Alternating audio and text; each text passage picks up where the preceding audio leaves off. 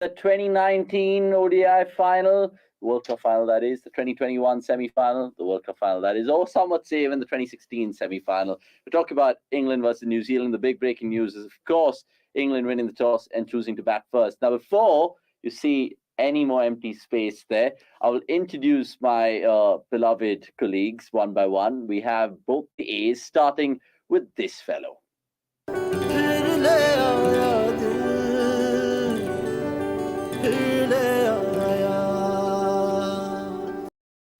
Right. I mean, as you can see, Anirudh Suresh chuckling away at his own intro there. It surprised him earlier in the morning.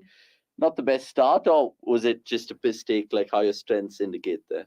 Yeah, good job, Benny or Sakshi, Shaunak. Not a. It's actually much better than I thought, and it's not as embarrassing as Anirudh K's. It intro. is. I mean, yeah, the Statsman one is always the funniest one, but just for more mistakes, let's play that one again off his, just to put it out there.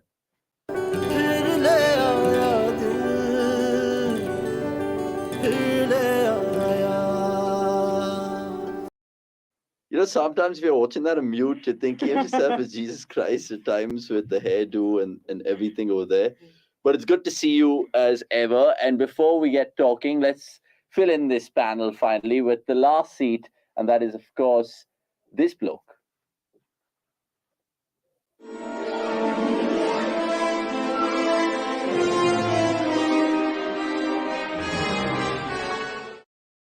Right, as you can see, he's made himself comfortable. How did you rate your intro, Akash? I think everything is better than Kasargod. So after having watched his reaction, I think we can react better than. That is true. I mean, Stat Sunny, I think, has the worst intro, but you guys can beg to differ in the comments below. And we've also put out something very interesting today, as you can see in the ticker.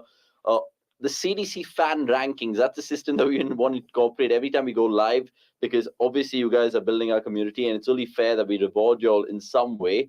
And who's topping the fan rankings today? It's Watchalong, no surprise for guessing, but there's a lot of familiar names, as we can see. The top 10 ranks. So if you want to creep in, of course, be involved. Yeah, comment, share, like and this even video. Get a few other friends in. And who knows, you might be number one, number two. Yeah. Now, it is going to be Tuesday to tango, takes two to tango. We've seen one game already with Sri Lanka winning. What does that do to the group before the England-New Zealand boys? Is it still going to be New Zealand dominating things, or do you think there's a hiccup somewhere? There could be a hiccup, but for that, England have to bowl really well, because that's where their concern is. Yeah. And Sam Curran, he might be the leading wicket taker for England. Yeah. But I don't think I can rate those wickets as highly, because it came against not just it came against Afghanistan, but it was just thrown wickets to him.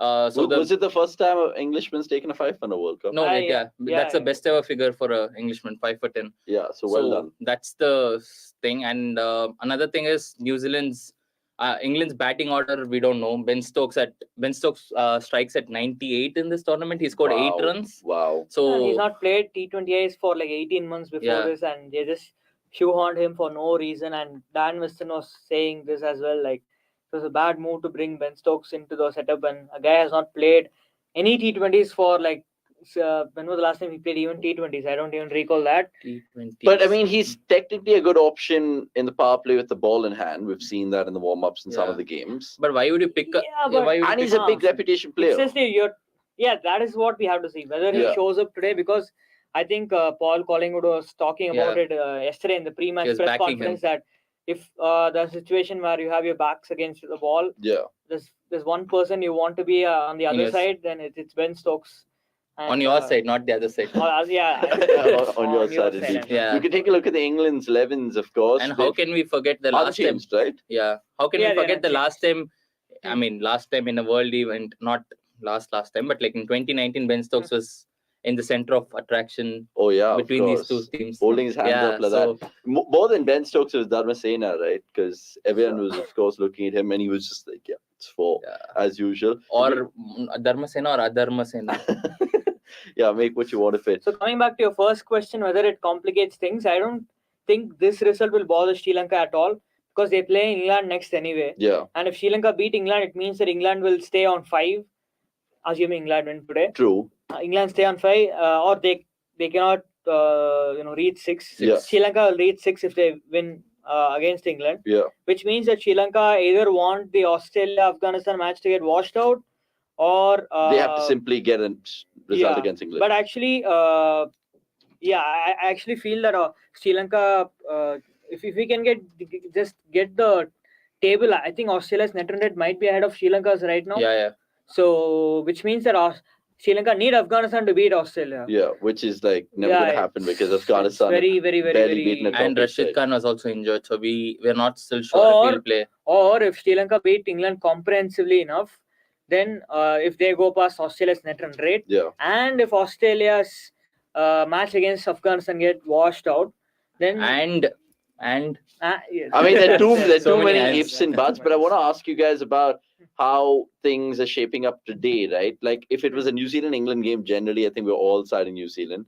But because I want some span amongst the works, I'm going to be English today.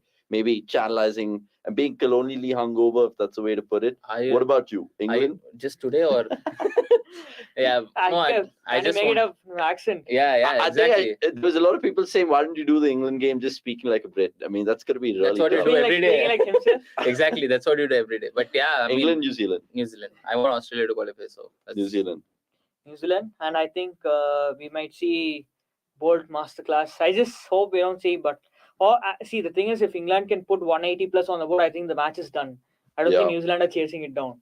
I think New Zealand's best chance is restricting England under 160 and trying to win it. But Sri Lanka's net run rate is below Australia. Exactly. Yeah. So but there's no chance that England can get a 180, right? And actually, Sri Lanka will wash out. Is great for Sri Lanka because they'll have 3 wins. One more win than Australia, right? So every result is still where possible. Is it happening? Is it happening in Sydney? Which one? No, Sri Lanka last. And Australia. Adelaide. Yeah, Adelaide. Yeah. And Adelaide. And without a striker, which is Rashid Khan. Rain problems in Adelaide. I think Sandeepan's also put out a piece. You guys can check that on the cricket.com app. And also, coming back to both sides being unchanged right now, do you think they're playing their best teams, or do you think there's still room for improvement? If England are playing the best team, they need Ben Duckett instead of Ben Stokes. Personally. Okay. I just feel that Duckett he played all the 7 matches against Pakistan, did really well. But you're saying that because they play spin, he's plays spin really well. I think he's just more in the system. He's just like the... So who does he come in for? Milan? Stokes. But you're losing a bowling option then. It's so fine. They're barely bowling Livingston anyway. Yeah. And I don't think Moeen has bowled more than 1 over in his world. Has he even bowled? I don't think he's bowled. I don't think he's... No, he bowled against Afghanistan, I think. Perhaps, maybe a couple of overs at max, because I don't think he bowled against Ireland. Moeen didn't bowl against Ireland. That is true. So Moeen is not bowling and he's batting at 6-7. Moeen is getting wasted because of Stokes. Yeah. So Moeen Ali is getting wasted. Livingston is also getting wasted because Harry Brook walks in before him. So so this I talked about it in the preview prior to the tournament preview for England, which is basically the only way or the one way things could get bad for England is if they don't utilize their resources properly, because there are too many cooks, Correct. It's okay if you're India, if you're Australia, right? We just know that these are the guys who will do the damage. True, but then how England look at it? Because right now, if you look at bowling depth, batting depth, they're the best in the world right now, right? In terms of options, bowling is very average. Bowling is very average, but in terms of depth, batting 7, 8 options. No, he's saying in terms of options. Basically, they have a lot of options. In terms of bowlers who can bat, you're saying that depth. Or batters who can bowl. Batters who can bowl as well. That is there. So Stokes, it's a Livingston, sword, Oli. Right? If it's kind of almost the England situation in the football. You see too many right backs, too many. Exactly, too many. You look at the number of options Southgate has at his disposal. Yeah, which is quite ridiculous. I'm not making any comparisons between Southgate and who is the coach, Matthew Mott, because Matthew Mott is more successful. Southgate is, Southgate is the kind of guy who would make this England team play a 140-150 kind of a game. Test cricket. True. Exactly. So let's not go there. But it's just that they have too many options, and it feels like they're struggling to find the right ones. And this is without Bairstow. Imagine if they had Bairstow as well. Yeah. Where do they go? It's like. No, I think Brook will be dropped then. Or Hales would not have played. Bairstow would have opened. Yeah, there were too many chopping and changing. Get to that as well. Hales has been, except for that one knock against Australia, he's been very poor since coming back. He had a 50 against Pakistan on his first match returning, which was you're saying in Pakistan, which was a 140-ish chase, I guess. Very scratchy. He just stayed through. So the man of the match says Sean Denoy. We should only know. He's man of the match. Okay. So the mom. Yeah. Sorry, mom. I mean, who knows if he could get these guys sweeping and caught it, deep square leg or whatever. Then I was about to say we've seen Ross Taylor dad now. I just want to ask you guys about the toss, because England were having no hesitations in batting first. They haven't done that this tournament so far. Was that something to do with the thinking? No, I think chased against Afghanistan, chased against Ireland. Used pitch. Didn't play against Australia. Used pitch, and they saw what New Zealand are capable. Is that playing into New Zealand's hands then? No, not really, because New Zealand in the last game against Sri Lanka, they really struggled. Yeah. If they had caught Glenn Phillips, it's almost like a 130 target they would have set for Sri Lanka. It's not that New Zealand haven't chased in this tournament as yet.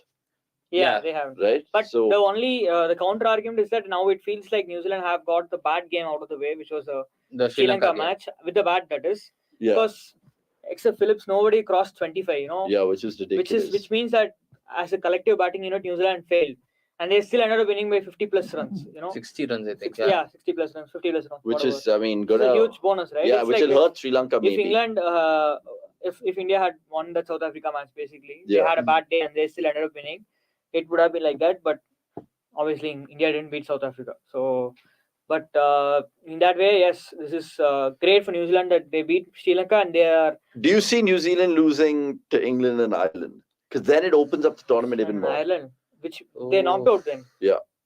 They knocked out then. If they lose. No, but they still have net run rate, which will save their ass, right? Because Australia will get to 7. No. England will get to 7. Sri Lanka will get to 6. No, but even if one of England or Sri Lanka will get to 6 or 7. No, but if Australia stay at 5, how? They lose to Afghanistan.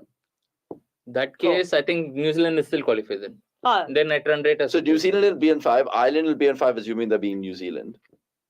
England will lose to Sri Lanka, but Sri Lanka will qualify then because Sri Lanka will qualify, then it'll be New Zealand only because of the New Zealand better. Yeah. New Zealand, Sri Lanka, which at this stage seems and Afghanistan right now 2 points. You're 2 points, stretching, but again, obviously we can't see a couple of months ago Ireland gave New Zealand a big scare. Yeah. Before Michael Bracewell kind of bailed them out in every match. I was thinking, could they have played Michael Bracewell today? Given that England have a lot of left-handers. You know how New Zealand is, unchanged. Right? They're like the CSK. Yeah, they're like CSK of international cricket. Just pick 12 players and then back them throughout 3 years. That is crazy. So big match for Hales. Big match for Hales. I was just going to ask you about this opening pair and where do you put them in terms of other opening pairs in the world? In terms of potential or? In terms of potential and ability. We'll come back to that. 10 out of 10, right? Yeah. Yeah, that's what you're talking, right? In terms of, 2 openers who can do everything, these two are right up there, because Hales is a power play basher as well. He can bat through, he can hit sixers, he can hit fours, he can take on spin, he can hit 100 as well. Butler similarly, but I don't know, maybe Hales is just out of touch, or he's being overwhelmed by the occasion or whatever. He's just not found the rhythm he's shown in the franchise league so far in international cricket since his comeback. But Samish Santosh goes on to say England need to win this game. Bring Basball today to score big runs. Hope Joss and also Kane score. Maybe he's already kind of revealed his fantasy captain back soon. No, he said England need to win the game and he said Kane score. So makes sense. In that way. Samish cheeky. But you're watching the World Cup Watchalong Tuesday. We might not expect the viewership, but it's fine. As long as we give our running commentary, we really don't care. We're just entertaining all of you guys. Good cricketer we watched. Hopefully rain stays away. Quick predictions, guys, because I'm backing England, New Zealand. I predict a wicket in the first over. Okay, prediction. I predict a 6 in the first over. I predict 2 boundaries in the first over. 2 boundaries. Okay.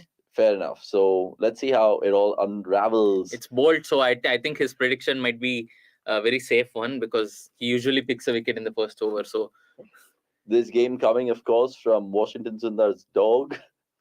If you guys know, Hi, Abbas. What's up? All well? Oh, ball to Butler and straight away some steep bounce. Yeah. We have Abbas. Where is Mastani? Abbas, by the way, I don't know if you feature yet. I think you might be in the top 20 fans right now. That's why he's commented to and that's get why to... you're maybe coming up to the CDC fan top 10 rankings. It's a new initiative that we're doing on the Watchalongs just to keep you guys up to speed with everything, and obviously to encourage you all to interact much more with us. Hales 50 plus today, he goes on to say, I would love to say Hales and Butler just do what they do best and be like 70 for none after 6. So Hailstorm in Brisbane as well then. Oh, that is a very good pun. That's a boundary. It's timing. It's a carpet, this Brisbane, and it's touch and go. But New Zealand, Well you'll never see them Dal do Mitchell. anything wrong. Yeah, I think Dal and they'll come back for 3. Great throw running. as well. Yeah. And 3 for none. So England are up and running. New Zealand and South Africa team have more bowling strength. That's true. Raja Human. Yeah. Even Pakistan's in that same bracket. Yeah, Pakistan extremely tilted. One more Afghanistan selection choice New Zealand could potentially make. Yeah. Like pick Bracewell instead of Sodhi, that could. Yeah. Oh, here we go. He's stoking the fire. I think they wanted a wrist spinner, and England struggle usually against wrist spinners. Not today exactly, but I mean it's a tactical option. If there is a left-handed heavy team, they could go with that. So they have a good googly. He does. He bowls. I mean, except I don't think there's an exception. Every leg spinner nowadays bowls a good googly. So that is true. I really want to see how Saudi approaches this battle, because these two are not going to kind of let him be bowling in that line and length sort of things. Milan plays well and not took today. Yeah. Saudi took 7-4 was it against England in 2015 World Cup. And this stadium, funnily enough, gives me the vibes because it has a little shade of yellow as well. And we saw Pete Mitchell-Starc kind of make a comeback, little appearance. What a game that was. For a couple of overs, and boy, he blew the Irish top order away. And then he returned to his former self. And just saw just how valuable Maxwell is. That is true. Sorry guys, Hales in this World Cup so far hasn't really blown anyone out of the water, right? Hales has done nothing. Had 2 good knocks since his comeback. Probably one. Is he playing for his place in playing the KL Rahul? Not really. He's just been getting out. He's more like Rohit Sharma, I guess. More like Rohit. I mean, at least he has 2 knocks. But the New Zealand bowlers give away runs. They give 40-45 runs in a 4 overs spell except Bolt. Yeah, true. Yeah, that's true. Even Southee especially Lockie. Oh, what a ball that is. And so he that's gets 1 boundary. Super lucky. That's 1 boundary. That's 1 prediction of mine. This is the luck that Hales needs to kick on. The luck KL Rahul never gets. Look how... It was fine margins, or should we say the barest of margins. By the barest of margins. Just look how lucky England are. Sai Baba, I hope you're watching. Semi-final, New Zealand versus India. No, we want to face them in the final. Let's face our toughest opponents in the final. Oh, man. What a ball. He was completely so close to Anirudh's prediction where the wicket falling. I need a boundary. He needs a 6. Yeah. Technically, a 6 counts as a boundary, so I'm taking either. Is it gone? Oh, it could be a boundary. 3-3. No, it's a 3. It's a huge playing surface. Not even 3, it's 2. It's not a huge. So none of us getting it right. That's why we're not soothsayers for a living. Over, though. But very eventful over. 9 for none. There's Beefy Phillips. Markram. There's Archer's playing. Wow, I didn't know Archer's playing. Archer. Yeah. Wait, let's find out the joke. Yeah, which is a joke. Come on, you did a piece on him, son. Archer. You did a piece on him. Oh, Phillips. Archer's playing. Tell me what I'm talking about. This Archer. Who's that Archer? No. Phillips. Yeah. This Archer. He actually is a part-time archer. We spoke to Glenn Pockton in the last watch-along, and he was like, this guy is like a renaissance man. Does everything. Is he like the... During COVID, apparently, when they were playing some tests, he was doing 500 push-ups. Yeah. The only other man who can do 500 push-ups. And during the IPL only, I guess. I think even Misbah can. Misbah, Brock Lesnar was doing we have another question. What is the issue with Kane? Is it run rate issue or way of converting small knocks to big knocks? It's something that many of these New Zealand fans who we've got for the watch-along have said, which is basically he's the insurance policy. He's the shield for the other batsmen. But I don't know. You guys might have a different take. Yeah, I think he's just struggling after his elbow injury. He's not. He has no confidence. Has he got 100 after that? It almost in any format. Is he done? He's had 150, I guess. That's it. Deeksana's Archer. Deeksana's not playing this game. Yeah. Butler's away, but New Zealand's feeling. No, he said this right, so it was Deekshana celebration. So with Kane, you almost get the feeling that he's relearning how to bat. Yeah. It's almost like a Tendulkar tennis. Why not conduct a quarterfinal in the T20 World Cup next in 2024? Hopefully, that's a pattern where we see 16 teams. But I don't want a quarter. I mean, it's just like for a sport like cricket that is like so anti-knockout. No, but like it becomes a proper But what you said, right, in one of the watch-alongs, the fact that if they do it the old I would love it. Euro 2004 style. I would love it.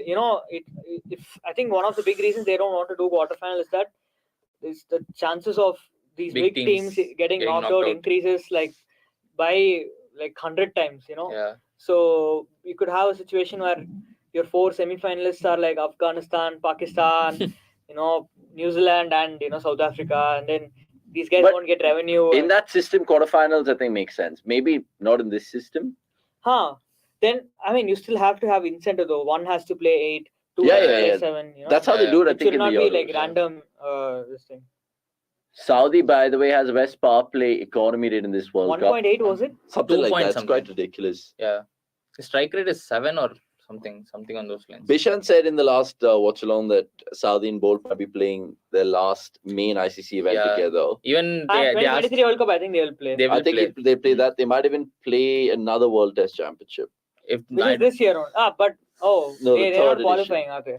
They won't qualify for this one. It's either them or Australia. I think Bolt is done with Test cricket. Yeah. Saudi will play, I think, for the next couple of years. But they still have depth, man. Wagner's there, Jameson's there, Saudi. Played away. Wagner again is like 34, 35. He's as old as these guys. But I think his strength, like his fitness-wise, he's still very good. So but he again, can play for 3-4 Wagner years. is someone who's not right now as in the first team at all. Yeah. Especially away from home, he barely plays. No, but away from home is where he should play, ideally, because the conditions don't favor swing and but he's New Zealand is like the flattest country, right? In True, terms but of the pitches but you get early wickets, no, in New Zealand. Yeah, but also, exactly. You get a lot of like. India would disagree because they can't seem to pass 200 at all, irrespective of the wickets. Both the wickets are pretty green. Short. Oh, man. They're manipulating the 2 field runs, here. 3 runs. And I mentioned it, I think, earlier, the fact that Saudi might be targeted because Bolt is still a lot of things go in his favor. The fact that he's left arm, all of that. In terms of the best left armers, I know Shaheen and Bolt are right up there. Who falls in that third thing? In terms of whatever you've seen, there's Josh Little, there's Fazalak, there's Arshdeep. This Parnell, he's probably the first right now. Stark in this World Cup. Yeah, Stark. Apart from that one, he's not bowled in the power play at all. So who doesn't have a left-arm pacer? Sri Lanka doesn't. Yeah, they had one good pacer. He got injured before. No, Sri Lanka had 2 left-arm pacers and both of them got injured. Vinura is more like slow. Madhushankar but he's still left-armer, but he also got injured. So Netherlands have one in Klaassen. Yeah. Bangladesh have one in Fizz. Bangladesh have one in Fizz. Can you really call Fizz a left-armer? Or he's like left arm spinner. Left arm unorthodox. Who else? I mean, England have obviously 3. England have Curran. And they still have, Topley who's injured, Luke Wood who's not even there. He's not even in the reserves. They have that other guy who's a spinner, but he's pretty good, dude. That Lintott. That Lintott is a left arm wrist spinner. Yeah, he's pretty good, even though he's a spinner. And also they have Benny Howell, who's like a spinner, right arm everything. The Rajat Bhatia from England that the world didn't see. But I think he would have suited. He could have they could have played him somewhere. It's like a regret, I think, for him and for the management that they could have played him somewhere. Yeah, you were giving us some Australia injury updates, right? Yeah, apparently the immediate future of 3 players is like 3 beefy players. But not niggles. You're saying proper. They are going for scans. Finch, Stoinis, and Tim David. And all happened in the last game. Finch, we saw it. Of the 3, I think the biggest blow would be Stoinis in the form he's in right now. In the form that he's in, Because you can replace Finch with Green. I mean, not exactly.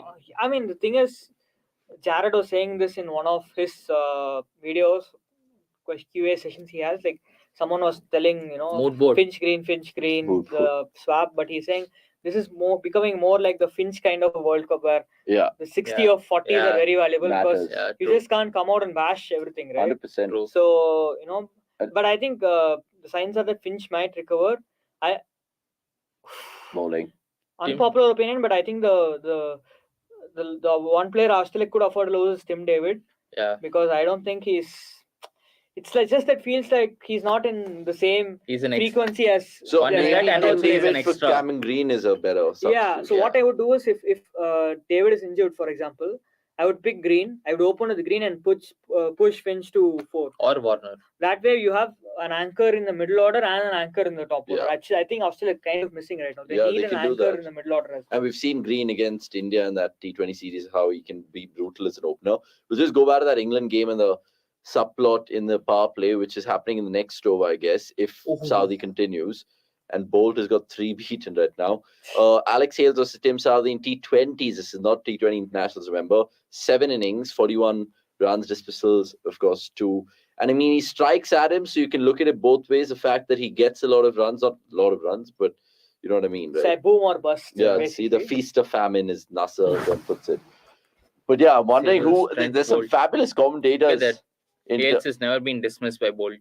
Oh, wow. Could today be the day? Yeah, we've seen a lot of firsts in this World Cup already. Oh, that's not a wide. That's not a wide. Oh, well done. Nitin Menon agrees. That's basically how Shubh was facing Somesh. Oh, yeah, we were playing office cricket just before, and Somesh was channelizing his inner Jofra. Neil Wagner, I would say. Yeah, or Archer. Jofra, yeah. Jofra is a better comparison. India, Bangladesh, we're doing the watch along tomorrow, lads. Comes from Adelaide. Weather's a little dodgy. Vasan Narayan, good to see you. And hope you've seen yourself in that CDC fan top 10 rankings. You're number 2, my friend. So keep up the good work. Josh Little is Ireland's best bowler, very canny and a good death bowler. Yeah. For sure. I was looking at the short Alex Hales. But 4 at max, 4. Yeah. Couple of bounces into the fence. So I want to ask the viewers and Akash and Anirudh about the ball of the tournament so far. Think about it. Not taking qualifiers into it. Let's go top 3. If it was qualifiers, I would probably have Karthik Mayappan's hat-trick delivery. Yeah. Let's go top 3. Top 3, I think I can already see 2 of them. Okay, which one? Fionn Hand to Stokes. Yeah, Fionn Hand to Stokes. And yesterday, Mitchell Stark to... was it Delaney? No. No. Mitchell Stark to... McCarthy. No. It was before... it was in the power play, yeah. It was before Doctor. The first wicket, basically. It was Mitchell Stark to Camphor. Curtis Camphor, yes.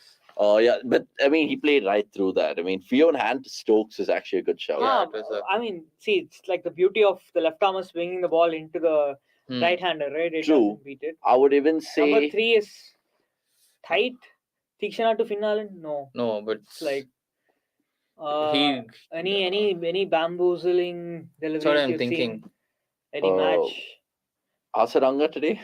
No, there's no bamboozling. Hi, Sarvesh. Good to hear from you guys. Thoughts about India's different squads announced yesterday? Absolutely. We'll continue. We'll come back to this chat and we'll, of course, highlight that because there were lots of talking points from that indeed. Early sign of spin. And Santner into the attack. Saudhi's not been... I mean, sorry. And Saudhi's been taken out of the attack. And funnily enough, Santner's best opponent, according to numbers, is England. So it's an opponent that he knows very well. And if he gets them the breakthrough, then nothing better than maybe Arshdeep to do so. Yeah. The way it kind of carved in. Yeah.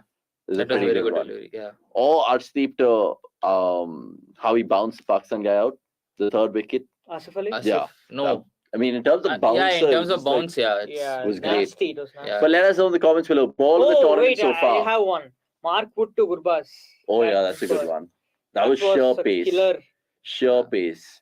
Arshdeep to Asif Ali, maybe. Yeah. I was indicating that. Riley Russo was even... Let's go back to Sarvesh Gaukar's question about India's squads. And I want to get Anirudh and Akash's opinion on this. And you guys, of course, in terms of what you guys felt was the most surprising call of the day. Was it Suryakumar Yadav being left out of the one internationals against Bangladesh? Do you think he's part of the plans, given that Shikhar Rohit and Virat are going to be batting 1, 2, 3? Arguably, Shreyas Iyer at 4, KL Rahul at 5. I'm just thinking out loud. What other selections or disselections baffled you? The one with DK really kind of took me off guard. I know he's coming to the twilight of his career and all of that, but at least just be blunt with the player, right? Instead of keeping open-ended. I don't think they kept it open-ended. He said that they're not in the plans after this World Cup, which is, if you look at their age, it's fair. It's a fair call. But would you do it during a tournament? Again, as Somesh said, that's a terrible call. Why would you want to announce a squad and say that they're not in plans when they're essentially your key players in the World Cup? They're rested. I mean, who do you think is feeling unjust at the moment? We saw Prithvi Shaw put out an Instagram story. Sai Baba, hope you're watching. Yeah, I hope you're watching, Sai Baba, which she cracked a joke on earlier as well. What baffled you, Anirudh? Sarfaraz missing out on the Bangladesh Test squad because I mean, Chetan Sharma said that some players have to work extra harder to be selected. I mean, like, what the hell? This guy has a better first class average than Don Bradman, I guess. So, you know, what more can he do? He's the door. You know, they talk about banging the door down. He's thrown. With Sarfaraz, there's no door. He's bulldozed. There is no door at all. And, you know, Bihari has been robbed and... or maybe there is a door, but he's just too fat to fit in. Wow. Okay. Look, let's not go there. Let's not go there. Directly playing the ODI World Cup.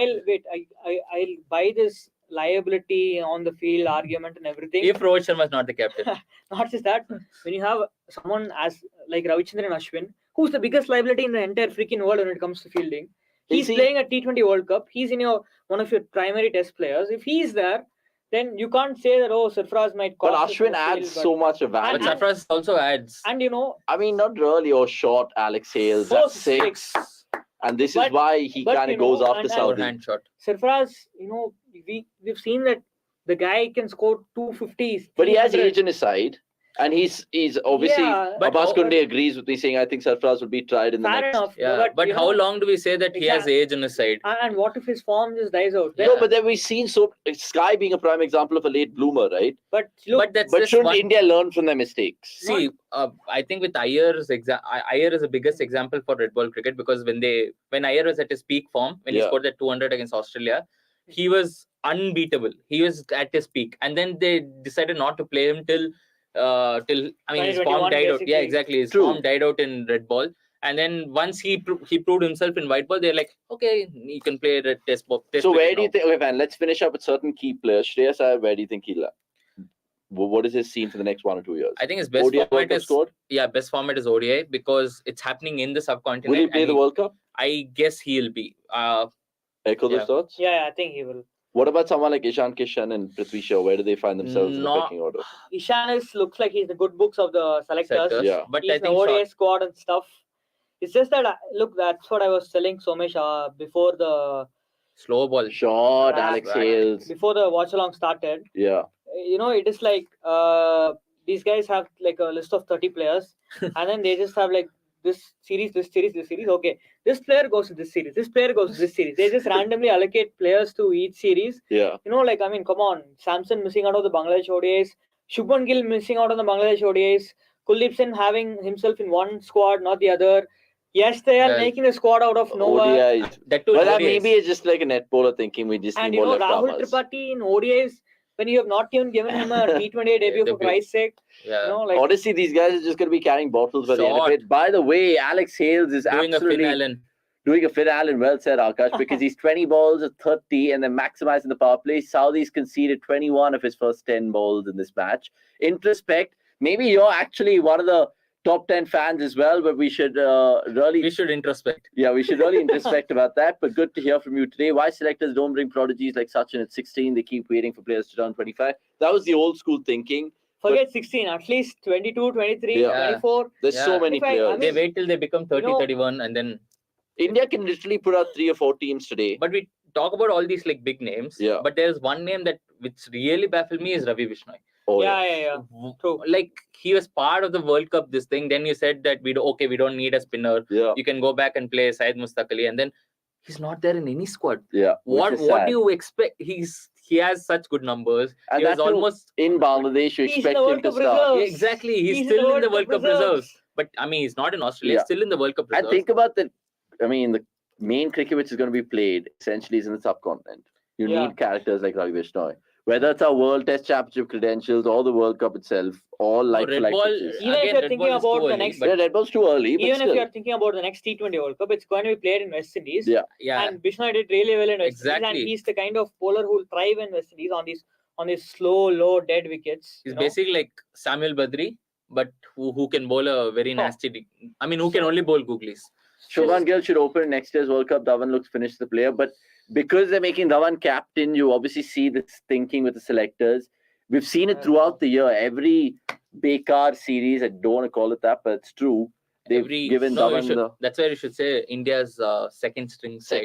String side. Yeah, it's just baffling. You can't understand. No, but can we already kind of double guess the 11? One of the comments was can you guys predict the ODI World Cup 11 right now? I think we can. I think it's pretty set. Okay, Rohit Dhawan, Dhawan, Kohli, Iyer, Rahul, Pant. Pant / Rahul, I think. Okay. Because Rahul's done well at number 5. Oh yes, Iyer is between Iyer and Pant right now. Yeah, it's between Iyer let's go Pant for now because Iyer didn't play against South Africa in that. And Pant another lefty apart from Dhawan. So Pant at 4. I can't believe them. Pant at 4, Rahul at 5, Pandya at 6. Jadeja at 7.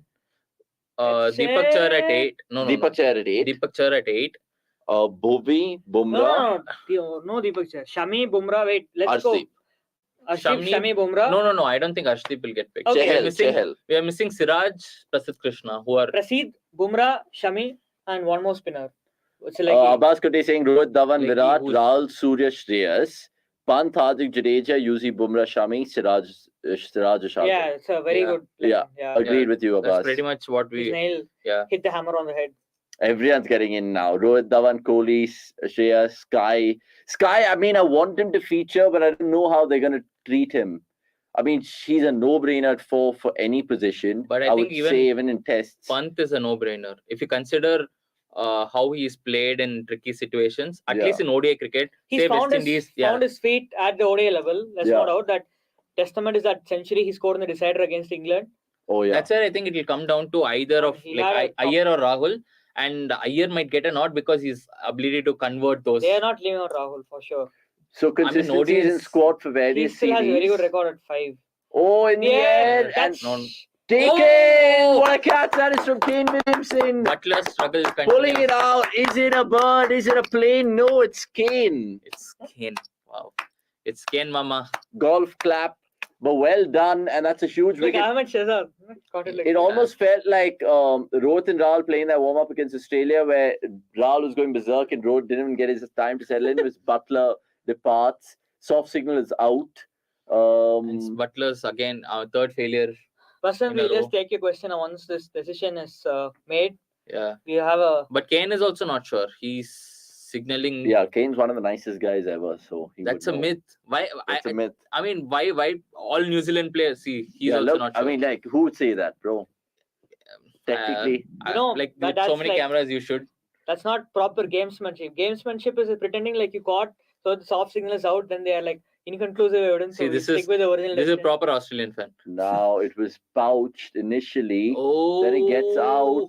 Yeah, he's put it down. He's not a nice guy. That's on the ground, and he's. And Kane shares a birthday with Roger Federer, so nice guys. Oh wow! We have to figure out whether his. No, it's landed. We need one more. Before that, it's landed, and then he's to be fair, like this. I mean, gully cricket. That's not out. One pitch, one boob. That is. One pitch, one elbow. One pitch, one elbow. Yeah, something. Kane Williamson's reputation has gone. So Butler gets a life, and maybe that's just the little thing that Butler wants to go in his way because. But this is what we're talking about, how dynamic this stand is. Yeah. See, Butler is on 8 of 8, and Hales has gone berserk. So at least one of them take the onus. Exactly, that's the thing. And either of them can capable of doing it. 100%. It's like the peak Finch and peak Warner when they were batting together. It was like that. I think something's got to give here on the next 3 balls. Sorry, Vasan, we'll take your questions. 3 balls left in the power play. He'll bowl a flat delivery and quick predictions. I'm saying 58. 58. 3 balls, 13 runs. No. 2 sixes. 48. 49. 48. Okay, Hayes is going to go big here.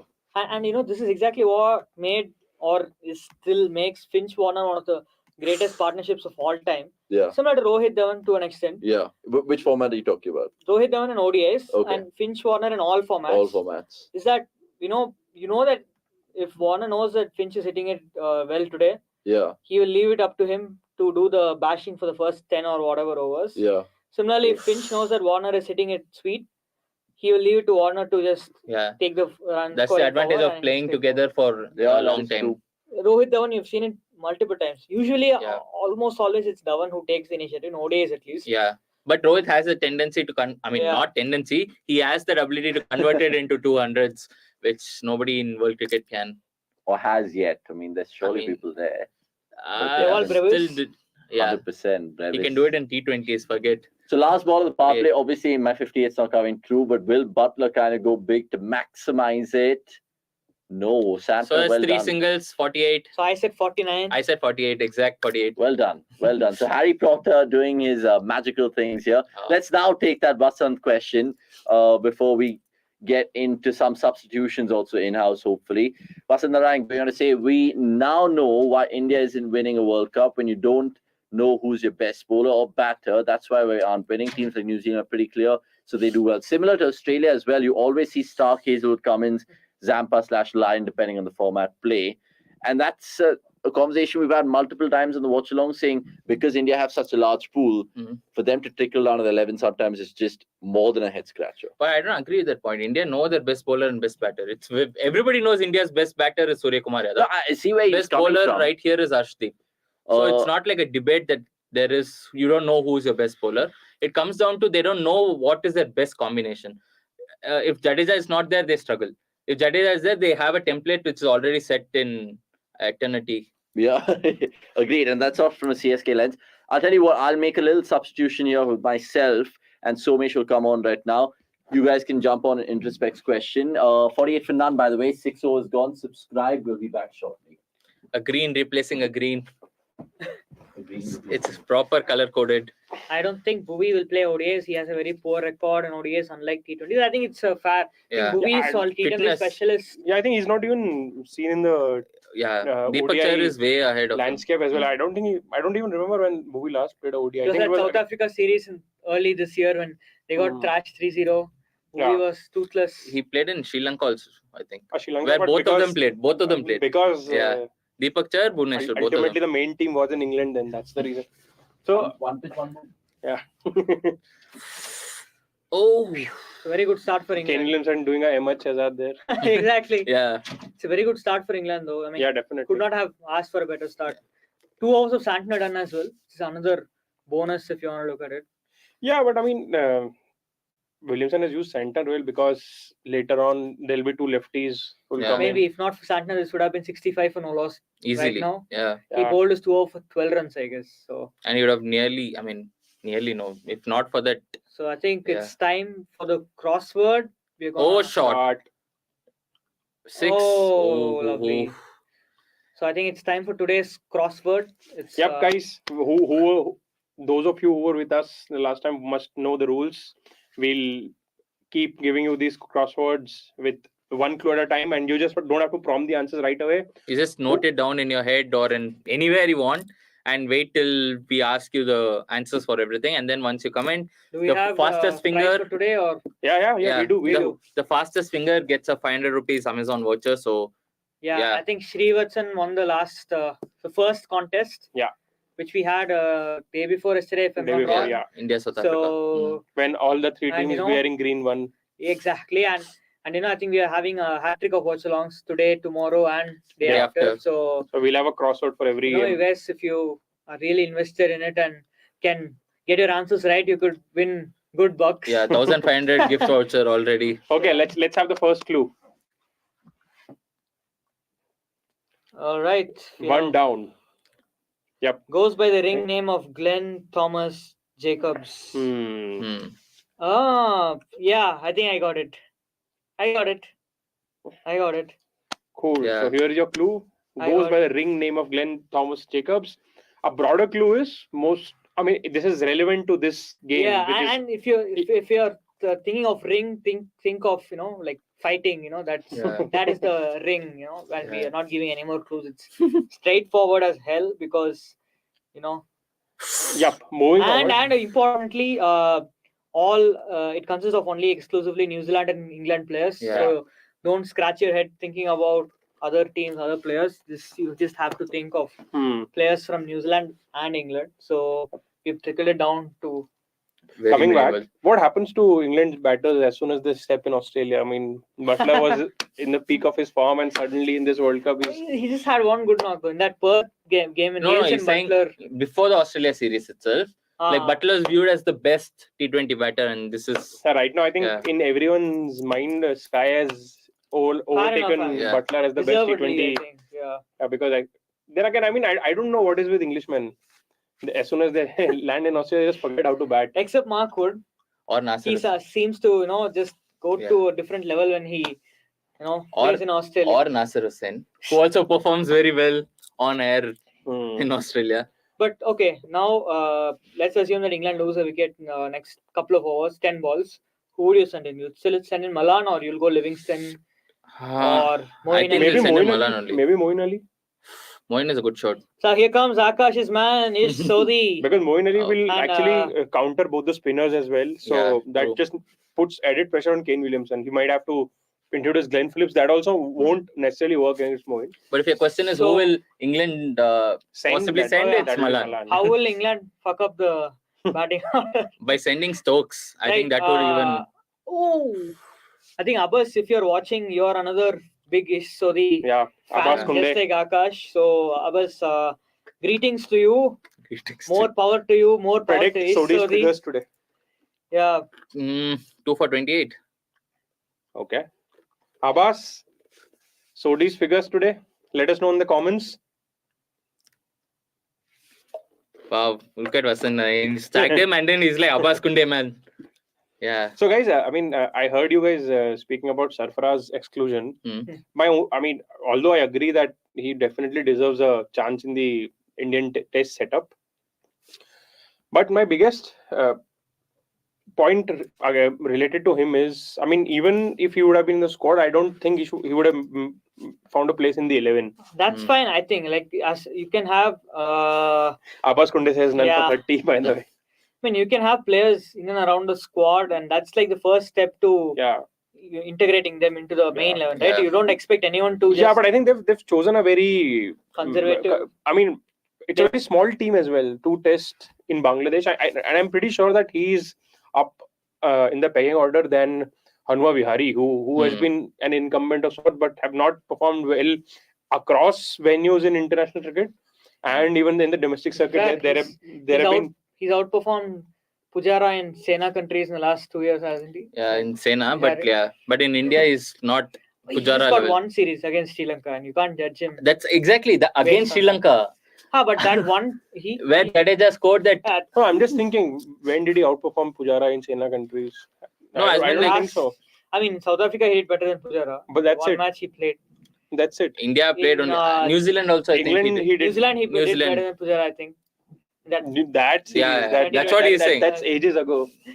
What I'm saying is Pujara has been kind of. Yeah, but I just feel like going back to Pujara again and having one more Sena cycle of Pujara just feels like a step in the wrong direction. Yeah, but I don't think it is all about the Sena cycle, because they have 2 tests against Bangladesh and 4 tests against Australia, and against Australia, fair enough. Against Lion in India, I think India would need Pujara because he plays spin really well.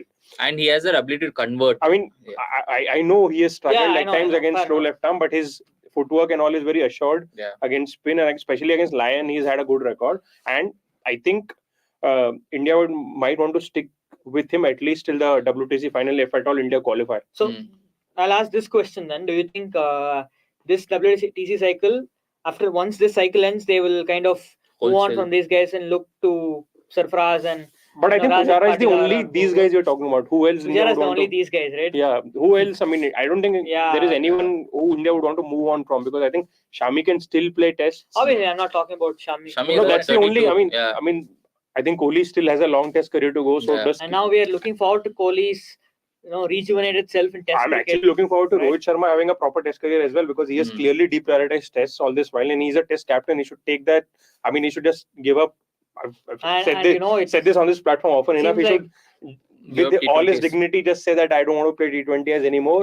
It's just it feels like in the last couple of years after the 2019 World Cup, Rohit's white ball form has kind of dipped. ODIs also has not been the same. But I think ODIs can still bounce back, because hitting from ball one is not essentially his game. He's just doing it for the sake of his teams. Because Mumbai usually have had a very deep batting lineup, so his approach being an aggressor works. And even India, what we've seen, that they want to shed this conservative mentality. And from the looks of things, the partners that he's gotten in India colours at least is not has thrown his hat in to go to take this aggressor route. Beautiful from Santner. He's varying his pace. The last one was slower, and then gripping this was a lot, huh? Yeah. Ball is gripping a lot. Is Yeah, this but let's not go I think India's it's more. way. Let's just yeah, is this a last match in Gabba or no? Right? We have There's one more. Or catch. Oh, look at that. Must be a long boundary. So I think they'll use Moeen Ali today. Yeah, I think they will send Malan or Moeen only because we saw yesterday how Australia kind of lost their way trying to target a short boundary. Yes. They had two right-handers and these guys are trying to move to the leg side and hit it to the offside. And getting 0. Let me ask you this. Where would you rate Mitchell Santner among left-arm spinners all-time in T20 cricket? Must be there as the best, right? Yeah, I mean, that's what I'm thinking about. Yeah. He's the best ever. He's performed in every T20 tournament he's played. Except IPL because he never gets to play. And there, it's a different story. Okay. And across conditions, right? Across opposition. Yeah. He's done well in India. He's done well in England. Okay. And across different phases. He's opened the bowling. He's bowled in the I the think middle overs. The only contender he has is Rangana Herath. I think. But Herath hasn't played in Australia. Yeah, he's only played in. I mean, the biggest performance of his life came in Sri Lanka, which is not. Herath, I think he had these 3 World Cups. He played 12, 14, and 16, all in subcontinent. But I don't think he did anything. I mean, obviously, he wasn't even in the team before that because they had Senanayake, and then before that, Murli was there. They had, Suraj Randeep. Yeah, they had a lot of spinners. This guy also, the mystery. Okay, it's just the last game at the Gabba. So whatever happens here is inconsequential, basically. It turns, grips, who cares? It's the last game. Yeah, but it's highly consequential for Caravan moves to Adelaide, where it's apparently hailing. There is hailstorm here and hailing there. So I mean, Santner. Who else can you think of as like proper top tier left-arm spinners? In terms of at least T20 World Cup. India have had any? Not really. Yeah, Jadeja is the only one since 2009. What about Pakistan? Who do they have? Imad Wasim. No, he's also not. Yeah. Not. Mohammad Nawaz. No, not. Michael Yadi won one World Cup. Michael Yadi. Ashton Agar. But he never plays World Cups. He's like the Chahal of Australia. He plays all the matches. But the World Cup. Beer probably played for Australia. Michael Beer played in Ashes Test. So. Who else is there? Left arm spin. South Africa had anyone? Robin Peterson. Shot. Lovely. Butler's decided enough is enough. I'm just going to become a left-hander and then. Michael, who was it? Sorry. Paul Harris never played T20s. They had Robin Peterson. Yeah. Vandermeer played in a couple of World Cups and did really well. And he sucked in this one. So it's like. Come on. He's like he's gone, man. He's 36. Yeah, but he plays for Netherlands. So you can't be the worst spinner in Netherlands. I mean, they do have good spinners, like Pringle is pretty good. Yeah, but the person who. But who else? Who else in left arm? Which country are we missing? Are we missing any country? West Indies. West Indies only Ben, I think. Doherty, but Doherty again, no. Still Doherty, no. All I remember from Doherty is Kohli just hitting him down the ground, in those ODIs. And Australia, you remember James Muirhead? Yeah, James Muirhead. The same World Cup where it's tough to recall actually Mitchell Santner being targeted in a game where he's been in any game. Any game, yeah. I mean, not just T20s or not just World Cups. I mean, okay, I think he just had one bad game. Probably last year's World Cup final where kind of Warner and Mitchell Marsh. But it was Sodhi more than Santner still. Yeah. Santner conceded probably 1 or 2 sixes. That's it. So. Santner conceded to Marsh, I think. Yeah. Yeah, Marsh just bulldozed him for a 6. No, we're talking about left-arm spinners. Ashton Agar, we're talking about left-arm spinners. So that's what we're talking about. Santner, Solomon Ben. And how is he an off spinner? Yeah, he's a finger spinner, more. No, he said he's an off spinner. Hails and hailing Hindi. Yeah, we're trying to so far, do our best. Good from Sodhi. He's conceded just 1 boundary. And but I don't get this England approach. They've not lost a wicket, but no real intent, right? And I don't know what they're going to do next. What will you do with Malan, Stokes? Basically, they bat till 9, right? Yeah. So they just promote everybody and then make Stokes and Malan not bat at all. No, they won't bat. They won't let Livingston and Moeen bat at all. 9 or even 10 because Adil Rashid bats at 10. But he's not a very good, Yeah, 77 is not where England wanted to be after being 48 for no loss at 6 overs. So they've essentially scored like 29 runs. We've forgotten Shakib Al Hasan. Yeah, we were talking about Herath. But I would rate Santner above Shakib. I've seen and the Shakib go for viewership runs. is increasing by the minute, so good to see people. But has Santner picked tuning wickets? in. That's where the question mark is.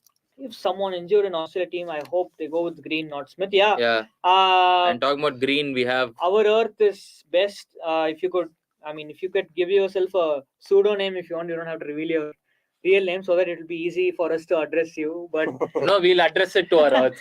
Our Earth.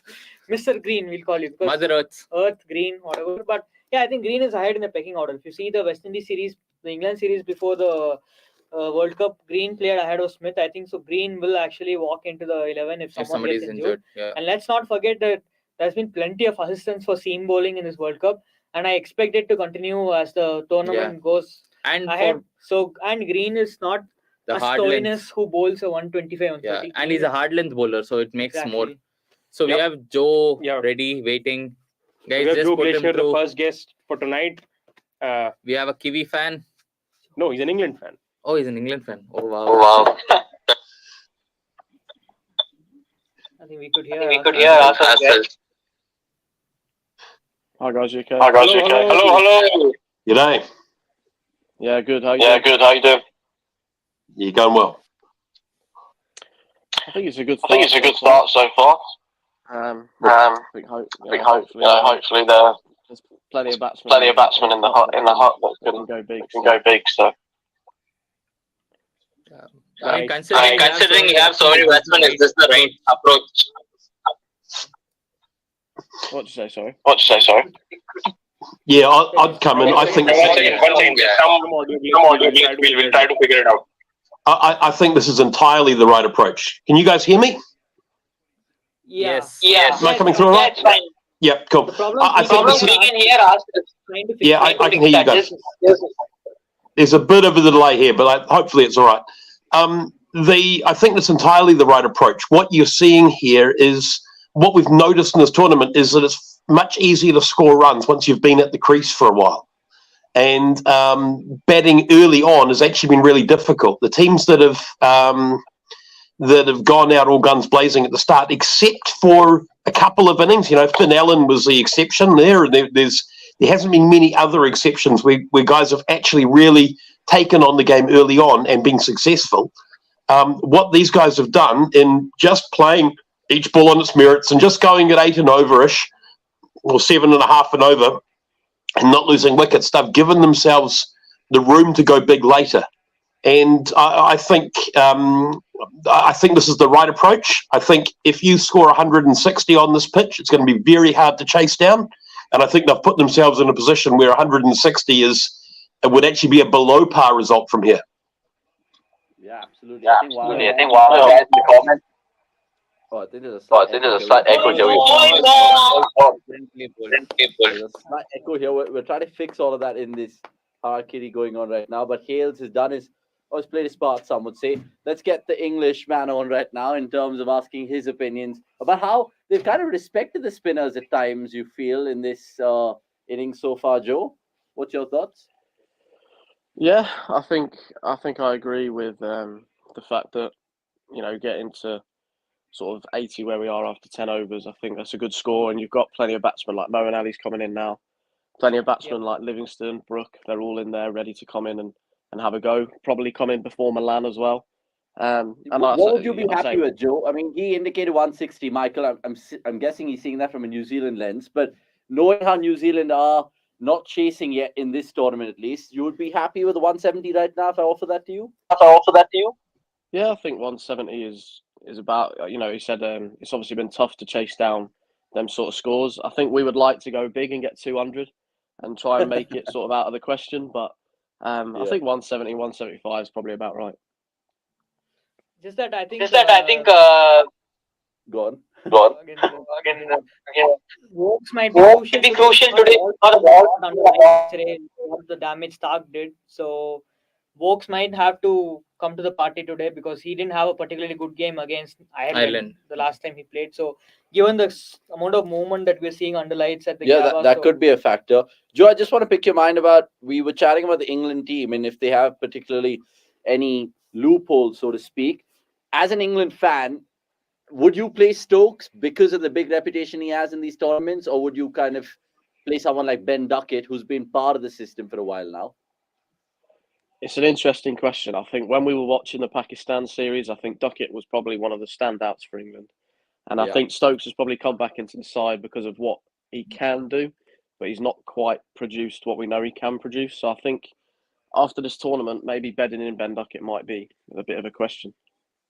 Yeah, Ben Duckett, I think. We saw Dan Weston mentioning that in the show as well. mentioned in the show that he would have gone Duckett instead of Stokes. It's kind of shoehorning Stokes into the lineup has kind of upset the dynamics a little bit. But but then you can never kind of write a player of like Stokes off, right? But how long will you play with the same card? That's kind of, or do you optimize them at the because the whole chat is what Ben Stokes' best use as an opener. We saw that in Rajasthan Royals colours as well. But you can't make Butler and Hayes that. Yeah, I'll make a quick substitution. We'll get Shub on right now. Make a double substitution. Or double substitution, Somesh is it? All right, we'll get Somesh on as well. We always have pairs, right? Somesh and me comes in. Exactly. At the same time, both So are you bringing bad luck for England? Maybe not. For a change, this is the first time I'm supporting England in an England-New Zealand game, just because of the context of the tournament, because I don't want this group to be dead. Yeah, so I mean, it's pretty much a full English panel right now. I mean, Joe, we're all with you because the way this group is shaping up, we want England to kind of, get points here, and then hopefully New Zealand lose against Ireland, so then they'll all be stuck at 5. In terms of England right now, I know they crashed out in key moments of the last 2 World Cups. You look back at Kolkata 2016 and then Abu Dhabi in 2021. How confident were you going into this tournament as an English cricket fan? I think very confident. I mean, we've just played a 7-match series against Pakistan and beat them, and they've got probably the best opening partnership in the world. And then you win your first game, and then you go into the Ireland game and lose, and then I think it probably brings back memories of those tournaments. Yeah, it's funny when you say that because I think that one result is always expected. We've seen Netherlands, of course, do y'all at Lords in 2009, but Ireland as well getting the points. Were you hoping that Ireland would probably put out a miracle against Australia yesterday when you're watching that one? Yeah, I was. I think Tucker was trying very hard, but the rest of their team were not on England's side, were they? But I think Tucker did England a favor by actually stretching the game too deep. Otherwise, Australia could have ended ahead on England net run rate, but at least England just have to win the 2 games. Very interesting move here with the promotion of Moeen Ali. We were mentioning. Yeah, we were actually discussing this before you guys came on. Before the echo fuck up. I think England have just made the absolute right decision because he can counter both the spinners as well from New Zealand. Yeah. So would you be tempted to now throw Livingston as well ahead of Stokes and Malan?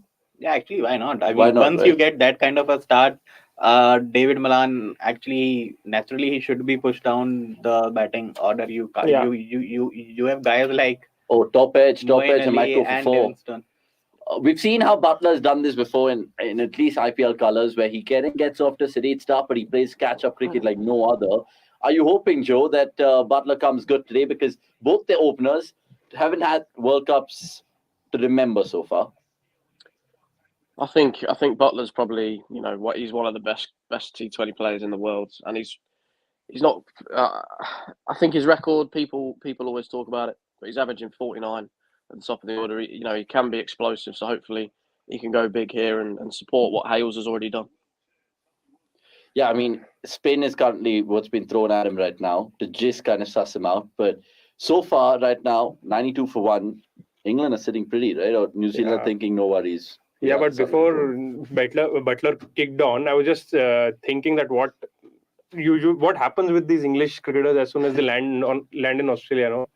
Then the main batter just forget batting because Butler has. I mean, before this tournament, Butler was the best T20 player, but the way Sky has performed and Butler has just forgotten how to score runs. The order has changed. Yeah, do you agree with that, Joe? Suryakumar Yadav pipping Jos Butler right now in terms of form and what we've seen in this World Cup? Surely you do. Mate, he's playing unbelievable cricket. I think since he's come into that India side, he's been smashing it everywhere. He seems to get 50 every game. It's a joke, and he does it for fun almost, and it will at times. He gets 50s, and that too at a very healthy strike rate. So that is where he becomes a very impactful player for India. Yeah. Oh, we have Michael back. Michael was, of course, with a very large cat walking past. Supporting black. This is our new kitten, our new Maine Coon kitten, who's going to be. He's got some sort of genetic disformity, and he is going to be about 25 kilos. He's an enormous cat. Talking about superstitions, Michael. I mean, hopefully the black cat will aid the black caps there. Look, I think anything black we tend to see as a good omen for us. But look, I've got to say, you were saying before they'd been a bit too cautious against the spin. I don't think that's true, actually. I mean, I think there had been certainly some intent to play attacking shots, but I think what we're seeing is that this pitch is a little bit difficult to get when depending on the speed that the ball hits it reacts quite differently. So you're seeing two delivery. It's obviously they've found the right pace. Every pitch, getting into a little bit of physics here because I'm really into the physics of spin bowling. Every pitch has a different constant, which is the ratio at which the speed that the ball goes through the air versus the speed that the bottom of the ball is spinning. That number, there's a point where it will spin or it won't spin. And so if you can get the ball right at that speed, the same ball within a couple of the different, some of them will bite and turn and some of them will skid on with exactly the same action from the hand. And you'll see someone like Mitchell Santner or Tueday, these guys have been they've been trying to figure out what's that speed that your batsman can't tell if it'll go straight or if it'll turn. Particularly Santner is an expert at finding that speed, and he'll adjust his speed by 4 or 5 kilometers an hour so that one of them will turn, one of them won't. And you just never know unless you're betting. And so it looks like, from watching on TV, like why are they being so respectful? They're not being respectful. The ball is actually doing a lot more. It's a lot more difficult to read in person than it is when you're watching on TV. And I remember a mate of mine who was a very good cricketer, played the sort of provincial cricket in New Zealand. Thought he was a really good against spin, and then played against Matthew Hart, who played for New Zealand, and said he realised after that he was actually much better against pace.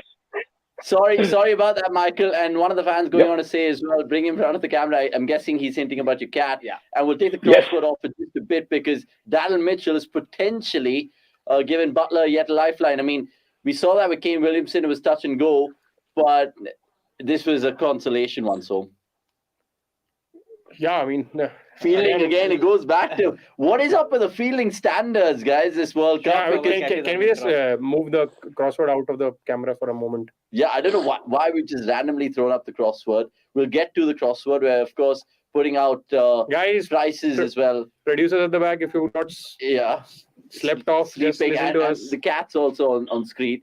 Going back, we've got another one. This is our other cat. This is Cookie Monster. She's a big cat too, but nowhere near as big as the other one. Off you go, Cookie. So because I'm sitting outside because it's really hot in Auckland at the moment, the cats think it's wonderful that I'm sitting out here. Halloween vibes. But guys, I mean, we have discussed this in our group, but just want to pick both of your minds right now. Have you seen a worst catching cricket tournament in your lifetime? Yeah. I mean, this World Cup catching has been abysmal. Well, and I mean, it's poor, but it's particularly surprising as to some of who has been poor too. I mean, you're talking Daryl Mitchell, who's got hands the size of buckets, and you know he could catch anything. You know, and it's the guy he could catch fruit flies with chopsticks, and he's dropping a sitter. That's just not something you'd expect. Yeah, I mean, Joe, how much has it shocked you feeling? We saw Virat Kohli drop it the other day as well. I agree as well. It's coming from players that you just wouldn't think would drop catches. I mean, it's like there's a drop catch every game, and it's Kohli, it's Daryl Mitchell, it's these people that you just don't expect. And Josh Butler is not someone you want to drop when he's on 49. Yeah, we saw how Glenn Phillips went down and made Sri Lanka pay. It's just giving me similar vibes right now. If Butler can go and do a Phillips. Already scored 2 boundaries after that drop catch. And 2 skimmers. But I think this is the first. I mean, the rest every team has done some of the other error in this tournament, but this is the first time that New Zealand have made a basic mistake. I mean, Santner dropped one against Sri Lanka, but that was a really tough chance. But I absolutely agree with Som there. Let us know who's the worst fielding side in the World Cup as well. I asked the boys earlier who were on the panel in terms of the balls of the tournament, and they dished out quite a few. And I'll put that question to Michael, Joe, Som, and Shubh right now. Fee on hand against Ben Stokes is a candidate. Arshdeep against Riley Rousseau. Stark against Camphor yesterday. Where you guys siding? Ball of the tournament. Okay, so far. We're not counting the qualifiers because then Karthik Mayappan's delivery to Shanaka to get him out was perhaps one of the balls of the tournament. Somesh is in deep thought. Michael, Joe, talk to me. Oh, he's out. So far. Oh, hold on. There could be a wicket here. It is. This time we've seen him pouch one and just about. So the Moeen Ali experiment hasn't worked. Liam And Tueday has got a wicket. Well, big wicket. Talking about Tueday, I think it was his last wicket that he got against Sri Lanka. He bowled one that was almost a bouncer. It was short, bowled into the pitch and turned. And the Sri Lankan batsman had no idea what to do with it. And it was actually really clever bowling. And I think that's the sort of thing, it's not the delivery, it's not the textbook delivery, but it's a sort of delivery that's a T20, a special T20 delivery. You'd never get away with that in a test match, but because the batsmen are going after him, because they're in two minds about the length, it was a brilliant delivery. And there's that sort of thing which you're not going to look at it in the highlights and go, oh yeah, look at that. But it was stunning. Yeah, I take a little bit of a New Zealand bias there, but I completely get where you're coming from. Joe, what about you? Ball of the tournament so far? I think Fee on hand's ball to Ben Stokes was a pretty good one. I think the Mitchell Stark one was also up there. I think we always see Mitchell Stark swinging the ball and what about Mark Wood to Gulbaz in that first clash? Well, it was quick. Yeah, I mean he's one of them bowlers, isn't he, where he's bowling 96 mile an hour every ball, and it's such an asset to have in your team. Yeah, so look, we predicted it. Livingston now being propelled up the ranks as well. Look, at the end of the day, there's just 41 balls left, 40 now. So number 5. I think we can have the crossword clue now. Yeah, we can go for the crossword clue. And guys, feel free to jump in as well. Michael and Joe and the viewers watching this. We've done this from a couple of watch-alongs ago, and we're actually putting an incentive out in terms of a 500 rupee gift voucher from Amazon. So can we have the crossword on right now? Remember, the larger hint is we're talking about just solely English and New Zealand players right now. So, guys, crossword on the screen. If I can wave my invisible magic wand. Yeah, there we go. It's working now. So the first two clues, one down goes by the ring of the name Glenn Thomas Jacobs. That is essentially a 4-letter name we're looking for. And then most T20 international wickets for England, most runs at number 8, bagged the first ever T20 international wicket. So 3 in 1 there, which is 3 across. And that is a 6-letter name. So it's already tricky. I mean, it wasn't as straightforward as the previous 2 crosswords. I like how Shubh and Som are kind of peering at the screen to put their thinking hats on, and I would love Joe and Michael to also have a fair crack at this, and we'll keep figuring it out as we move along. But Butler, the first ever wicket had to be in the New Zealand versus Australia game. There wasn't both 10 wickets in that, and I think Australia batted first. Yeah. So you're looking at a New Zealand bowler, possibly one of the opening bowlers. And then we're talking most runs at number 8. So you're looking maybe Vittori. So that's 7 letters, though. So it's not going to be Vittori. And then there's something about to do with England. So what was that clue again? Exactly. That is my doubt as well. So basically, I mean, it's a 6 letters that we're looking for. And sorry, just to alert our viewers, Butler getting another 50. Fantastic over from Sodhi, and he has completed his quota as well. 20. I mean, and like for like with Santner, right? So they've pretty much conceded the same runs, same wickets. Yeah. So and they've done a job. The guys in the background putting up a little message over there. I don't think Stokes and Malan, any of them will come at number 5 as well. I actually see Harry Brook coming at number 5. Yeah, and then Sam Curran. Yeah. You definitely want to send Harry Brook in. I mean, he is. Yeah, Harry Brook, he's the right player for the situation. Yeah, Agreed. exactly. So Harry Brook should be at 5, and number 6 goes to Sam Curran, then 7. Yeah, but I mean, I just wonder. I've not seen Harry Brook as someone who starts his innings really quickly, because England will now need someone who can just get on with it from ball one. Joe, do you see Harry Brook like that? I mean, how do you view him as an England fan? What is the public perception that you guys get back home in the UK about Harry Brook? I think everyone's really excited about him. He's had a really good first series against Pakistan, and I think he played spin out there really well. But I think in this situation, I think it would be interesting to see whether they want to go left and right hand and maybe go with Ben Stokes or Sam Curran. Sam Curran might maybe the more likely as he starts quickly. Yeah. So it would be interesting to see what they do, really. Yeah, Harry Brook's an interesting shout of 5. Maybe Sam Curran and Stokes. I think my money would be on Stokes next. Yeah, I mean, Stokes, you can't keep a player in the hut for too long like his. But Bolt still has, he's completing his 3rd over now. But Butler seems to be in 5th gear already, and we see another boundary. So England are pressing the accelerator. Rajasthan Royals nets. Vasan Narayan going to say, why is Butler adopting King Legend approach? And last year we saw across England, we reveal about Butler, but adopting King Legend is stepping down. Vasan keeps talking about this King Legend. Is it just me? I can't figure out. Shall we ask a guest? I mean, can they guess who the King Legend is that has been spoken about here? 4 more. Oh, 4 more indeed. Butler's got 4 more. Joe, Michael, do you know who King Legend is? Who is King Legend? I'm going to imagine it's Kohli. Yeah, even I think I put my money on Kohli. Is it Kohli? No. It's Sky? King Legend. King Legend is KL. Oh, KL. Oh, my bad. KL Rao. Easy one. You missed out on a full toss. I did miss out on a full toss. And Bolt is not a happy man. Let's just go back to the crossword, because a couple of guesses made by Michael, and I want to see if Joe can crack the code here. Because what we're asking essentially was, go back to the crossword, gents, if we can. I don't know why it's so slow today. Jesus, you guys are like, there we go. Most T20 international wickets for England, right? So it could be bagged. So I think that's an English player. No, I think he'll bag the first ever T20 wicket for England. I think there is an error there. Okay. We just have to focus on most T20 wickets for England and most runs at number 8. That's it. Forget about bag the first ever T20 wicket. Oh. Because back the first ever T20 wicket, we did it last time around, no? Yeah.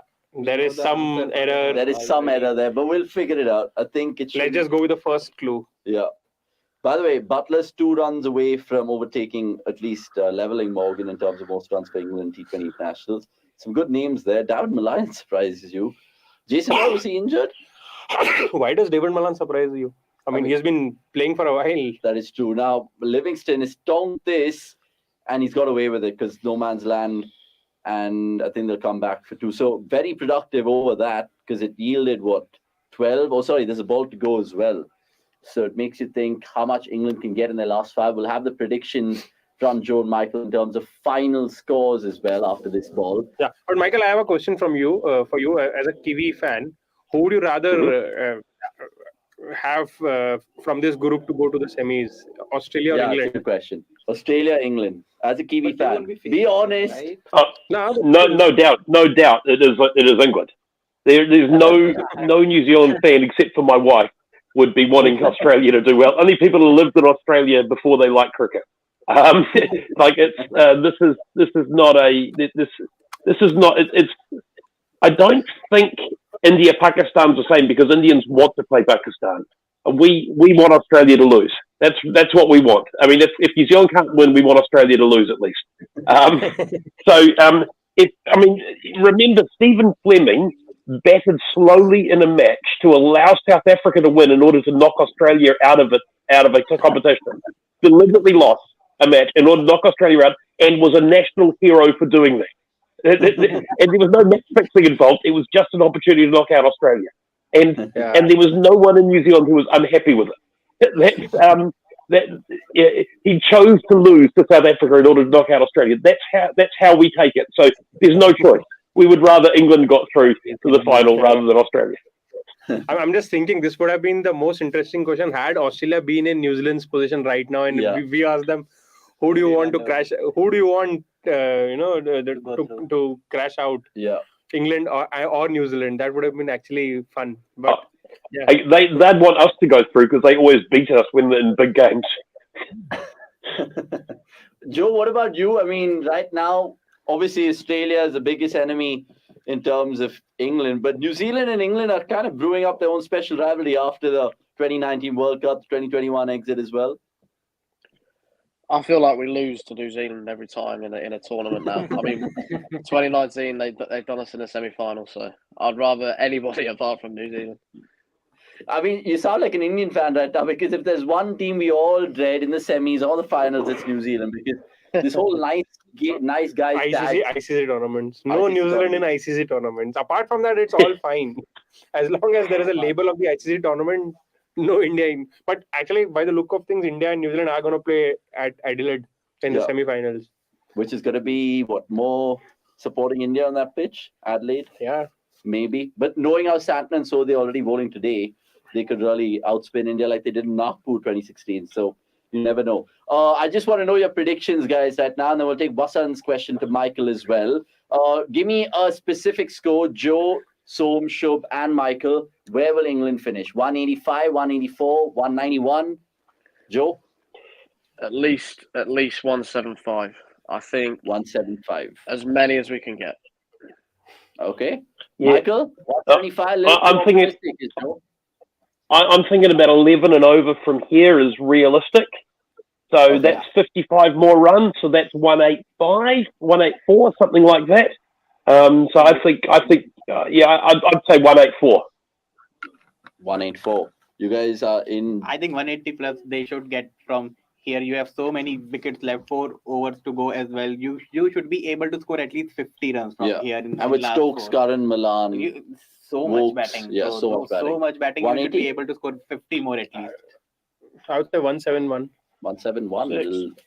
I mean, and look, it's the thing is though, it does seem to be a hard pitch to start on. Hello, Sally's just been taken to the cleaners. Make that 177. Holy hell! He's just gone over cow corner. Wow, it's quite ridiculous. I would say 181, just edging 180, but I've got lots of predictions wrong, lots of predictions right. Let's take Vasant's question then to Michael. Assuming score inches to 180, how should New Zealand approach? I don't think chasing excess 180 is easier. Is it in their alley, as Somesh likes to say at times? Yeah, more importantly, should they not have Kane Williamson batting at all? Well, I think, one of the things with Williamson is he's really good on some pitches in T20. And so I look at this pitch here where you can use the pace of the ball, and that sort of favours him. You've got those twos into the outfield. This is a sort of ground a little bit like Christchurch, where he could actually be really effective. You could see a big Conway-Williamson sort of partnership happening here that starts off slowly, goes at 7 and over, and then they start to accelerate. So that's the sort of thing that could happen here. I think the big thing is going to be matchups. Picking each batsman should have 1 or 2 bowlers that they go after and absolutely go after.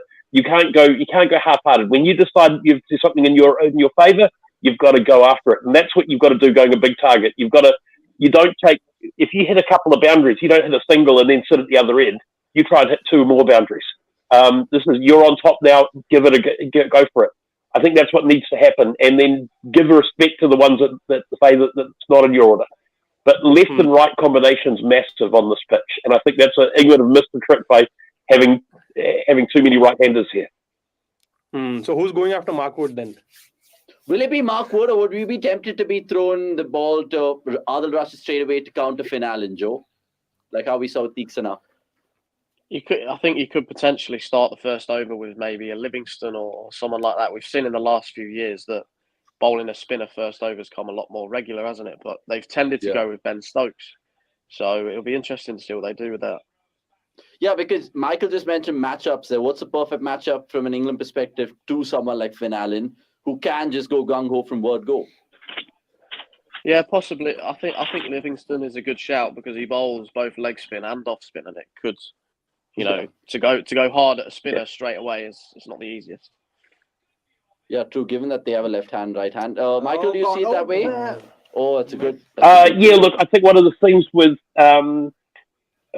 one of the things with Livingston is that if you haven't faced him before, and I don't know that many of the New Zealanders have faced him, he's a bit, you can't attack it straight away. You've got to wait and see what it's doing. So there's a big advantage there that Finn Allen's going to want to go from ball one. We heard Glenn Pocknell talk about that's the sort of player he wants to be. He's not going to want to muck around, and so there's a good chance of getting him out early on if you bring on Liam Livingston. I think that's not a bad start, but you've got to remember we've got Conway there, who's possibly the best player in spin going. So if Finn Allen hits a single early on, you've got a really good matchup on New Zealand's hands with Conway versus Livingston right at the start with the field up, and there's a big risk there. Oh, Butler just played a Kohli right now. Flat batted Evo past the bowler's head, and that's 6. So Bolt is not having the best of days. He's gone conceding quite a bit. Since being dropped, Butler has scored like 32 runs in like 12, 13 balls. Yeah, so I mean that drop catch is already costing New Zealand a lot. Big time, absolutely big time.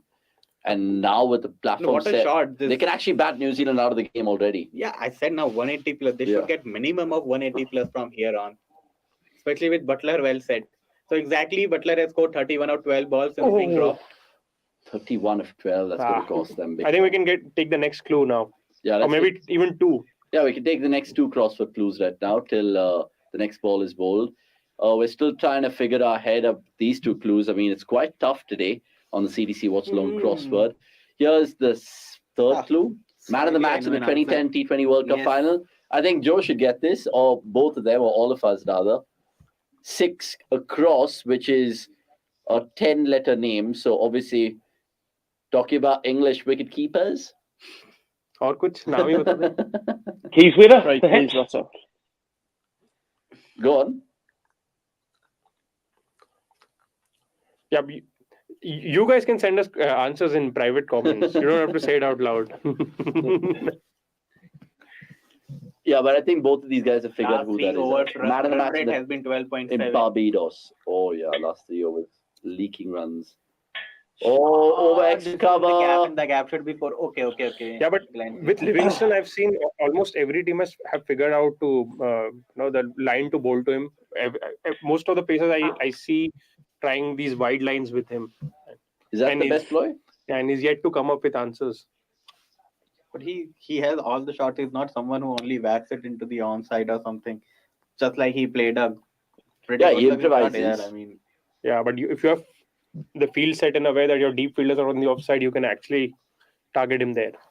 Yeah, I mean, Livingston, I think, is one of those players who's in recent times just tries to whack anything out. We've seen him hit so many big 6s off late, but he's still not top the charts here. I think it's Miller's against Ashwin this World Cup, which is the longest 6. I think it's still Junaid Siddiqui, 109 meters. Oh yeah, 9 meters, 109. What that a shot that was. And his reaction after hitting that stroke, looking like, where it has gone, where it has gone. Amazing. What a shot that was. Again, against Sri Lanka. Against Sri Lanka, yes. Yep. I do have to say, I've sat in the room where they measure those 6s, and I don't think those measurements are worth the paper they're written on. They're very much an estimate. So they look at the picture and they go, "Oh, it went about there." If someone clicks the mouse on where they think it went, and it measures it based on that. So it's not particularly scientific on the 6 distances. Lockie Ferguson bowling the potential 2 out of the 3 last overs. They have to kind of keep it under 180, guys, because I'm thinking New Zealand. Far-fetched thing, bro. I mean, it is, but like you're saying, the game automatically goes in England's hands then. Yeah, actually it does. But one thing is, England don't have a specialist spinner, and I think this is a place where the spinners are able to get the grip out of the pitch. Yeah. The ball is coming slow off the track. That is why Sodhi was so effective. Santner was so effective. So you don't count Adil Rashid as a specialist? No, the thing is, his numbers have been so off in the recent past, especially against right-handers as well, which should be an ideal matchup for him. So I think that is where New Zealand can try to cash in on the bad form of Adil Rashid and just somehow attack Moeen Ali and Liam Livingston. Joe, I want to ask you this. We just saw how England, and this for Michael as well, we just saw how England just promoted Moeen Ali. Do New Zealand have that in them to perhaps propel someone at the likes of not Glenn Phillips, but someone who can just be a pitch hitter, cameo of that role? Yeah, New Zealand have done it with Neesham before. They've put Neesham in earlier. And I mean, he's got the second highest strike rate of any T20 international batsman after Suriku Mayadav. So, he's he's a guy that putting him up makes good sense. He's slightly ahead of Andre Russell in those numbers. So he's a guy that and he can bat properly. I'm surprised that Neesham hasn't bowled here, and I wouldn't be surprised to see if over number 20 was bowled by Daryl Mitchell. Keep an eye on that. In domestic cricket, he often bowls just over number 20. He's basically done every match one season for Northern Districts. So that's something when Kane Williamson was captaining Northern, they used Daryl Mitchell a lot. 20 over specialist. So New Zealand have a 20-over specialist and a Twitter specialist. All wrapped up in one. Oh no, two different blokes. Yeah. Nope. Go on. Yeah, Joe, do you see anyone being the Moeen Ali in terms of promotions today for New Zealand, or do you think they'll stick with their tried and tested order? I think they're probably more likely to stick with what they know. I think Jimmy Neesham is probably the likeliest, but we'll just throw the ball to David Malan if we need a specialist spinner. Yeah, but Joe, from an England perspective, would you want your boys to just drop whatever Kane Williamson offers in terms of catches? Strategic drops. I'm not sure there's many players in the New Zealand team you want to strategically drop, but no. Silly point, a good old friend saying it looks so easy when Butler gets it in the middle of his bat, like not a strike, just a nudge. Make what you want to make of that. That's a tweet box. Get interactive on us on Twitter and follow us on We Are Cricket as well. Now the boys said 175, 180, some even said 171. Let's see how much they get. And we were all right in saying Brooks coming up. So Harry Brooks in. Obviously Lockie Ferguson has a lot of pace. If you guys have to back one person for that was in slot, he could have whacked it straight down the ground. But he just wanted to kind of he decided to play that shot last week. A Yorker, so I don't know if Lockie Ferguson missed his Yorker and got lucky or just that. I think Livingston made a decision to play that call last week. Play that shot. Michael, I know that you said last time around that New Zealand won't lose to the smaller teams. They're playing Ireland next.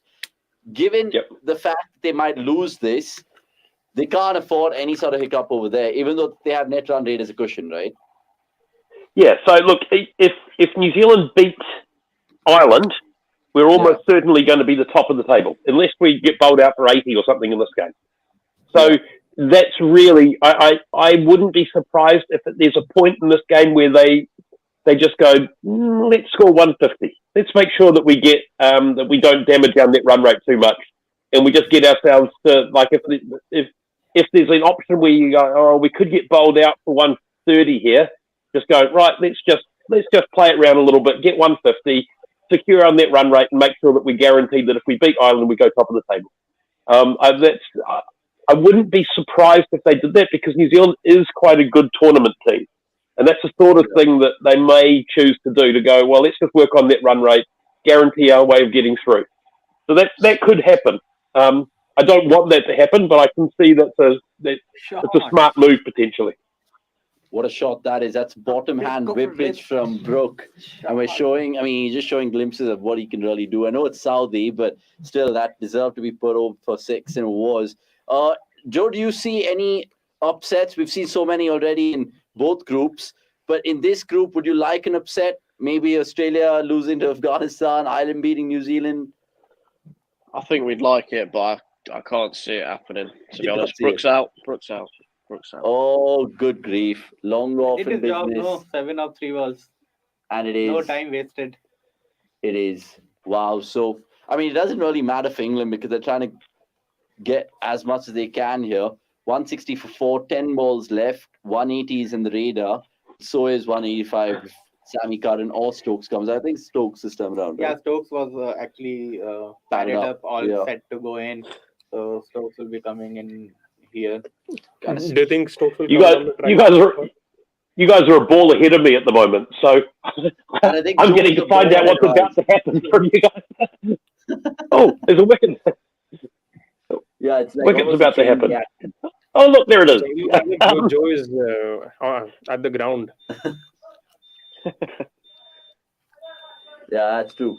So one second, 160 for 4, 18.2. All you guys watching, subscribe. Don't hesitate because there are plenty more watch-alongs. Like tomorrow, India-Bangladesh from Adelaide. There is a little bit of a weather scare there, but I think we should be good to get some sort of match in at least. So that is a similar thing. Introspect going on to say Vasan Narayan Hindi commentary is completely cringe fest, while English is also below par. That is why shows like these are awesome. Fully agree, Introspect. I think Introspect wants to make himself into that top 10 fan rankings that CDC put out. Let's put that out for the fans out there because a lot of people who've loved the channel, Subodh Chavan finding himself at the top of the pops, which is quite ridiculous. Stokes didn't come down the wicket. Ben Stokes doing a Kane Williamson touch and run. It was a slower one. Yeah, these are the points that we missed out in commentary. I'm really intrigued to see. And this was our idea behind Watchalong as well, right? That commentary is not always top-notch. Yeah. For this game, it is because you have the big boys in Atherton and Nas and Sandhu. But generally, it's been garbage. But the issue is whenever there's a game in Brisbane, Nasser Hussain keeps referring to the toss incident and the 2002 Ashes. Good old Nas. Well, the downside of a game being Brisbane too is that Danny Morrison lives there, so you're going to end up having the Clown Prince commentating. Oh, Saudi did remarkably well, but I think he's in. I think by the looks of it, he's in. I think England must be disappointed if they are not able to touch 180. They had a great. I think this is out. Is this? I think Joe will know ahead of us. Joe, I think this is out. Joe can give us a confirmation. Does it look out? Is it out? Ooh, gone. He's gone. So Sam Curran will have to come in. Josh Butler did the Rohit Sharma dive from the Emirates ad, but unfortunately, Josh Butler taking a book out of taking a page out of Rohit Sharma's sick. Look, 162 for this is a pretty good fight back from New Zealand here. Exactly. I mean, going to say, like, has the momentum shifted? You're looking at, we've only got 8 balls left, and they're still only 162. This has been a pretty good fight back. So you'd expect that 6 in the last over from Lockie Ferguson with a wicket. Now you've got 8 runs sure, but 2 wickets, and both the set batsmen are gone. So you've now got guys having to start their innings. This is a pretty good death bowling. It's pretty good execution from New Zealand. From the point where Josh Butler had gone a bit nuts. There was that drop catch, and then he went. Was it 4-4-2, 4-4-1-2? He'd been going nuts. So we're this is a pretty good recovery. Is your money still on Mitchell to bowl that final over, or do you think Ferguson will close out? Ferguson's definitely got it. Now you've got the chance to bowl at tail enders. Well, I mean, it's not tail enders because they've still got batsmen there. But top order batsmen don't have a problem with pace, but guys starting their innings have a problem with pace. Guys that are set, you don't really want to bowl quick to them. But the guys that are new, you want to bowl as fast as you can, and you've got the fastest bowler in the world there. You may as well use them. So Williamson couldn't catch Butler, but he did well to run him out. And Saudi's bucket hands. We asked this question to the boys in terms of India. If they go into a super over, who do they send in terms of all their batting riches out there? I want to pose the same question to these boys in terms of their teams. Joe and Michael, if there's a super over, who are the 2 dashers you'd send out? New Zealand, Finn Allen and James Neesham, or who?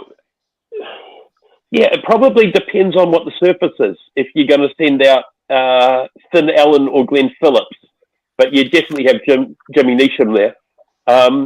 But I think it depends on the surface. If you're expecting spin, then maybe you actually go with Williamson and Conway, because both of them can. But you don't want Williamson if they're going to be bowling someone quick. But if there's a spinner, that wouldn't be a bad option. So you think about matchups a bit as well. Yeah. Joe, who do you fancy from an England perspective? Butler, obviously. Hales as well, or Stokes? I would send Butler and Livingston, I would probably go with. I think Livingston's probably the bloke who can hit it out the ground to spin or fast bowling them. Josh Butler hits it so cleanly. He doesn't even need to. He virtually doesn't even middle anything, and it goes for 6. I think they have 4 very good options: Butler, Livingston, Hales, and Moeen Ali, and they can just send any Stokes 3 of them. well, yeah. I won't count Stokes. It is about just coming in and. But who's bowling that over? Yeah, Mark Wood. Mark Wood? Mark Wood for sure, or Rashid. Joe? Yeah. Mark Wood. For New Zealand, it's got to be Trent Bolt. It's Trent Bolt or Mitchell Santner. Yeah, I think Lockie Ferguson. I think he should have bowled the super over in the 2019 World Cup final. Sorry, no, you want Lockie Ferguson bowling at tail enders, or you want Lockie Ferguson bowling at guys who aren't used to hitting pace. But he doesn't do enough through the air. He doesn't do enough off the pitch. He just bowls good angles. And if you get guys that are good at hitting that, he can go for a lot of runs. I think you want someone that'll do something through the air or something off the pitch. And you've got, the other option, Tim Southey has won a Super Over for New Zealand before, the only Super Over New Zealand's won, but I think he's lost 4 of them as a bowler, so you probably don't want to go with him. I think 2 in back-to-back games. Shot, Sam Curran. Yeah. That is a beauty. Oh, nearly. Mitchell Santner pulling one out of the back. So we've crossed Somesh's prediction of 171. It's inching up to Joe's and all of ours. But let's take a question from Vasant Narayan, who we posed to Joe earlier in the comments, if we can get that on screen, because it was a good question from Vasant, like he always dishes out in the comments. Question to Joe, is this approach acceptable? In case of India, we can come to some justifications. Batting up to 10, going slow, will it be risky in knockouts, you feel? I think the question that he's put there as well, it bodes another question about the fact that Dawid Malan has got knocked down to batting at 7. I don't think in T20s you want to have someone that you go, we've batted 10 overs, so we're gonna bump you down now. I think if they had someone like Ben Duckett in there, it would change the dynamic a little bit. Yeah, but I think that is why Milan's an insurance policy, isn't he? You've got him there in case you do badly at the start. Yeah, agreed. I think what they could do is, I think Milan opened with Hales for the Trent Rockets in the 100, and you could possibly put Butler at 3 and open with Milan and Hales, because personally I think Milan has been a very good player for England, averaging 40 in T20 cricket, which is no mean feat. Plus he has a power play. We spoke about it in the Dan Weston show as well. Opening's probably the best place to bat. But free hit, and I think they'll dig it out for 2. So 177, they're inching up to that psychological 180. 176 now, beg your pardon, with 2 balls to go. And Ferguson's been expensive, Bolt's been expensive. We talk about New Zealand having a bad day with the bat against Sri Lanka, barring Glenn Phillips. But today it's been them off colour. It's a good pitch to bat. True, and it's the first time they're bowling first.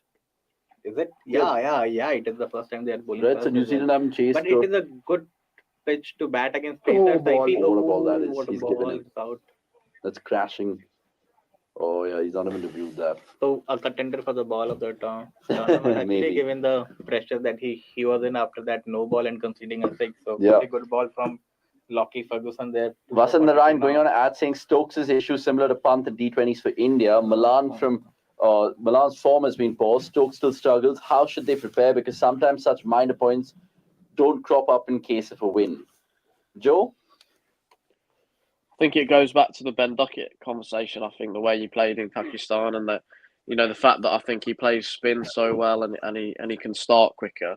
But then Milan has improved in the power play, especially in the last year or so. His strike rate's been sort of 140 instead of 120. So it's an interesting thing to discuss, especially if you're winning, you don't want to change the team. But if you start losing, then people ask these questions. So what was their thinking then with Ben Duckett? Because it was the conditions which are obviously really alien to the conditions that we're seeing right now, and that he's a spin basher and all of that. That's why he got the edge, and then he was not going to be in the World Cup plans regardless of what he does? I thought it was weird because he got picked in that squad and then played really well. He was probably the outstanding batsman of that tour. And then to say he's definitely not in the squad after having such a good series was a bit of a weird call. Yeah, weird call. I mean, if you had to replace anyone with Stokes right now, who would it be? Would you bring in someone like Willie? Not really, because Willie's not the same. Or batter. an out-and-out batter like someone like Ben Duckett? Or Bairstow when he's fit, if he was fit. Yeah, if he was fit, Bairstow would have definitely been playing. Hales would have been out. No, Hales would have been out. He was not a part of the squad. He came in to... And Roy is not injured, right? They just left him out. Roy has had a horrid run of form just before the World Cup. So bad luck to him, because Roy was in excellent form in the first half of this year. He was scoring hundreds in PSL. And then he did well for England as well, I guess. But just after the summer, when that white ball summer started with England playing against India, Roy just lost it, actually. Yeah, and I think South Africa as well. So their main first 11ers that they're missing essentially is Bairstow and Archer, right? In terms of making their best would team. Have definitely been in the 11. Imagine Bairstow and Archer. I think England would have run away with the tournament, I guess. And then England would have had two excellent runners. Yeah, great run. Oh, they take 3. Oh, run, yeah. Well done. That could really define. Excellent work done by Malan. Strike rate of 300. Livingston's loving it. And ended rate of 200. So 180 exactly. Well done, guys. All of you all getting your predictions nearly accurate. 2 for 45 is what Ferguson ended up with. And New Zealand, it all depends on how that start unfolds. Finn Allen. It depends on Finn Allen, bro. Yeah, everyone will be watching Finn Allen. But look at this for running. Honestly, 1. And then he comes back. Actually, there was a misfield there. So they ran for it. Oh, my good grief. And Santner was the one who threw the ball, right? So Santner was the one who did not run the bye in the 2019 World Cup final. Now he has given an extra run. So. Okay, so 1 second. What are we thinking, guys? Talk to me just before we let you go, guys. Go, Joe and Michael. What is it, 55-45 right now in England's favour? Or do you think I'm being slightly biased here? Joe? I think it's one of them where, you've mentioned before that chasing hasn't been the easiest thing in the tournament. So I think England might possibly be the happier of the sides, 180, probably about right. But we know that New Zealand have got good players, and it'll still be a tough defence. Yeah, the tournament team that they are, Michael, you're confident, 180? No, I think England are definitely the favourites here. I think 65% England, something like that. I think New Zealand would need 2 players to have a good day to win from here, or 1 player from England to have a really bad day. We're at the point now where if England play reasonably good cricket and New Zealand don't do anything exceptional, England will win. And New Zealand it'll need some special performances. Like Phillips or Allen, both of them maybe. Oh, yeah, look, they could do it. I mean, New Zealand's got 6 guys there who could do it. I mean, we've seen Daryl Mitchell do it to England before. Daryl Mitchell loves playing England. He scored 3 centuries all against England in tests, and he's also done very well in T20s and one-day games against England. He's certainly, in terms of matchups, he's a great option to have there. So he could do it. Conway is just, it's not a surprise when Conway scores 50. It's a surprise when he doesn't. So you look at that, you think, well, he could have a reasonable innings from him. Is 50 from 35 is what happens fairly regularly with Conway. So then it's all about what happens with the rest of them. And there's hit or miss players there. And Williamson, who is generally a miss or miss player normally with the odd hit. But when he does come off, like he did against Pakistan in the final in New Zealand, he can suddenly score a strike rate of 250 off 25 or something, and you sort of think, where did that come from? But it just happens to be, we've got another cat going front. Happens to be the pitch that suits him, and if that's what happens here, this extra bounce is a little bit like Hamilton, could go well for him. And Michael, are you hoping for New Zealand to lose to increase the chances for Australia to get knocked out? Because if you want Australia to be knocked out, you will have to take a blow today. A very close loss wouldn't make me very unhappy. Yeah.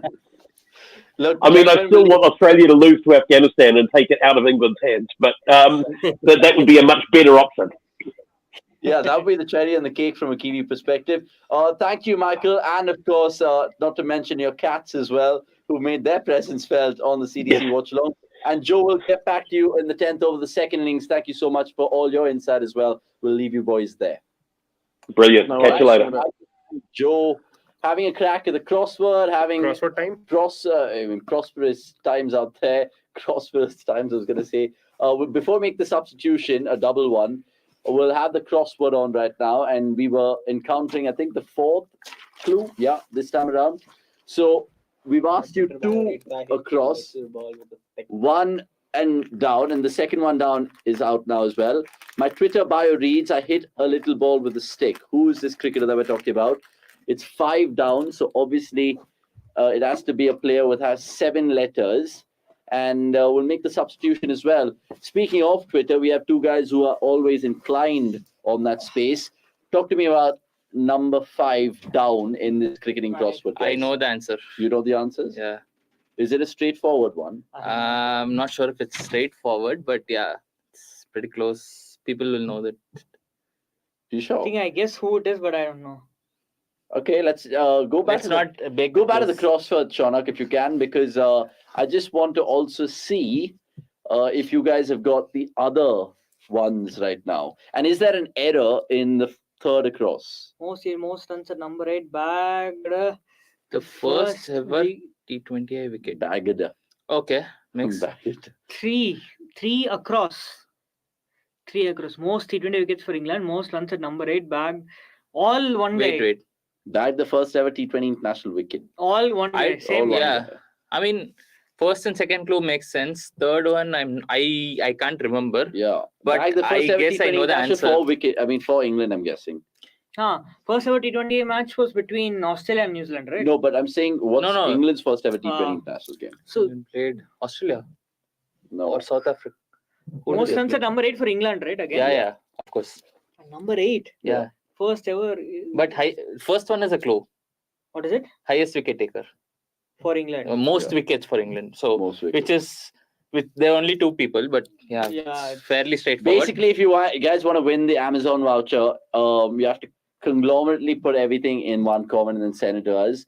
But that's the crossword. We'll come back to it. I just want to pick the guys' minds about what you made about the drop catches and how much Butler kind of took toll of that. And would you be happy if you're in the England camp right now?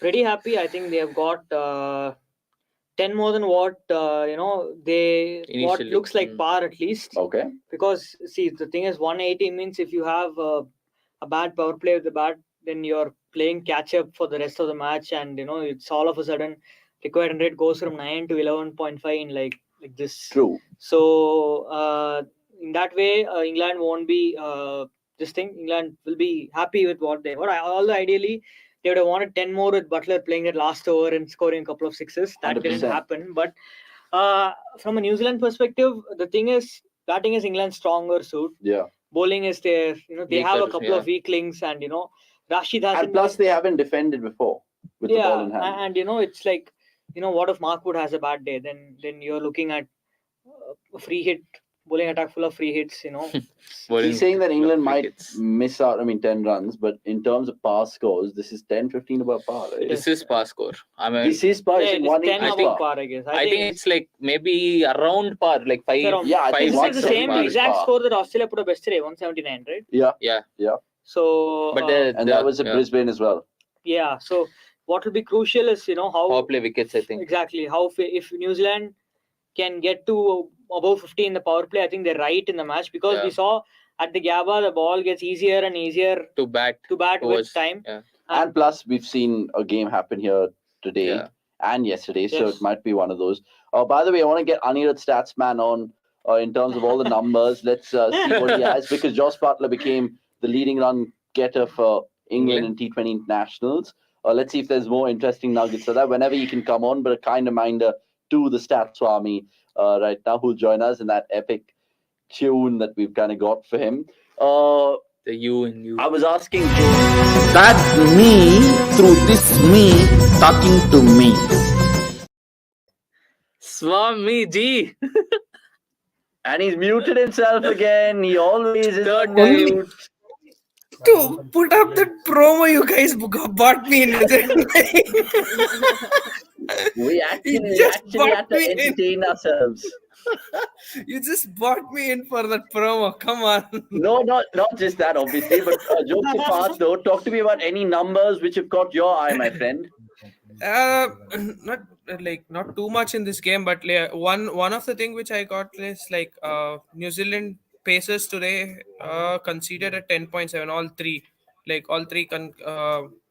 concluding all three 10.7, which is the second worst in a World Cup innings. Only against Scotland in 2009 they had conceded at 12.4. And the most interesting one is how Joss Butler built his innings today. So first 10 balls he had 90 strike rate, and then 160, next 11 to 20, and then 150, and then again 194 in those last maybe 17 balls. That's Swami ad. Yeah, good numbers there. I mean, in terms of Joss Butler's and his innings builder as well. Hopefully, we can get that stat depicted Vasant has a in the request. ticker. He wants us to play the Swami ad again. So we'll do it We'll do it when we say goodbye to Ani, and then we'll of course put ours out as well, so you guys can get on that funny bone. Ani, just talk to me about matchups right now. Finn Allen, we saw Theeksana getting the better of him. Do you think England will opt for someone like Livingston or Adil Rashid straight away? I don't think so. See, the thing is, when you have when Sri Lanka were playing against New Zealand, they were playing in Sydney, which had that the pitch support completely suited for somebody like a Theeksana. Even he could have slowed it up, or he had the complete advantage. But over here with this bounce, I don't think so. They'll go with it. So would you just stick safely with Mark Wood then, and then bank on your pace? I would start with Mark Wood. I would always start with Mark Wood. If you have pace, then go with pace. Why do you want to go with somebody like Sam Curran? I know Sam Curran swings the ball, but why don't you use the pace you have? Dealt some initial blows and then come in. Anirudh is actually talking like Pakistan selectors. If you have pace, just go with pace. One second, before we let Anirudh go, we'll just ask him what Vasant asking him right now, essentially. What are Finn Allen's bad matchups? I think it should be leg spin. What does the stat say? In fact, you can just check it out on the cricket.com app, and I'm not even joking. It takes you to that place where it is basically any batsman in the world against bowling types. Quickly, Ani, if you can just fish that out for us.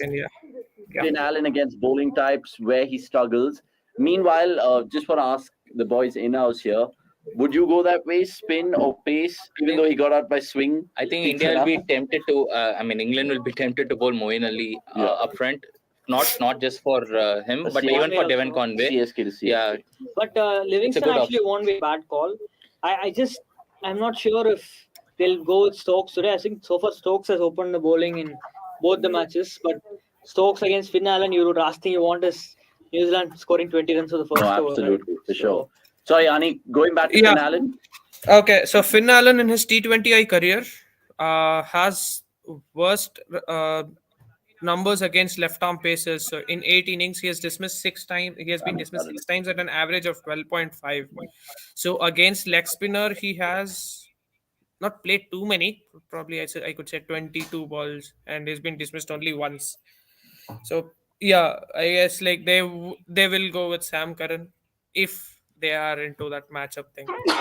Okay, let's see how it all unravels. Thank you, Stat Swami. We can play the video right now for all the funs and giggles, and we'll see you shortly, my friend. That's me through this me talking to me.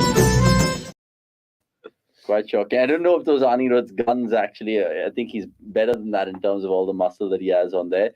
But just to give you a kind of reminder about these two boys, Anirudh and Akash. Let's put Anirudh's video out right now, because obviously in the comments in one of the last watch-alongs, you guys termed him as a Sasta Preetham, and we had to figure that out actually. So here is Anirudh's introduction card.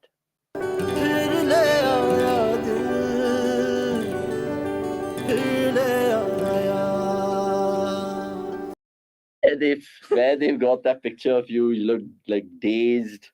Sean took it yesterday. And then the weakness says Hindi, but then the Hindi song, so the irony of it all. And then, of course, England are playing today, and there's a magical character which is known as Santner, Tim Pringle, and of course this lad right now. Charles Coventry.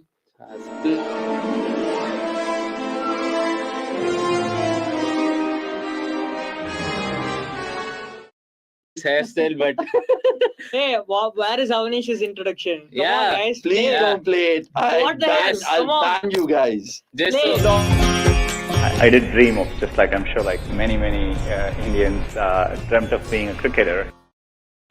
Oh, he's there. So are you're technically the it's Moeen Ali. Oh yes, Moeen Ali and Harry Potter has done his magic already, calling things right. Because they've done it previously. But surely, if they're going in with the spin lines, why not Livingston? He can bowl off spin, leg spin, straight ups. The question is that not question. That the understanding is that Livingston is better off in the middle overs because he can bowl to both. But Moeen Ali's matchup is very weak in the middle overs. Moeen Ali around the wicket, I'm sure. To Finale at least. I think go over the wicket. We'll see one thing. The last time against Tikshana, Fallon kind of gave himself room and tried to cut the ball and got bowled. We'll see if he tries and funnily enough, do the same thing today. I think DDS came around the wicket to get Conway out. So Vasant is asking a question.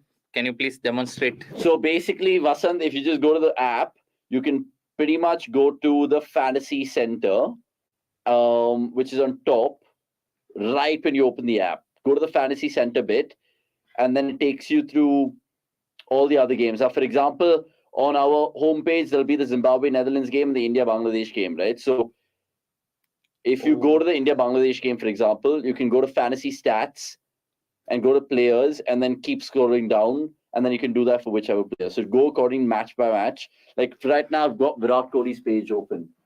Wait, let me just put this out there. So this is how your homepage should look. If you know what you know. Right, so it tells you his average, economy, all of that. Good luck, Watson. Let me know if you guys need some help. But it's a great app. It is a great app. And we're doing a crossword as well. So that's why we're asking you to send us your answers to stand a chance to win an Amazon voucher of 500 rupees. We'll put up the crossword in just a bit. But this interesting matchup with Moeen Ali bowling the first over is going to be something to commentate on. 63-37, it says, win predictor. I think it's still more 70-30. For England, 60-40, I guess. 60-40 is 63-37 looks fine. Yeah. I think it's fair.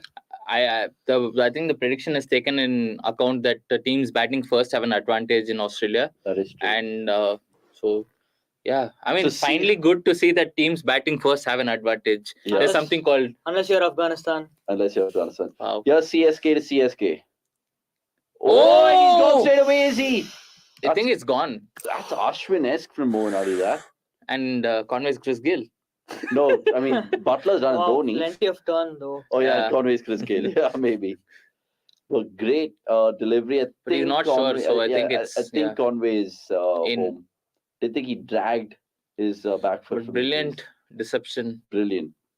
So they have potentially, 3 spin options, right? Yeah. Livingston, Ali, Rashid Khan. I think Joe said David Malan also, but he was joking, obviously. Suppose leg spin isn't? Yeah. That is beautiful. Nathan Lyon will be proud of that. He's done a lot of bowling in the Gabba. He would be proud of that. But why are we seeing this angle? They're checking for an edge. Checking for an edge first. Butler was absolutely quick to get the stumping in. There's nothing on the bat. So no ultra edge, and I think even he's safe in terms of stumping. Close, very close. Yeah, but from this angle, we'll never know. You'll never know. Yeah. I mean... Oh, hello. Oh, no, he's reached. Isn't. Oh, by centimeters. By the barest of margins. Yeah, that's how these two teams played. By the barest of margins. By the barest of margins. I think Conway's in. You can't give this out. You can't give this out. Thank you, got it, no worries. And then you can do it for different games. It's quite Different cool. teams, yeah. Tell all your friends and ask them to subscribe. Vasant. Yeah, come on. it's Honestly. He's in here. But brilliant. The skin of his teeth. But brilliant bowling and brilliant wicket keeping. Yeah. Should England use Ben Stokes to bowl apart from Woxie, Woody, Wow, we're getting Rashid, new angles now. and Livingston? It's in. Yeah, and Sam Curran, that would be a bit of help with more two bowling. Good reflexes, man. I think they'll use Stokes in the power play. Use him some. Yeah, Stokes has been bowling. Yeah, actually, he's been bowling opening the first the bowling, over, you know. To give more context, before the series, and against Australia, this is the first time he opened the bowling Oh, in his really? entire T20 career. Wow. I mean, in entire professional career. And then T20. No, entire professional career. Oh. And then coming to this World Cup, he's opened the bowling in all. Oh, that's a statue variation. He's opened the bowling in all the games. Yeah. Are we seeing a potential CSC captain in the making? No. Just the whip of the definitely wrists. not. Who am I talking about? Talking about Moeen Ali, no, right? Okay, Conway. Oh, wow. Stephen Fleming. The ball talk. Oh, we've seen. Hey, this is Ahmedabad or Gabba or Gujarat? Gabba or Gujarat. Honestly, it's a Brisbane good shot. or Brabon. Brisbane or Brabon. Look at the bounce and the turn. But look at that. Oh, the way it's turning, it's more Brisbane or Baipanali with the bottles in the road. Avnish dissing Bangalore. Not that you get it. I got this Bangalore today. Happy Rajyotsava about everyone. Honestly, he had Conway on toast there. If you guys know, you know. Yeah, Abbas in the comments saying, yeah. Oh. Baked beans and toast. Yeah, so 4 for none. Finn Allen has to go really hard. Where does it slip? Yeah, they could have actually had a slip in, but it's all the benefit of hindsight, I guess. Yeah. Stick with spin or Mark Wood? Next over, or you mean this over? I think they'll open with Sam Curran. Just for the matchup, they might open with Sam Curran. Sam Curran has been bowling outside the power play for them. Yeah, done well, but Wood is then you can use primary Wood. Given that they've got him over from, you have to get Allen. True. Get Allen you're halfway to. That's true. And the best way to get Allen is what the matchup left arm pacer. Right? Yeah. Left arm pacer. Okay, you're saying like that. Yeah. Okay, yeah, and you can see if Curran swings the ball or not. That way, otherwise, who would you But my only concern is that if they don't bowl Wokes here, and he's brought into the attack once the swing has gone, they can get him for Williamson. He'll get, Then he doesn't need to be bowling only. No, they'll get him for Williamson. And see, Moeen Ali is already bowled one over, so fair enough, you're compensating. No, but he makes a good point. If you don't use Wokes now, when will you use him? No, use him against Williamson when he walks out. Use him that over. Okay, it's space by looks of Wokes things. is a bad option against Devon That's Conway. because they assume that he's going to. But it is Wokes though, so Anirudh has called correctly. Is the wicket stopping or what? It feels like maybe because 2 back-to-back games before. 3 back-to-back games. Before this one. So yeah. I mean, I'm assuming today's morning match was not played on the same wicket as yesterday's game. Yeah, but then it's the same. Bowling options, good. Bro, when we talk about loopholes in England, we saw that how that went, right? Moeen Ali. Wokes a loophole for you. I'm not just saying because of recency bias or whatever. No, I think they picked him as a power play specialist. They had to do something on that line. So England's if there's any swing, he'll exploit it. Yeah. I don't think he's Deepak Chahar. Deepak Chahar is way better because he can swing even on. He can get the ball to swing even in like a dead condition. Shardul of England in a different way. Shardul. Yeah, except he can't get 2 wickets in an over. Wokes to Conway. It'll be interesting how New Zealand go about their business. Remember, they got 200 against Australia in that first game. So we have a question from Samish. He goes on to ask, can New Zealand, I guess that's a flag, give a bit of surprise using Santner as a floater? Very good option. We asked this to Michael. He thinks more than Santner, James Neesham, because Neesham started before. No, but then you're leaving yourself. Exactly. No finisher. But only question is, it depends on whether Moeen bowls out or not. If Moeen still has 2 or 3 overs up his sleeve, there's no point in sending Santner because. No, he's a good player of spin. So. Yeah, but it's still like if it's turning like this. Yeah. Yeah. Is that Anaru Kitchen? Mark Chapman. Wow. Sorry. I saw some food and I got excited. Hey man, good to hear from you. New Zealand playing Darrell, Kane and Conway. None of them is out and out. Oh, sorry, an out and out hitter. Really strange. But it's something what Michael, a New Zealand fan, was talking about. Sometimes you need characters like this. It was something that Anirudh was saying that it could be like one of those Aaron Finch tournaments where you need a 40 ball 60. True. I mean, in Australian conditions, you need to pick the ball. The thing is, New Zealand have 3 bashers. I'd say Allen, Glenn Phillips and Neesham. Yeah. And they have 3 anchors who are all different types. So Conway is your anchor who will always play at around 130, 135. Yeah. His strike rate will never, dip as he'll never play a match losing knock if you can call it that. Yeah.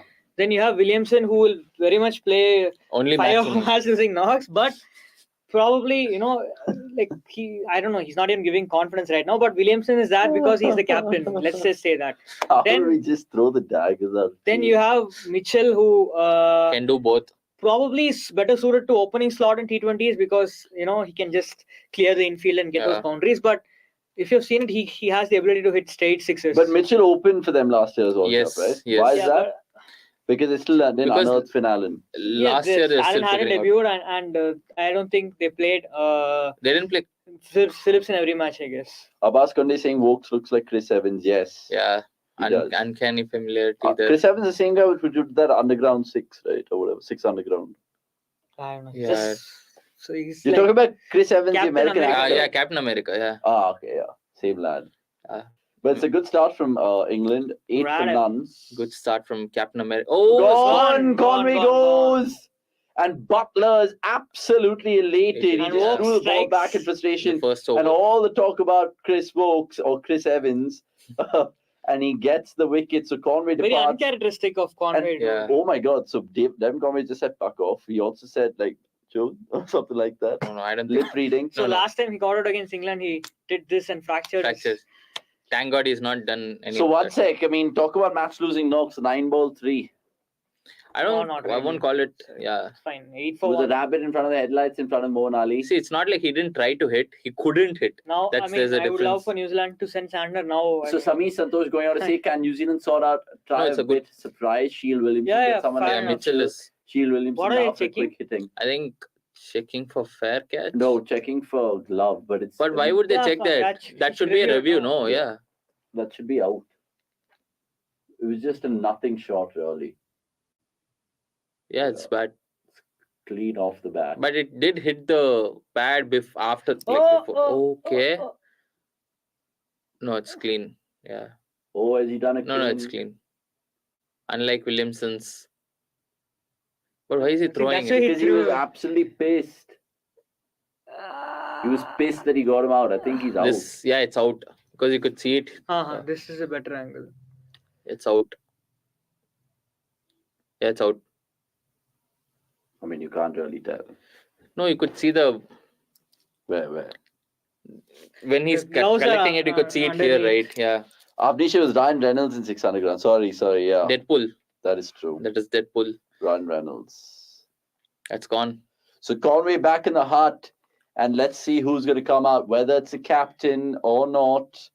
think It it's is the a captain. This So Williams. Kane is out and about, and is it a And blessing in about. disguise? Maybe. I think New Zealand have lost a good player against spin, even Yeah. though he got bowled by the. You could if you After seeing the first over, it's debatable. Yeah, and seeing last time how he got out to De Silva. But today is Kane's day, is it? Yeah, I think I'll be happy if he proves me wrong. Man. I mean, I don't think anyone would be These are sad the if kind he of proves us games wrong. where you think Kane will get them out of the fire, and he might. But because New Zealand already have nothing to lose, as in like they can still beat Ireland and top the group. Yeah. But it's now, not like a must win. So I think they might actually. now New Zealand have an array of right-handers to come, so Moeen might not bowl, or what do you think? Moeen might bowl, I think. Against Williamson, off spinner is a good matchup early on. Canos. Yeah, Yeah. maybe. Here. Maybe. I mean, I was just thinking about how New Zealand will play their cards with this, because I think they're not chasing 160. Oh, I think. that's bold. Oh, that is bold. Adil Rashid in the power play. Come on, Finn Allen. But I don't Take 20 runs. I don't know if you could recollect it. When England played India, the away series for England, Yeah. Adil Rashid bowled overs in the power play. Yeah, he opened bowled. the bowling, yeah. And then the thinking behind it is that they wanted to challenge him across faces. So it's not like he's doing it for the first time, but it still comes as a surprise because he's not usually known for that. Yeah. I mean, and we just showed you the stats, Finn Allen against leg spin. So let's see if he kind of goes at it or he kind of holds back. But Williamson will definitely have a couple of sighters. He always does. And it's good thinking, honestly, from Joss Butler, just to kind of already up the ante already. So Googly up front, I guess that'll be a Googly up front. Oh, no, leg spinner. Nice. Stop ball. Because they're chasing 180, you feel that they can't have a sedate power play. Because they don't have that many players. I who mean, can I catch think up. ideally New Zealand would want to not lose one more wicket. I don't think they'll mind if they're 19 for 1 or 20 for 1. As long as they have 20 for 1 is too low. Well, 20 Maybe for 1 in 6 overs.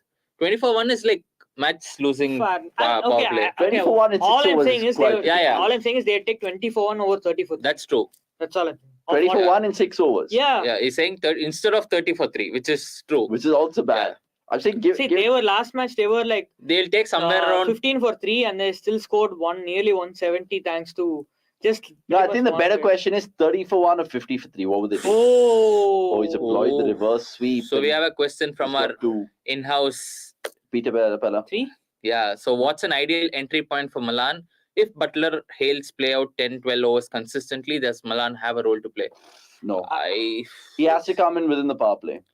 Not really. It's okay to have someone like a Malan for different scenarios. I just think that the guy we should be talking about is Ben Stokes. I think he's the one who does not fit in, because you can trust Malan to chase 140, 150. Yeah. You can't trust Stokes. One is that, and chase then 140, 150. Second is that he's very, very good against spin. So if you have two batters who are very good against spin, even say if you're at 10 for 2, you still can rely on them to get you. But what Joe said earlier, the fact that Hales and Malan is open for the same franchise in Trent Rockets, maybe push Butler 3. Why would you want to do it? Why? Hales. Fix something that's not. You don't want to replace either just of take Hales your or page Butler. of what they've done in the 100 and that's successful. Yeah, there's a difference. That's 100 and not a World Cup. Yeah, true. I mean, by that logic, then they should open by Stokes because Rajasthan Royals. Yeah, exactly. In IPL, he did it. Not even 100. Right? Yeah. If they had not picked Hales, they could have picked Stokes. Yeah. And then you just drop Hales from this 11 and keep as it is Malan at 3, and I think it's pretty good 11. I think and I think the best way you can get the most out of Stokes is by opening with him in T20s. You know. And he's great against pace. He can still take the decision. He should basically open the batting, open the bowling, and then he'll have a bat. England are the kind of team that probably should be taking these bold calls, but again, it's again you're comparing then who's the better opener, Stokes or no? But the whole chat about Hales coming in was because Bairstow got injured. But still, not just that, you gotta just open with Stokes. That and picked in another bowler or anybody else. Look good. If Bairstow and Archer are there, so that's basically England's best 11, right? Bairstow and Archer into this team right now. Yeah. But for who? I guess so. And Topley also. But for whom? Archer for Chris Archer Wokes. for Wokes. Topley for Topley is who's the third seamer? Wood. Karan. No, they'll drop one of the batters then. They'll drop Brook. Both Brook and Livingston can't play, so you have to drop Brook, I guess. Shit, that's a tough call. And Malan. It's not a tough call. Malan, I don't think they'll drop Malan. Yeah, it's really a tough call because they see Brook as an next big thing in English cricket. So you can see. It is just that. What is this guy on? He's had maybe a couple of gin and tonics extra. So, what were we talking about? England, right? England. Yeah, it's just that. Oh, Marlin. A one-handed 6 is it? Oh, you betcha. It was a great attempt by Harry Brook. And it's a slow ball, and he still got what? This 70 meters, 75 meters. That was the game right there. That's a mirror image of Rishabh Pant's one-handed 6s. I mean, think about it. Except he's better balanced. Much fitter. No, I mean, even in terms of balance, Finn Allen wasn't balanced here, but true. To get the whippage. I think he took it like an off spinner and tried. Yeah, it's 6. It's 6. Why would they want to check? Just checking to make sure. Was it Harry Brook? Yeah. 88. Phil Allen's super crucial to New Zealand's goals here. I mean, that was the game right there, I think. Yeah, for sure. Because if, like you said, I mean, apart from Phillips and Neesham, that's too much to do. 180 is just not the 160 where you But we did see them doing that in the semi-final last year when we thought they didn't have a chance. Conway got out early. Williamson got out early. True, but again, the semi-final is 160, right? Conway got out at 9th or 10th over mark. Mitchell and Conway. Mitchell and Guptill. Yeah, Conway is number 3. No, but that's still in their 160 radar. Damn it. Yeah. 180, I'm saying, even if you're 100 for 415 overs, you can still think of chasing 160. Yeah. 180 is just out. There's no chance. And also, Dew played a lot of, a huge impact in that game. Abu Dhabi. So, obviously, Chris Jordan did his thing. Dew plus Chris Jordan is a very deadly combination. So, let's not get there. Actually had to move 75 meters. 20 or 30 yards to his left. It's a very good attempt. Great attempt. We saw that one in the Island game yesterday against Australia. Oh, yeah. Barry McCarthy. Kane Williamson start. Williamson against left-arm pacers in T20s. 17 runs in 10 innings. So basically, this is telling me two things. 1 run, 1.5 runs every. One, it's telling me introduce Sam Curran right now because Finn Allen and Kane struggle against left-arm pace. And 2, just Kane Williamson. Shocking. Yes, very shocking. I wonder who's the left-armer he's faced the most. Josh Little. No, but he didn't play that series. That was led by Bolt. In Latham led that side, right? IPL. Oh, yeah, IPL also. IPL, right? No? Yeah. No IPL would play Yash Dayals. Oh, he's a nice cutter, but intent from Williamson. This is where I think Sam Curran could be a very good option because he also bowls those cutters, and it's gripping here. So if he could get 1 or 2 top edges or something different. And just 1 or 2 overs, not even. Like, no, 1 over. Get him 1 over, and then use pure pace at the other end. Because they still haven't bowled Wood. They're holding Wood back. But I think Wood might actually, like help Williamson. Like he can guide and get a 4. Or... That's true. That's rolled. That's 4. There's a 4 in the first 5 balls of his innings. Oh, sorry, no. To get to 7 of 8. Pretty bad. Still, I think more intent than he's shown in IPL. But it was a ball there to be hit. It is a slower ball. I agree, Vasant. I agree. Even Vokes, I think against Ireland was really off. Yeah. 3 overs, none for 40. But you know how he got into this team. Like he played that third T20 against Australia. He just ripped out Warner, Finch. And was it not Cam Green? Mitchell Marsh. In like the span of 7-8 balls, and that kind of fixed his place. And where were you playing? Perth. Third game. No. Third game was. Manuka Oval. Canberra. But I still feel that if Topley had been fit, Vokes wouldn't have played. Yeah. That's why England are left with this kind of a weird balance now, where they have too many batters. That is true. And not too many specialist bowlers. They have bowlers, enough who bowlers, can bat, but not too many specialist bowlers. That's where often like teams go back to, like if you don't have the bowling depth, you just strengthen your batting and say that's where they're like 10 runs ahead of and that's why probably. Oh, here we go, Sam Curran. So Sam Curran, probably this is a matchup exploit. Definitely is. I think he's going to bowl a lot of cutters. And that's why I think England needed to score above 180 today. Yes. For that, to give that security, little bit of security. If they had like a Finn Allen show. 150 or 160, it would have been very well in New Zealand's reach because they can get the 1s and 2s. Yeah. Okay, here we go. Curran to Allen. And straight away is there a wicket? 1 bounce. Did he cut? This was an off cutter. No. It just held up, I think. I think it is not there to be driven. He tried to drive. It is somewhat in the... Akash featuring in the fantasy points for the day. Except 33 points today. Oh, that. Oh, I thought... Yeah. Well done. Well done. Hey, here's the best spinner. Best spinner. After... No. He's the best spinner after Mitchell Santner. After Moeen Ali, actually. Oh, yeah. See, slow ball. Intent indeed. Probably 112, 115. This is... You'll have to see... What?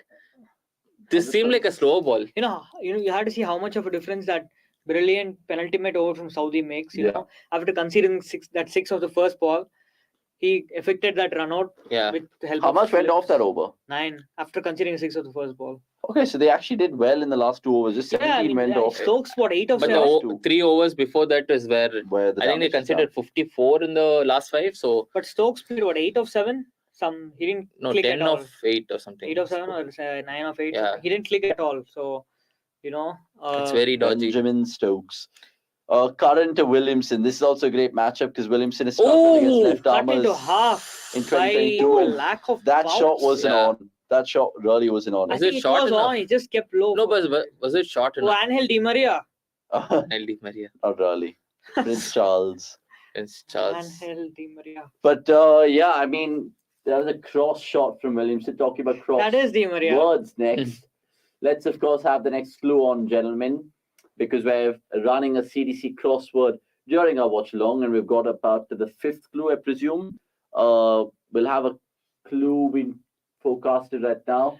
Deep point for Williamson. It is 28 for 1, 4.4 in this England-New Zealand watch along. Let's have a clue from the crossword, please. And all you guys can participate. Remember, send us your answers and stand a chance to win an Amazon voucher. All your answers in the comment below. This is now what we've kind of trickled down to so 9 far. Across is what we have. Yeah. So 9 across is the last clue. Let's have another clue in terms of down.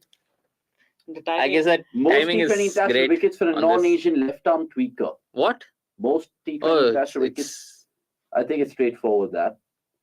8 letters. Yeah.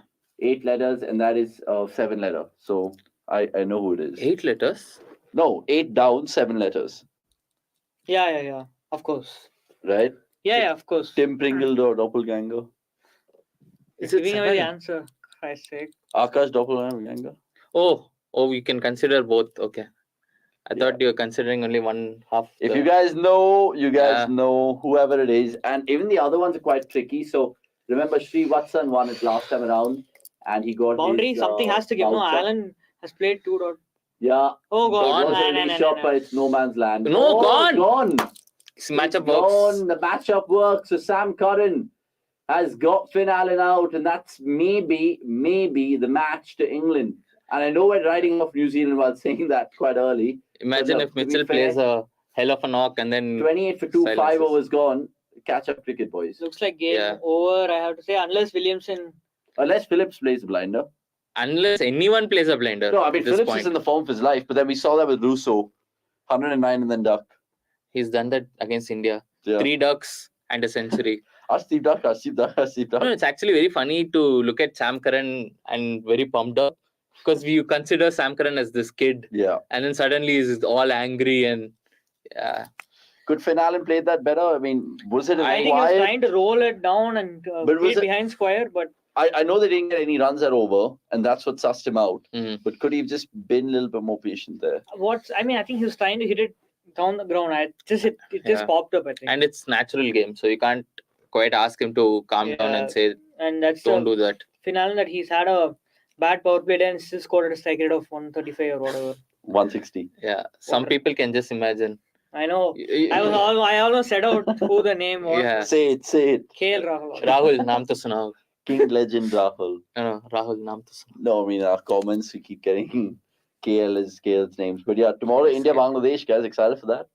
Yeah. Maybe if Bangladesh win, I think India knocked out pretty much. Tell me what Shakib said in the presser.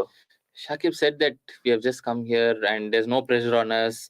He's just like, we are not going to win against India. But if it happens, it will be a shock. I'm like, why would you say that before a crucial game? Shakib being a snake in the presser. To his own team. Doing a Nagin dance to the pressers. Wow. Quite ridiculous. England fans loving it. There's one England fan they've pointed out. There's India fans. Where do we write the answers? Jagmeet, just type out the answers when I think Avnish gives a cue after we have got all the crossword puzzles. Yeah, keep it ready in the chat below in terms of all your comments. Keep it ready anywhere in a WhatsApp conversation, anywhere you can. And once he says go, just be the fastest finger. Just don't have anything like a butter toast or something before that. Yeah, it's a good way he puts it across. And remember, Mark Wood's not into the attack, but finally getting the ball. Finger injury. Perfect matchup dismissal average of 22.7. Yeah, that's where we showed it. But his dismissal is higher. I mean, that's definite because most of the bowlers are right arm fast. So it's not like a real matchup there. I think Glenn Phillips kind of has a slight weakness against raw pace. No, I did actually check Glenn Phillips' weakness. The only weakness he has is orthodox bowlers, left-arm orthodox, and there is no left-arm orthodox in... Oh, really? Yes. That's crazy. Against every other bowling type, he has a minimum strike rate of 142. 142. We already have the required run rate has jumped up to 10 and over. Look at the names. Or 15. Look at the names in most wickets. Sam Curran, Tashkin Ahmed, Shadab Khan. So these are some names that you would have expected, like Harris Rauf. Arshdeep never took wickets in the IPL. He mostly had a very good economy. Yeah. Right? Now he's bowling the power play and suddenly... But Shadab Khan. Yeah, but good names. Interesting names because you don't normally put those guys in as top wicket takers. Yeah, maybe Shadab out of all of them. Sam Curran because you'd say Harris Rauf in this Pakistan setup. You would think about those kind of names. You wouldn't think like Shaheen, Shadab Khan. I mean, Shadab Khan is like, where did that come from? Tashkent's because of the qualifiers. Yeah. Sorry. No. That's purely good bowling. Yes. Super 12. What if he picks 2 wickets tomorrow? Maybe. In this World Cup, among bowlers who bowled 5+ over, Sam Curran's 8 balls per wicket ratio of 5.8. Thanks to Afghanistan. It's a good stat. It's a great stat, that. Yeah, it's a pretty great stat. I want to know the matchups of Glenn Phillips, Ani, in terms of which bowling type he struggles against. So if he can get Statsman Ani back on, and not just because of the music theme, but generally intrigued about how England... he wanted it because of that. How do you think England will kind of tackle Glenn Phillips? I think Williamson. They've already trying to do it by increasing the Williamson has looked net all tournament. I think so. No? 14 of 13. Doesn't matter the way he's just over a run ball. But this is there 153 on the pads. Yeah, I know Williamson would still have missed it in the IPL probably. And got out. That me through this me talking to me. We have the Swami. Yep.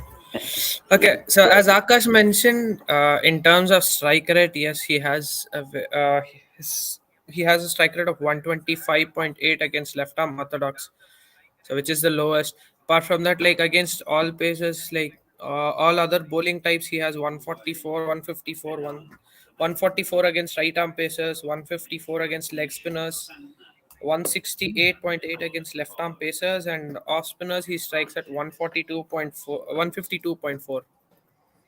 And what about his record against 140 plus bowling, like pace? High what's pace. his average? High pace? Overall? High pace. Yeah, overall. Yeah, overall is fine. Yeah. Okay, 1 second. What's his average? Yeah, that'll be interesting to know because. So basically, the only matchup then will be Wood. Yeah, and yeah. Yeah, that's it. Yes, yeah, but now knowing that Sam Curran's cutter is also showing 136. Okay, so he has 2 dismissals and strikes at 157.9, and he averages around 35. Do we have a more complete batsman? And 1 second, what sample size is that? Like how many balls? In maybe somewhere around 17 innings. That's a pretty good sample size. Yeah. So is he the most complete batter? There's only one weakness. I mean, like Sky and. Not until he completes this chase. Surya Kumar Yadav. Let's see Surya Kumar Yadav. I think, is there a strike drizzle happening in Brisbane right now? No way, man. Like you can't.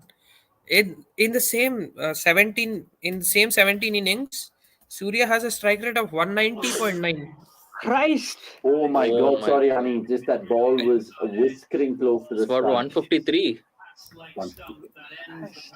155. Okay, can you tell us the fastest balls this tournament also? It's Mark Wood only. Fastest balls, it's Mark Wood, I guess. 154 was the fastest before. Now I guess this one 155. This will be one. So he's broken it. So do India fly in Umran Malik to just get that whatever 1 lakh? Yeah, the Swiggy award. Who's gonna go out? Harshal Patel. The slowest bowler, Bhuvneshwar Kumar. Oh, Bhuvneshwar Kumar. Yeah, but I mean, good stats from you, Ani. That will ping you in a bit as well. But good to see your stats, man, Swami. That me through this me talking to me. Well, you've not heard this? I've not heard this. Oh my God. Have you heard this, Ani? Yeah. Where I think everybody, like almost like 9 out of 10 people in Tamil Nadu would have heard this. So 8 out of 10 in talking to me. Required run rate is 10. Me. Yeah. But what does he say? You listen to the whole speech after the match. But who is it from? Like, okay, guys, can you help out Avnish by commenting that and answering? Oh. You can even answer which kingdom he's from. Yeah. Which kingdom? He has his own country. Yeah, I think that's enough clues. 41 for 2, 6.2. I think Williamson would be taking that given the fact that Conway departed early. But he still has 2 trump cards, one in Glenn Phillips and the other in James Neesham. But there's Daryl Mitchell who did exceedingly well against England, funnily enough. The last time these guys went in a T20 World Cup, which was Abu Dhabi. And that was sweet revenge from New Zealand's perspective after that 2019 one. So Williamson is key, the insurance policy, like Michael said. But Livingston right now, I don't know how many overs he's going to bowl, but I suspect. I think he'll bowl 3 overs. Moeen Ali and Livingston will probably share 1. No. Yeah. That's why I said he'll bowl 3 overs. But he bowls the ideal. Of Butler's knee. Butler's knee. But he bowls. Kailash. Did you get the answer? He bowls the ideal length for Australian wickets. Yeah. Who? Livingston. Yeah. Against Ireland, he was England's best bowler. Yeah. Is there a yesteryear Livingston, a guy who could bowl off spin like Sachin Nilkar. Sachin Nilkar. Yeah, Simons bowled both pace and spin. Sachin also bowled pace. Yeah, that way Gangly both bowled pace. No. He bowled slightly. Yeah, Sachin. Yeah, Sachin is a. And what about Ollie Robinson? Or Sohail Tanvir. Guys, ridiculous. We'll make a small substitution right now. Oh, that's a big one. Yeah, we'll make a small. Good boundary. Can we cue it to Somesh? Do we have Somesh in? Not yet. We're preparing Somesh. Wait, I'll leave. No, I'll leave. Wow. Okay. Get a little breathe and come back. Please take the center stage. We'll get show if I'll get show. Yeah. Definitely. Well, so that we can take Jake Lintott. What do you think of this dismal run chase? I think New Zealand are just playing for the net run rate. Are you serious? They are doing okay after losing 2 wickets. Yeah, I mean, this over has been good. Last over also was good for the Wood one. Yeah, that's because of inside edge. Yeah. It's not like New Zealand are aiming to do well. So we have a comment from Sami Hope Santosh. Kane Williamson scores runs. My captain Dreamland, vice captain was Butler. Hope Williamson makes. He will. We are all playing. But Samish, I mean, quite a gamble, quite a good call. Yeah, brave call. Brave call to make Williamson the captain. Both and Butler as vice captain. Both Butler ka to fir bhi hai na. Someday he's gonna play. But yeah. Rashid. Oh, playing on back foot. 17 of 19. I'm trying to figure out how is this okay. Yeah, I think but they have to deal with it. Like they don't have a choice. Yeah. But yeah, look for this next. As soon as he said this, they're doing okay. I was like, मैं कोई और match देख रहा हूँ. Oh, you mean you're talking about Williamson or the run chase? Run chase. They lost 2 early wickets. No, what can they do? So that's why they're playing for net run rate. I don't think so. They can 132 of 13 overs. You can still make it. What? 130 of 132 of 13 overs. Yeah. I don't know. I mean, this has been the expectation from this World Cup from the get-go, but I've hardly seen any run chase. Only Pakistan, I think the India-Pakistan is the only run chase I saw where there was 10 plus. We knew that if England got Finn Allen early, it was going to be very difficult for New Zealand to put up. Unless Nisham goes ballistic, like 30 ball 70. Which has chances. Or this guy needs to score another 50 or 60 at least. And this time without the help from drop catches. So he bats with short sleeves and he feels. Do you think Kohli's edge burst on 149 was a good knock or not? The 2018 one. Despite all the drop catches. So you can't criticize Phillips. No, I'm not criticizing. Just saying. But I mean, from the first ball, if England would have had slips for every spinner, they would have been 4 down easily. Moeen Ali is getting a lot of. At least now, Yeah. It's clear that the wicket has something in it for the slower bowlers. India should use Deepak Hooda as like Moeen Ali. If they're actually playing Deepak Hooda, they should use him like that. But I mean, what's the point? For 11 months, they've not used Deepak Hooda with the ball at all. No, ideally they should have used him at exactly that role. Ask him to bowl just 1 over. Essentially, go and just tell him that you are our matchup bowler. Bowl 1-2 overs. That's it. We don't need more overs from you. I don't think Moeen Ali is going to bowl 1 more over here, but his job is done. Okay, let's talk from a semi-final perspective. Assuming that South Africa have already topped the second group, that is Group 2, right? Short. This is Group 1, no? This is Group 1. India is Group 2. Oh, that is what I'm saying. So you're assuming that South Africa will beat Pakistan for sure. Yeah, I mean, let's assume that for a moment, that South Africa, anyway, even if they lose, they just somehow manage to top that group. Who do you think would be a better? What do you think would be a better contest in the semi-final? South Africa versus Australia or South Africa versus England? Australia, South Africa would be a very good contest. England, I think it will be fun to watch. But Australia, South Africa also. Yeah, because South Africa have an edge over Australia in Australia, and it will be a very good battle. General South Africa, something it gets lit up under South Africa whenever they face Australia. I mean, I'll just go from a historical lens. I wanted to watch South Africa versus Australia in the 2015 World Cup final as well. I think that would have been a better contest than what we eventually saw. But this time around, let's see. If England versus South Africa happens, it will be just South Africa's bowling versus England's batter. Yeah, that's why I think Australia are. I mean, not like Australia's bowling are. But I'd feel, as the teams are going right now, England versus South Africa will have a clear edge. Whereas if it's South Africa versus Australia, I don't think it'll be easy to choose. I still think South Africa will have an edge. On paper, but not a clear edge. What if they get blown? That's the only thing about South Africa. Their batting is still very fragile. I mean, it's very destructive, but still very same. You can say the same about Australia as well. So it will be actually a very good. They can either be 12 for 3 or 60 for 1. So there's no in between. As an Indian fan, what do you think? Is the most ideal opponent or is the least ideal opponent? We're talking about South Africa. Let's make a swap. Let's ask resident South African expert to talk about their chances. So please, Shubh. So India, England, how confident would you be? Out of 10. Actually, if I just check all the historical records, I'll be happy with the India-New Zealand semi-final. Okay. I mean, I feel England and Australia would be tougher than on paper at least. Yeah. Than New Zealand, but then again, history suggests something very different. So, kya bole yaar? England, South Africa gives, and I think South Africa have had the wood over England of late in T20s at least.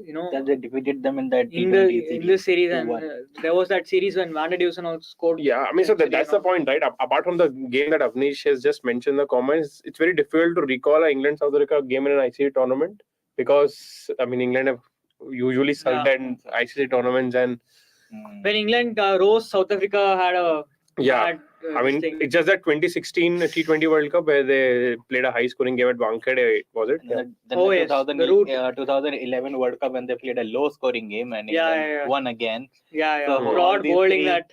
All these three instances, England were the eventual winners. Did it happen in 2015? England? No, they didn't. No, they were in separate groups. Separate groups, yeah.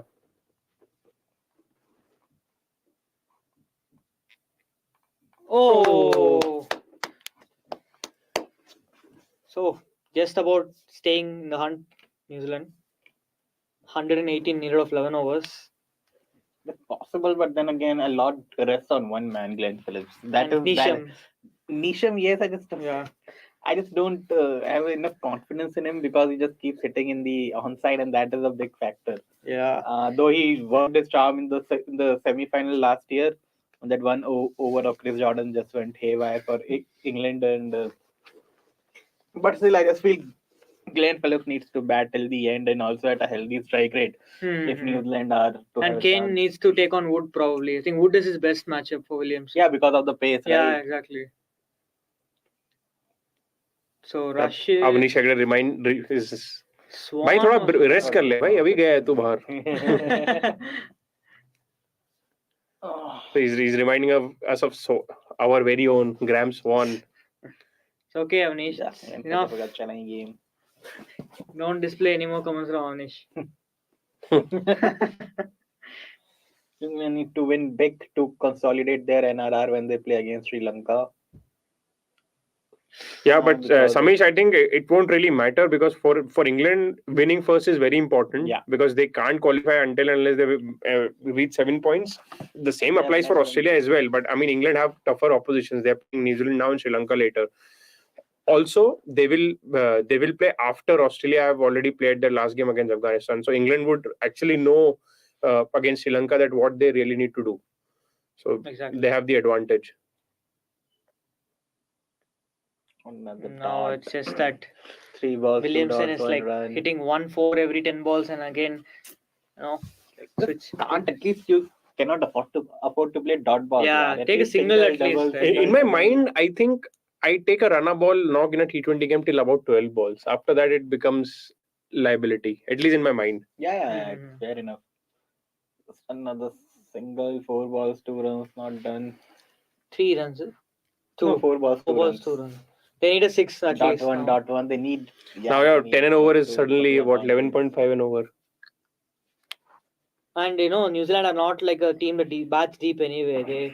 They have like Santner at 7, I guess. Yeah. These are the issues with New Zealand actually. If you put them under pressure to score big. Ho gaya game. Good game. How did you drop this one? What the hell? What a life Glenn Phillips is living in this World Cup. Everyone just keeps dropping dollies. And I think with that, time has come for you to actually write that piece.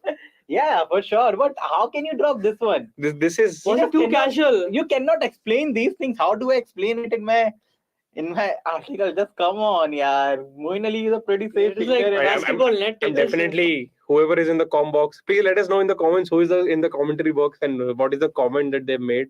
Would be very interested to know what Athers and Nas feel. It's just on like this drop catch. Moeen Ali's hands were like a basketball net and it went right through. Basically, the plan was to drop Williamson, but then he forgot that Phillips strike par hai.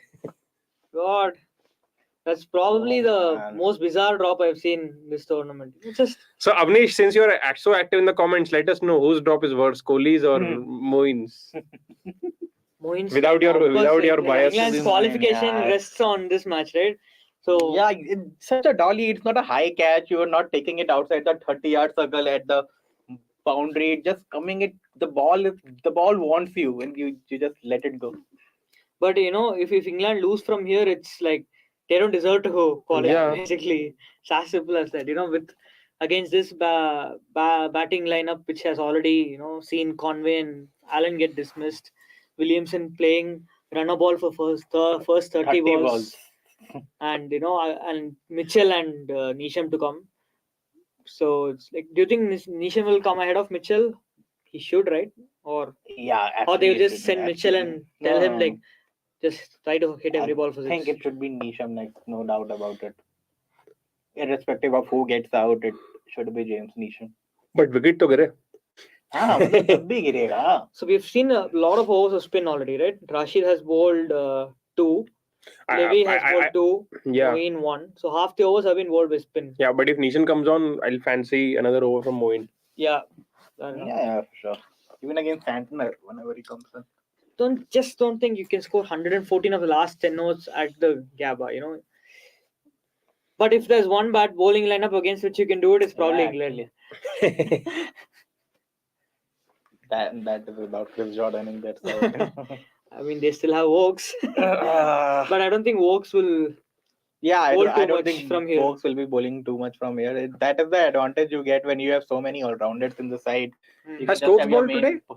Stokes hasn't bowled yet. Yeah. He hasn't bowled yet, but he's off the field because he went off the field after taking that catch. If something happened in his same thing happened to him in that Rajasthan IPL 2021. He took a catch and he broke his finger or whatever. And then never came back. First half, second half, did he play? No, he didn't. No, he did not. He after that was his last match actually in the IPL. 10 overs left, right? Yep. Wait. So okay, that's doing the same thing. So last year Stokes didn't play. The IPL 22 Stokes didn't play, is it, for Rajasthan? 2022. This year he did not. Oh, it's a mega auction. Yeah, he opted out itself. He opted out. How did New Zealand win this game? Absolutely mad. That is Tom Curran, I guess. Oh, New Zealand. Oh, this is this year's score. This game, yeah. This game only. 66 for 2 and New Zealand. So. Levy. Bhai. Okay, gap made 4, 2 runs.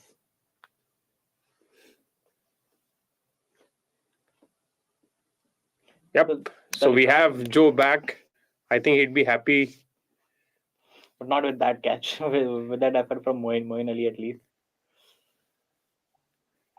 I got you right. Joe, pretty confident right now? I was until Moeen Ali dropped that catch. I think it's been a good start, but New Zealand are one of the best teams in the world, so hopefully we can keep our foot down and carry on. But in a tournament of drops, was that the dolliest of them all? Drops, raindrops, and catch-ups. He must have lost it in the light or something, because he looked so confident under it, and then he was just like baffled as that he dropped it. Oh, another one through the slip. But do you think Butler has missed a trick by not deploying slips? Because we have seen quite a few balls just go past the first slip area, especially against spinners. Yeah, possibly. I think early on there was quite. I think before Conway got out, there was a lot of nicks in that sort of region, and they could have snaffled a couple of wickets out of that. I think Phillips himself has edged it thrice probably. That to be hit, right? Yeah, that could have been hit straight over the bowler's head on that occasion, but okay, just a single can. So Livingston is bowling his third, which means I don't expect either Stokes or Oaks to bowl again in this match. I mean, Stokes hasn't bowled yet. I think he won't bowl. Oaks might bowl at max 1 over from here on. Catch it. No, not a catch. Oh. So 4. Not a 4 as well. 2, 3, 2. So Williamson clearly showing more intent in this over. He has to. I mean, no other option left. Boundary on this ball. If he pulls it off, good over, huh? If he pulls this off, then it's like the classic Williamson. Williamson is innings. actually not a bad T20 batter, I feel, because he has played many good knocks, like last year's T20 World Cup final as well. So unlucky, man. So unlucky. In the end, only 8 in the over despite a boundary early on. So yeah, and now they have to hit a couple of sixes in one of the overs to keep up with the rate. I think you do need at least 1 6 every over for the next couple of overs so that static run rate just stays in check. Otherwise, it's just flying high right now. Even if a Jimmy Neesham comes out now, he will be under pressure to swing from ball second or third, and he might end up losing his wicket. So true. Yep. Have we taken all the crossword clues? Joe, which bowler are you concerned about? Like, which bowler do you think could probably concede 20-25? Like McCarthy had a bad day for Ireland yesterday. I think Mark Adair had a bad day like that. Do you think some bowler could concede 20-25 and kind of tilt the game in New Zealand's favor? Which bowler are you like the least confident about of the ones? I think it kind of depends on who they go after. I think Wood's first over was quite unlucky, and the fact that there was a couple of nicks that went for 4. They could go after Rashid, and then I think if you end up picking it up, you can end up going for 20, 25 and over. So, but the rate's already at 11 and over, so they're going to have to go sooner or later. Otherwise, they're just going to be too far behind. Speak of the devil, Mark Wood is here. And guys, we can take a couple of clues. I think we can take 2 clues in one go. So guys, can you just pop up the crossword?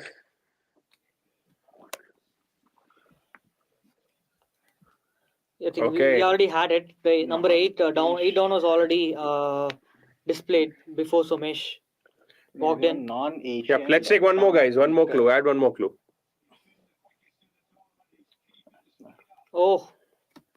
Okay. Yeah, if you could display it again. What is the new clue?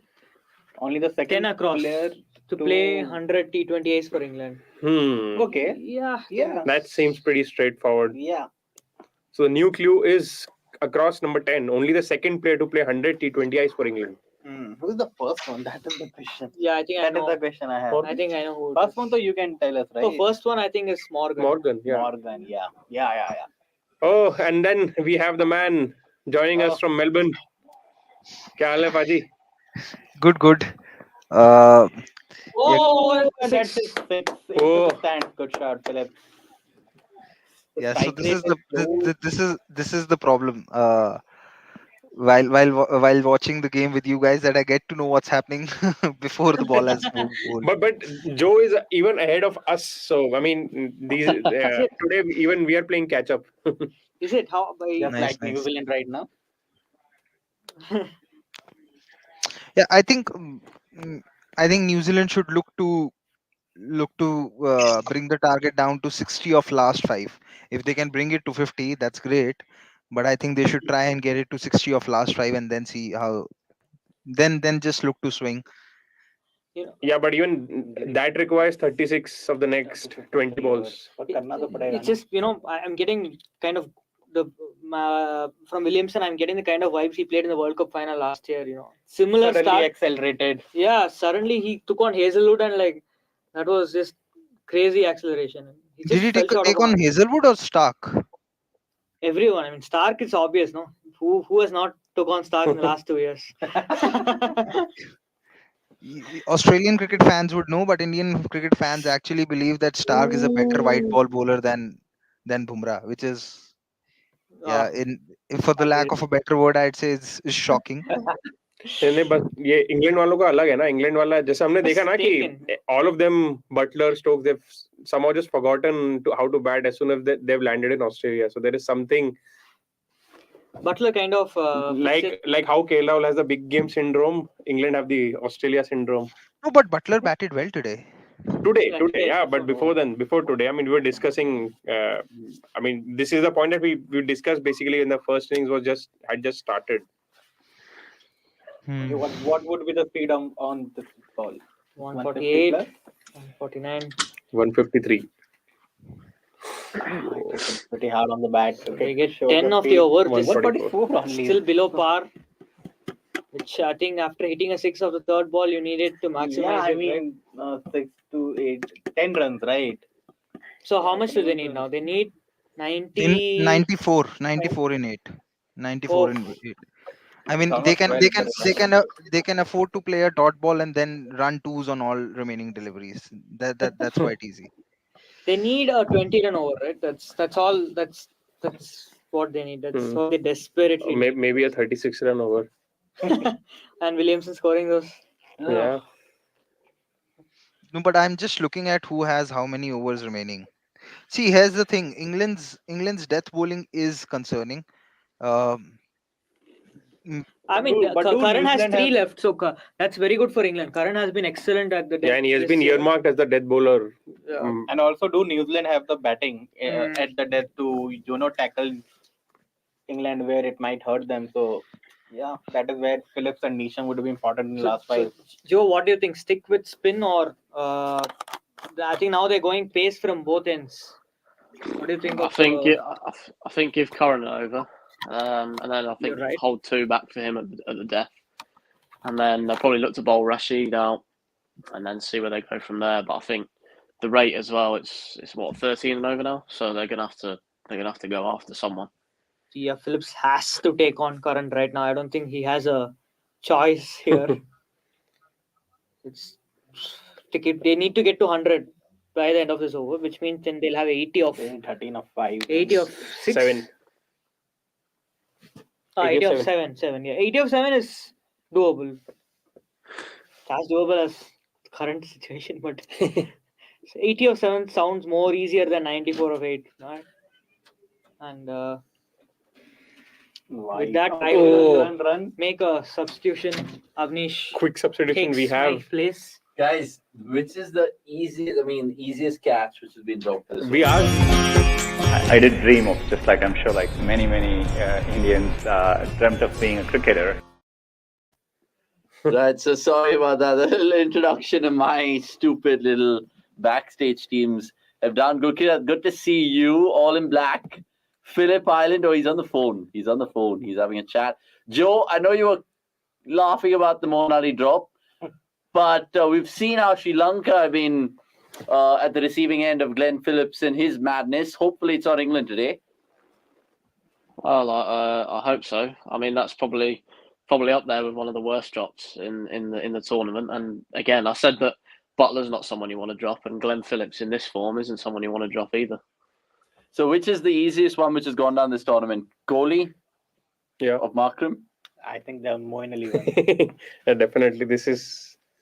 I mean, while we were already discussing the number of drop catches in this tournament, this is they've sunk to the new low. This is quite crazy. Absolutely crazy. Oh, and look at this more poor fielding.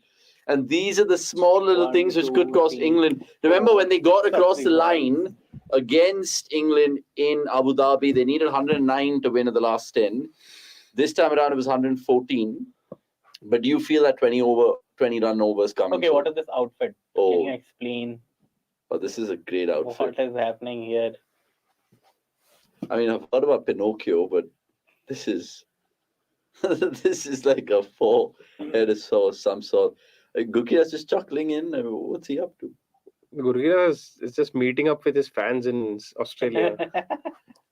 We might get another update from Australia in terms of Adelaide. Sandeepan Banerjee, our cricket correspondent, might join us to give us a little weather input of sorts. But if you guys are joining us, do subscribe. Sam Curran going to, of course, be used in this role much more. We were debating about the semi-final lineup. Joe, who would you like to see? I mean, what's the ideal semi-final lineup that you'd like to see? I think it's difficult to say an ideal one. I think we struggle against the sort of better sides. Yeah. The lesser sides. Oh, well done. We struggle against, your Afghanistans and your islands. So I'm not sure. Yeah. Wow, this guy honestly gives me impressions of a rabbit between the wickets. I mean, we talk about quick runners. The non-strikers, he stands like Usain Bolt. The charge in, and he also runs at quite a pace, man. He was so late into that run and just completed it so comfortably. See, the throw almost reached Sam Curran. That is when he started. And honestly, great work, Ben Stokes, but could only do so much. 94 for 2, 13 done. 8 of this over, right? It's still, what, 86 of 7? And in any T20, that's still tough going. going by the ground dimensions and all of that, does England still have that cushion of 20 runs extra, Shub? Yeah, they have. I told you, 180 would be tough to chase, and that is what. If the target was 160 right now, New Zealand were well into the in this game. Yeah. But it's just about those 20 runs extra that here again 12 runs in the over, right? 98. So now they need what 82 of 42 balls. Just 9 runs of the over. Okay, Heyman's going on to save. Glenn loses wicket at this point. Nisham is not timing the ball as well, and he would like New Zealand would be in trouble at that point in time.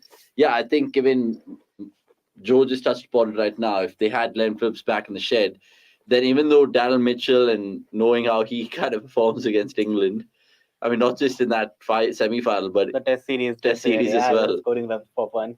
But today he has dropped Butler already, so it might not be his day. And just again the required run rate. If he walks in now, he needs to strike from ball. Okay. I have one question for you all. Where do you slip in the remaining over of the spinner? Because 7 overs are remaining with 6 overs of pace to be bowled.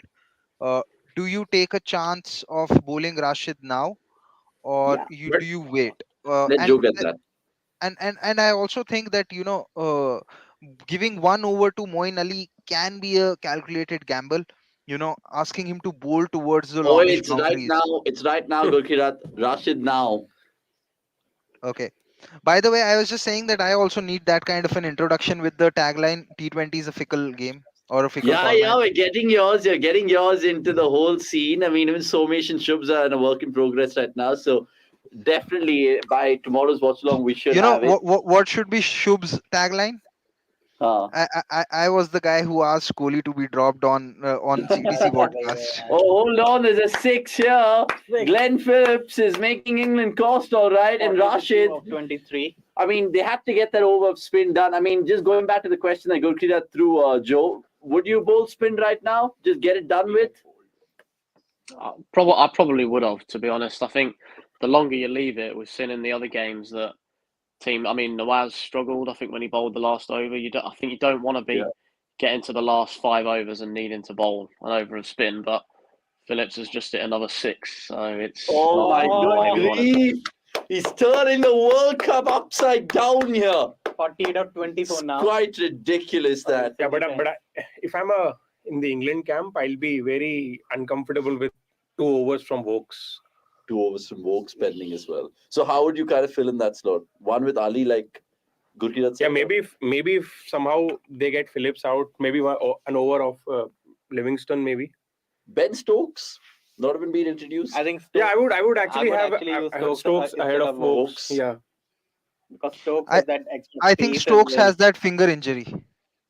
Yeah, but that's on his left hand actually, and we know the kind of warrior that he is. That if he is asked to bowl, he will definitely give his 101%. And it's just that I feel Stokes is a better option because he can bang the ball in. He has more pace as well. And Vokes, we all know, is not a very confident T20 bowler, especially at the depth. So I mean, what is more impressive, Joe? Is it Glenn Phillips in the way he runs between the wickets, or just his unearthing ability to smash 50s and 6s for fun? He must be the quickest guy between the wickets. I mean, the last game they played, when he was like setting off for a 100-meter sprint when he was running up, like it's something I've never seen before. Honestly, I don't think I've even seen the way he was standing at the non-strikers end for the last ball, which is quite ridiculous. So he's been having a tournament to remember. 25 ball 50. And that's New Zealand are back in the game, I guess. Back in the game, big time. Gurkirat was talking about 60 of 5 overs. They already need 69, and it's 6.2 to go. Yeah. One sec, since you already have the cricket.com app open, and I'm not even joking, guys, he does. Just tell me Critlytics and what it says right now after these 2 6s, because that must have been the pendulum shifter. New Zealand 60% chance. New Zealand are ahead at the moment. Man, he's Doraemon. Let me check what was New Zealand's win percentage before this over began. How much would you rate this innings of Kane Williamson so far, Joe?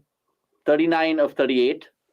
I think he's played a pretty good anchor role. I think if he's getting Phillips on strike and he's going at over 200 strike rate, I think Williamson's probably doing just about what he's got to do. And they've got plenty of wickets in the bank. So if he has to end up going for it and they lose a wicket, then they've got a Neesham or a Daryl Mitchell coming in, which is probably better than him.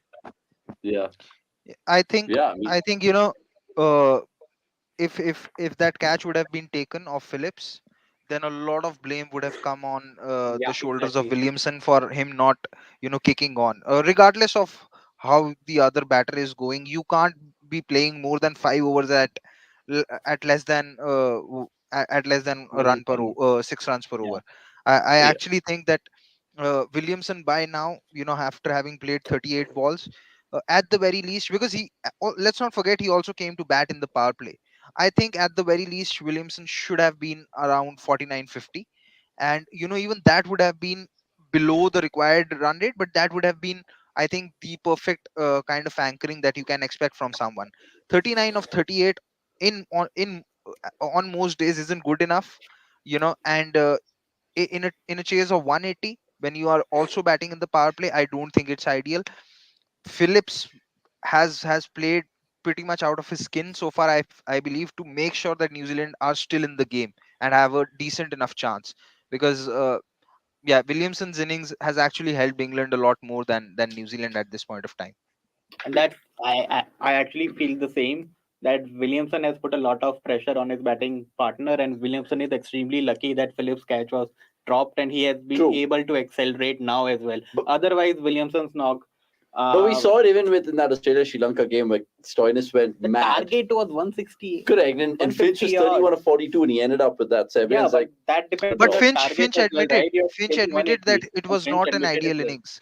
Finch post-game admitted that it was not an ideal innings and he should have done better. What I've started to see with Williamson is, regardless of what the game situation might be or regardless of what the pitch might be, invariably he ends up being 20 of 20. Even in the game against Australia, when New Zealand scored he's got 4 more here, 200 runs. He's got 4 more here. Back, no, for Stokes at least. Glenn Phillips is on fire. And it's funny because Gurkirat, if you guys follow him on Instagram, he went to Phillip Island, which is super cold. So if you guys know, you know. It was so cold that I was afraid that my turban might fall off. It was quite windy. I think it was. Yeah, the wind was probably blowing. At least I could sense it. Looking at Instagram story the other day, it was pretty rapid in terms of the breeze. But Joe, how nervous are you right now? Yeah, on a scale of 1 to 10, tell me about your nervousness, Joe. 1,000. Need to get Phillips out. Big time. 1 second, if England lose, are they going home? Yeah, man. Like literally, the British Airways will be booked. The group is done. New Zealand and Australia goes through that. Or Sri Lanka, unless Australia lose to Afghanistan. Little chance. You can almost. No, I'm saying mathematically. Mathematically, so yaar, bahut the way Afghanistan are batting. See, here's the thing. Here's the thing. In every scenario, Avnish wants to bring out the calculator, being an exactly. RCB fan. I wanted fan. No, I wanted to kind of do the RCB fan permutations for England. So actually, they're out. Yeah, England. Even if other results go their way. They can't. Other result is Afghanistan, Australia, and the way Afghanistan are batting. No, what if they smash Sri Lanka and they get like some mad net run rate? But then the number of points would be 5, which would be 2 less than Australia. Oh my good grief! That's why Joe is like 1,000 right now on a scale of 1 to 10 in terms of the nervousness. You can see it on his face as well, right? And obviously, this is a game. Oh, he's gone! He's gone! He's gone! Oh, but the wrong batter is out. Exactly. And Ben Stokes, how often do we see him turn the? I mean, not turn the game on the head, but still a span amongst the might have helped New Zealand here. It's Williamson, isn't it? He may as well. Yeah, blessing in disguise. Blessing in disguise, maybe. But 60 of 30, still, I mean, it's not really New Zealand's game yet. England could still have their say. But obviously, the fact that England are defending first in this tournament, we've seen how normally they're not great in terms of defending as well. So exactly. This is, 50-50 chance with Williamson gone now. Yeah, so Kane dismissed and 40 of 40, a runner ball 40. Jesus. Looks like a video game. It's quite ridiculous. Let's turn our attention back to the crossword right now, gentlemen. Ladies, lads, school girls, boys, everyone's welcome right now. Talk to me about the crossword. Fetuses. Yeah. Talk to me about the crossword. Yeah, there we go. Now, I was struggling with 5 down, even though Akash and Anil were like, "Oh my god, what do you mean 5 down's a no-brainer?" Because you are not a Twitter guy. Not a Twitter guy, to be fair. I was actually Even I don't struggling know with this. 1 down. Even I don't know 5 down. Thanks, Gurkira. Yeah, That's why I like you, boy. Followers amongst us doesn't know, then who are we? Twitter, why? See, here's the thing. Than the sum of all of us multiplied by 3. Multiplied by 3. And Joe included. See, here's the thing. I just obsessively tweet and I read about opinions. I really don't check out the bios. In fact, you would be surprised to know that I follow very, very few cricketers on social media. Okay, so tell me if you know the latest clue here, which is the 10th across, only the second player to play. That was already here, so we need one more clue. We need another clue. Shaunak, next clue, please. I think we'll go with down, if we can. Yeah, most maidens for New Zealand. First Kiwi to take a 5-fer. I think I know. Oh, it's a 4 by Nisham. Meanwhile. Oh yeah, it's an easy one now. Second. Gukirat, any sort of doubts here in terms of figuring out this crossword? What's the biggest puzzling one? I'm just trying to see. Yeah, no problem. Even Joe can have. By the way, 3 across has an error. This one's a little difficult than the last one, honestly. Yeah, 3 across has an error, so that back the first over T20I wicket should not be there. It's a only the second player to play 100 T20 internationals for England, 10 across. That's easy peasy, Butler. bro. Is it? No, it could not be. I don't know. You guys are shaking their head very here. disappointing. Very disappointing. Okay, so the target is, I think, lower than 60 now. Gurkirat, 5 overs to go. 5 overs to go. 57 to 5. 57 to 5. Okay, so what are you thinking right now? Wood has 2, right? Wood has 2. Yeah. Stokes will probably roll 1 more. Yeah. The success that he's got. I think it's all about Phillips. And then Wokes. Yeah, it's all about Phillips, actually. But to be fair, they've actually got really close right now. So even Nisham and Sampner could have a fair say. Yeah, but don't think this wicket is like made for someone. I mean, just walking in, scoring runs. Even though he's 4 of 1. Yeah, it's a lucky boundary. But yeah, I mean, innocuous dismissal. Kane Williamson, but a wicket's a wicket nonetheless. Blessing in disguise, maybe. Yeah, Williamson got out, and the guy who came in is striking at 400. So, in the last 4 T20 international innings, Adil Rashid has been wicketless. This is the first time he's gone wicketless in 4 consecutive innings. What I said, no, his form has been really poor. He has not been taking wickets. He's not been able to pull the plug on the runs of. And they don't have someone who can replace him, right? They've tried Mason Crane and Matt Parkinson. Both of them are not up to the mark as yet. Joe, who are the other English spinners in white ball cricket right now, the domestic scene in England, who could make a case? I think the problem is we rely so much on Rashid that there's, as you mentioned, like Parkinson, they don't seem to fancy him. And I think the only other one they're sort of mentioning is Rehan Ahmed. He's 18 and he's playing for Leicestershire, but he's probably a few years away from really being ready to play. So if Rashid, the form this year hasn't been as great, it's difficult to bring someone in because no one's really ready-made. Yeah, Bro, what about Liam Dawson? I mean, he has been with the team for so long. He can bat as well, and I think he could be a pretty good shout since Rashid is not able to contain the runs as well. So as a left-arm spinner, a defensive left-arm spinner, I think Dawson makes a pretty good case. But did he play against Pakistan? He did. Yeah, he did play against Pakistan. He actually. So what do you think about Liam Dawson's chances? About Liam Dawson, I think. I think whenever he's played for England, he's been solid, if unspectacular. He's not quite, he's not been that bowler that's come in and took 3-4 wickets a game, but he's pretty steady. It's just, I think, Rashid, I know he's been wicketless in the last 4 games, but I think if you look over his career, he's been a wicket taker for England, especially for Owen Morgan. So I think Dawson's not a bad shout. They might have to look at, any other spinners that they could replace Rashid with after this tournament if he carries on with the form he's in.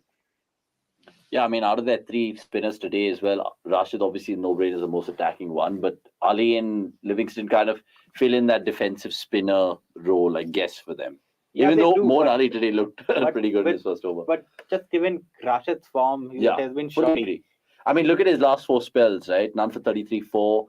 8.52 against versus New He's Zealand. been going for runs consistently, except the game against Ireland. Yeah. So I mean, Dawson. Oh, they'll come back for 2 easily. Yeah, Ben Stokes is like, what is up, guys? Honestly, and this is one of the grounds they can actually afford to take 3-4 twos in the over and then look for the boundary option because they need about 11 to 12 the over. So they've kind of got it down to the alley. But again, there's Santner in the hut. Who else is there? Mitchell. Oh, sorry, yeah, Mitchell's still there because they've sent Nisham out. Can whack a few. So, but it all depends, like Som said, on Glenn Phillips and if he can take it through. But James Neesham, I mean, we saw it against Australia in that opening clash as well, where his 13 ball 26 made the game really tilt in favor of. Oh shit! Now he's mistimed this one, and he's gone. Oh, he's gone. There's no Moeen Ali there, and Mark Wood has got his man, and Joe is smiling. All right, Joe, happy now? Mate, I'm seeing it 10 minutes before you. Yeah, he's 10 minutes before us, for sure. So this was a 6 in Sharjah. Fortunate Swami. Yeah, Sam Carden's not going to do Moeen Ali over there, even though for a second I thought he dropped it. Yeah, something in the TV happened which made me. But yeah, that really excites me as a cricket fan and potentially Som as well because we're rooting for England today, so we're all in Joe's boat. Because look, more the possibility with more teams in it rather than teams going out. Gurkirat, I just want to get your fan. And Australia have won enough cups anyway. I mean, oh yeah, push them out. Push them out. Yeah. Gurkirat is on 2 live streams at once. I don't know what he's doing. Yeah, Gurkirat is an expert on 2 shows at the same time. He's moonlighting happily. He's definitely moonlighting. And he's hearing bits of both. But yeah, in terms of, I was asking the boys outside as well. Mitchell England and New Zealand. Who do Australia hate more? England, I think Michael just answered. Or rather, who hates Australia more, rather? I'll put it that way. England or New Zealand? Oh, that is a tough I think New Zealand. Like you heard Michael. I think New Zealand hate Australia more. England despise them more. I don't know. Should have sent Santner in now, or Mitchell is the right call? Santner. I think Gurkirat has an opinion on this. He's like, topic must change karna. Yeah, I will be back. Australia need help of their neighbours tonight. Is one of the placards. Like Pakistan needed help of their neighbours, but we disappointed them, and maybe New Zealand will too. Right. So this is a game-changing over. So maybe New Zealand are like marenge bhi hum mar batayenge bhi hum. So 54-25, just 3 runs Shub in the wicket. Good over in the grander scheme of things, but that was expected of Wood. Massive over, and Wood is their strike bowler. Actually, they will go to him whenever they need a wicket, whenever they need a special bowling effort. The ball will be thrown to Mark Wood, and he has been delivering for them, and that's what he did right now as well. Yeah, but I think Gurkirat, we've lost him. But Joe, I want to ask you this about Mark Wood, right? We kind of hold our breath at times when we watch Hardik Pandya bowl because he's just so susceptible to injuries. Do you feel the same with Mark Wood? Like, because there's no replacement? I know there's Richard Gleeson, but how much do you guys sweat about Mark Wood's fitness every game? It's a difficult one because he's such a game changer. He's the only bowler who can bowl like 90 miles an hour all the time, especially now that Archer's obviously been injured for a while. So, I think we're always hoping he's fit because he is that game changer, as I said. So I think the problem with him is he keeps wanting to play Test cricket, but in these tournaments and stuff, he is like the key man. So keeping him fit is so important if we want to win the World Cup. But if Gleeson had to come in, for example, for any of the other pacers, for example, Chris Wokes, he's not a bad shout, right? Because even he's a raw pace bowler. Yeah, he's performed pretty well as well when he's played for England. It's quite an interesting story, his career, really. I mean, he wasn't even playing county cricket 10 years ago. Yeah. So I think if he came in, I don't think we'd be like that disappointed, but we know that Mark Wood is touching 95, 96 mile an hour. He's probably as important to us as someone like Amrik Norkia. Yeah, it's a fair comparison, I think, given their bowling actions supplement that. 126 for 4 in 16. Chris Wokes back in the attack. Now that's the question. In the game. They got a really good over out of Wood, Joe.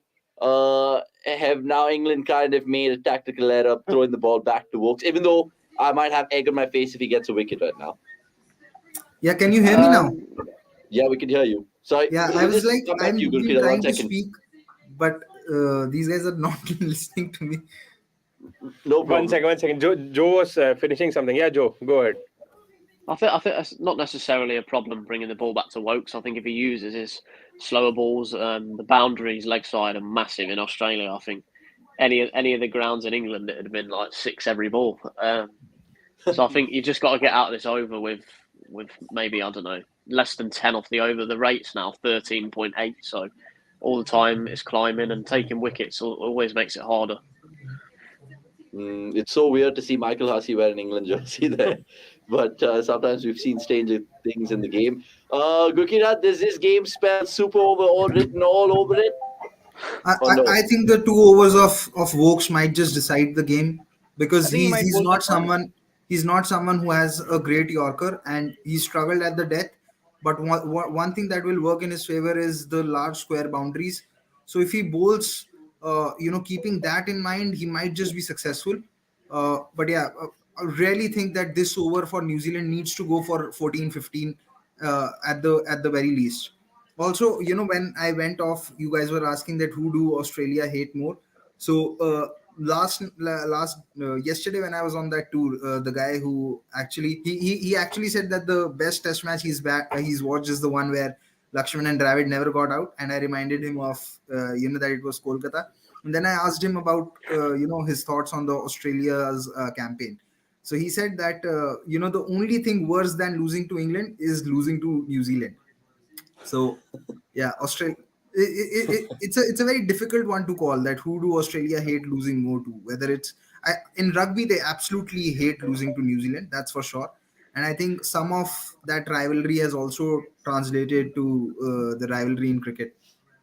So I think Australia must really hate it when Ben Stokes perform against them, because it's a double whammy. A Kiwi-born guy playing for the England and defeating them. So the Headingley test in 2019 must have really hurt them a lot. This is one question that I'll ask the next tour guy if he's or maybe they were like the 2019 World Cup final was unbearable to watch. No, but see, I have a great selfish interest in this game, because if Australia qualify, because I don't see India and Australia playing each other in the semis. I think both of them will probably qualify for the second spot. If Australia qualify, then there is no way I'll see India playing the semi-final in Sydney. So I'd much rather not have. I was going to allude to that. I was like, what are you hoping for? Is because you already bought those tickets. You're hoping for India, Australia, right? I don't think India, Australia can meet each other in the semi-final now. So because I think if there's a good possibility, I think India will end up second now, and South Africa will top their group. So if that happens and Australia don't qualify, then India play at Sydney. And they'll play New Zealand. Yeah, they'll play New Zealand. And I would actually like them to play New Zealand and beat them, because I was there in Manchester during the 5-4-3 game. So all those goals can be redemption. It can be a good redemption curve. One thing, Gurkirat, what do you think about Ish Sodhi's performance today? Is what Ish Sodhi asking a question about himself, basically. I think he actually bowled well today. In a 180 game, him finishing his spell at under run a ball is a very good effort. 23. Yeah, it's a very good effort. Similar ilk, right? Sorry? Santner also with similar figures. So Rashid has been the worst spinner today. But again, Rashid was also slightly unlucky. If the catch had been taken, I don't think he would have gone for those runs in the fourth over. So he was long on in business. No, he's gone. And Joe kept quiet. I could tell by his smile. And there is a clinch of the fist there from Joe. It's honestly like he was celebrating the Chelsea win the other day with Trossard getting 2 and whatnot. But England, cock a hoop. But there is still, of course, 131. I mean, what's the score right now? 131. Oh my! 3 overs. Gurkira said they need 15.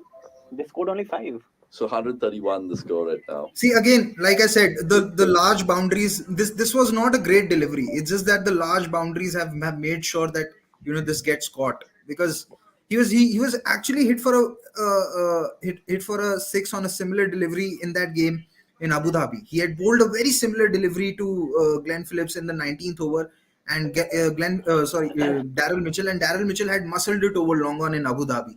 So just. I remember the winning runs came Chris Wokes and Daryl Mitchell, and this time he just hit it a bit from the bottom half of his bat instead of middling it, and that is why he just hold on. So just at the edge of the boundary. So he's not using a round bottom bat. Okay, yeah. Dhoni. But yeah, guys, now it's definitely game for England to lose. They scored only 5 in that over. Unless Glenn Phillips pulls one out of the fire. I don't think he will, but we've seen crazier things happen so far in this World Cup. 3 overs, is it touch and go? India were in the similar position against Pakistan, they pulled it out. Yeah, that was different. No, they had Kohli. They had Kohli. Kohli in beast of form. Phillips in beast of form. Phillips is good, but he will need help from others as well. And Santner, you don't know. It might be a bit too tall a task for Santner to just come in with the asking rate 16.3. So yeah. And Mark Wood is left with 1 over. Sam Curran left with 2. So I mean, yeah, it makes you think. Joe, just want to ask you about Chris Jordan. Lots of chat about him going into this World Cup. We saw him cost England, many would say, in the last World Cup. Are you surprised that they've left him out, not given him a single game so far? No, not really. I think in the last couple of years, his death bowling hasn't been as good as what it should be. I think realistically, nearly a 4. But he is like probably England's most natural death bowler. But I think his economy has been like 10 over the last few years, especially in that last sort of 4 or 5 overs. So I can kind of understand why he's not there. But if he comes on as a sub, he's a brilliant fielder. No, that's true. So in case there's a niggle, who does he come in for? I mean, is he a like-for-like for a Sam Curran, or is he like-for-like for Chris Wokes? He's probably more of a like-for-like for Wokes or Curran, I would say. I think Wood has to play. The problem with Wood is you've got to keep him fit. Otherwise, you're looking at Gleeson or someone like that. So yeah, Chris Jordan, I mean, you guys spoke about it at the Dan Weston show as well. You never know about Jordan, man. What will he come up with? I mean, I know he's been labeled as a death bowler, but there have been too many games where he has cost the game to England. Almost like a Harshal Patel for us, where he's known as a death bowler, but he's cost us a game multiple times, high economy rate, concedes a lot. Right, so Tim Pringle on strike. Mitch Santner, 17 balls. Equation is really mounting heavily here. But we don't mind it because England's going to win. And I say that because it keeps the tournament alive in a bigger sense. Sam Curran, what does he have? It's so many CSK battles here. We saw Moeen Ali to Devon Conway. Now, of course, Curran to Santner. And quite ridiculous. So Curran will probably bowl the last over as well. Wokes to... next over Wood. Wood has one more as well. So Wokes has done his job for the day, conceding only 5 in his previous overs, alongside taking a wicket as well. So that's a grand finish for him. And like Gurkirat said, anywhere else, it would have been caught. I mean, it would have been 6. So maybe he just got lucky in the wicket gone, but he would take it nonetheless. Anywhere else except in Australia. Yeah. Now we need a 25-run over here to make it bring it to parity. Is that coming through Glenn Phillips' similar bat? Kind of a situation in the semi-final as well. They needed a 25-run. Huge! But hold on. I can see Joe smile. And that's why. Because Chris Jordan, he's got a bucket there. He's not dropping any. And surely now England have to get the job done and get the performance over the line. Joe, talk to me. How buzzed are you? Sam Curran just makes things happen. Every time Sam Curran comes onto bowl, he seems to take a massive wicket, and getting Phillips out, that is a massive wicket for England. Yeah, what's his second of his 9th, 10th for the tournament or something like that? So Sammy Curran doing good things, Ben Stokes elated, and Chris Jordan not 1 good catch, but 2 good catches under pressure being a substitute. But again, take a bow, Glenn Phillips. You've entertained us, and hopefully there's more to come, but I say that being very kind to New Zealand fans out there. I wonder what Michael's doing with his cats right now in terms of all of that going on. We should get him on at some point in time. But look, it's falling flat right now. Yeah, I think the game is done now. Maybe we can just take up the crossword clues. 100%. We'll take Samish's comment first, though. Sri Lanka might be feeling a little bit under pressure considering an English win, and the next game is up against them. So Sri Lanka-England becomes a virtual quarterfinal as well. Not really. Even if Sri Lanka win, they go to 6 points. That's it. Sri Lanka messed up their chances after that defeat to New Zealand. They lost and they lost. So the most important game left in this group right now is actually Australia, Afghanistan, and England, Sri Lanka for England. From an England. New Zealand have their match remaining against Ireland, right? Ireland. Yeah. What if they lose against Ireland? That'll be insane.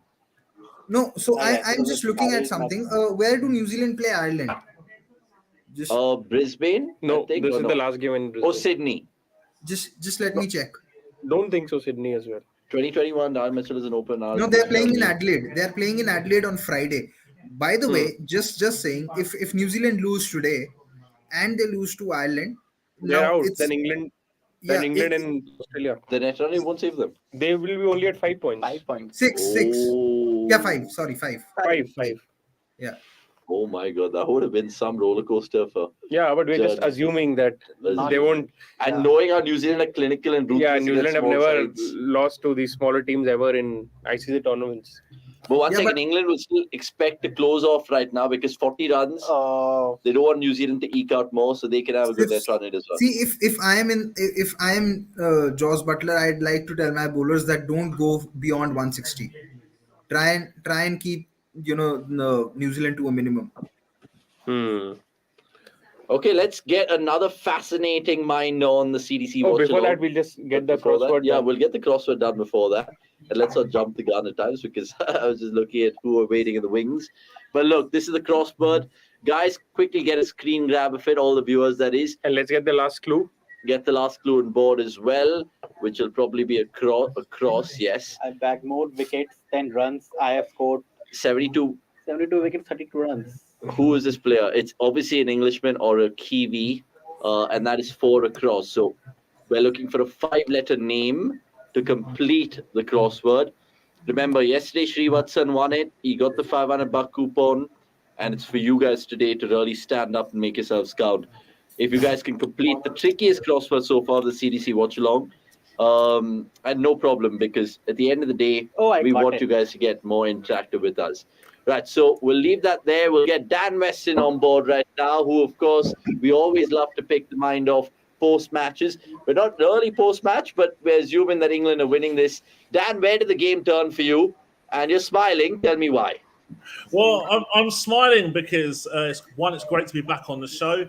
But two, I think it kind of proved a lot. This New Zealand innings has proven a lot. A lot of people are talking about the impact of anchors in this tournament and how perhaps they've been underrated. But then we've looked at Kane Williamson's 40 or 40, and ultimately I think that's proven to be something of a match-losing innings in this chase. Looking at, I done some maths, and looking at if you're chasing 180, which obviously New Zealand are in this match, if you disregard extras and someone scores 40 or 40, the rest of the team have to strike at 175 as a group to win the match, to chase that down. Even Glenn Phillips with 62 or 36 didn't manage a strike rate of 175. So for me, that's a key component of this chase and why it went wrong for New Zealand. And ultimately, again, discussing why anchors are unsuitable in T20 cricket on a general basis. I mean, it just makes you think about if there's any sympathy towards Kane Williamson and his fans. Dan, I know you've said the knock might be a match-losing one, but given the scenario he came in and the time that he got out, maybe it was not the best of times that he got out because he could have played a little bit more catch-up cricket, or do you think I'm wrong to say that? Yeah, no, I mean, I think that's what anchors generally hope for, but I don't think over the last year or two, particularly with his elbow problems, we haven't seen that many times where Williamson has been able to catch up, like perhaps a Virat Kohli can, for example, someone who's extremely strong at the death. And we saw with the India's innings, yes, they lost the match, but it would have been a lot worse if Surya Kumayadav didn't hit 68 or 40 against South Africa. And he came in a similar position, and the wickets are falling around him as well. And he still carried on doing it. And a 68 off 40 balls today would have got New Zealand much closer to the line than the 40 or 40 which Williamson did score. Just a last one from me before the boys jump in. I just want to go back in terms of the toss today. Jos Buttler winning it and doing something that we've not seen England do so far in the tournament, which is bat first, and New Zealand do something they haven't done in the tournament, which is bowl first. Was that part of the thinking, or do you think because they saw what Australia did against, who was the last time, Ireland, they thought they'd similar ploy, in fact, similar score as well, 179? Yeah, I mean, I'm not anti batting first at all in countries which aren't in the subcontinent. So if you look in the subcontinent, all areas, particularly look at the T10 in Abu Dhabi, the chase bias is beyond incredible, and I think it's they may as well not even ask the captain what they're going to do at the toss. It's so well known. In England, Australia, I don't see there being such a bias at all, and actually I think that it's quite useful to bat first to give your bowlers some insight into what works on in that pitch in those conditions as well. And am I right in thinking it's a used pitch as well, which also led to some back as well?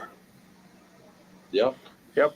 No, Dan, just going back to the conversation around anchors. See, so here is what I feel. People just club all the anchors together, and this is where the real debate comes into picture. So there is someone like a David Warner who is, if he's 15 or 15, I'm still okay with, because I know that he has a high ceiling of playing catch-up cricket. Yes. But same does not apply for Kane Williamson, Steve Smith, or even the two Pakistan openers. And this is where... Something that I want to say and, weigh my mind on. So it was 40 or 40, right? The way I see at this innings is in two halves. I am fine when Williamson at the end of the power play is 15 or 15 because you've already lost 2 wickets, right? I am okay if he's, going at run a ball for the first 20 balls, because I know that if he gets out, New Zealand don't have enough batting quality or depth to then recover. So I'm okay him taking that much time and playing percentage cricket. My problem is, even when he's going slow, I don't see him catching up, and which, I don't think he can do anymore what he tried to do in the final of the World T20. I think that's now beyond him. You spoke about Warner. Even Josh Butler today, to some extent, anchored only because Josh Butler was 25 of 20, and then he accelerated and finished with 73 of 47. And again, that was important because the ball was moving around a little bit in the first few overs. So Josh Butler had to bat through because he's also someone who has the game for these conditions and the range to target the different areas of the ground. So if the issue with Williamson anchoring is that he doesn't have the game to make up or end with, say, a strike rate of 1. I don't see him these days ending up even with a strike rate of 130, let alone ending up with the strike rate of 150. And I think that precisely, is the problem. Yeah, precisely what the issue with even Steve Smith or Babar Azam and Rizwan. I mean, I'll just club all of them together, that even though they anchor the innings, they don't have a really high ceiling of catching up at the end. Yeah, no, I agree with all of that. And you look at, I think there are specific categories. So you have anchors who can't accelerate, anchors who can accelerate, and then you've got anchors who can facilitate, if you like. So be the linchpin around which the other batters can all tee off, if you like, be the safety net. And I think that they're all very different, but I think it's very difficult to classify a facilitator generally. Ed Smith in his book has talked about a swarm harmonizer. I don't know if you guys are aware of that term. Basically, someone who makes your teammates play better. Basically, I'm not sure if I buy that, but that's another thing potentially. But ultimately, if you're an anchor and you can't accelerate, as Gurkharat says, to at least 130, 1 to 150, then that's a big problem. It also makes you think about England's bowlers right now. And there's one question being thrown up to Gurkhirat in the comments below, saying, what has changed with Sam Curran? What is the improvement that we've seen? Gurkhirat, take that, and then we can, of course, get Dan's thoughts on Sam Curran as well, who I want to pick his mind about. I don't have the data for this, but I believe that Sam Curran's landing his Yorkers far better than he was doing in the last 2 seasons. I saw him bowl in the 2021 IPL. And a lot of his Yorkers were ending up as knee-high full tosses or below knee-high full tosses, and it was becoming quite easier for the batters to hit him.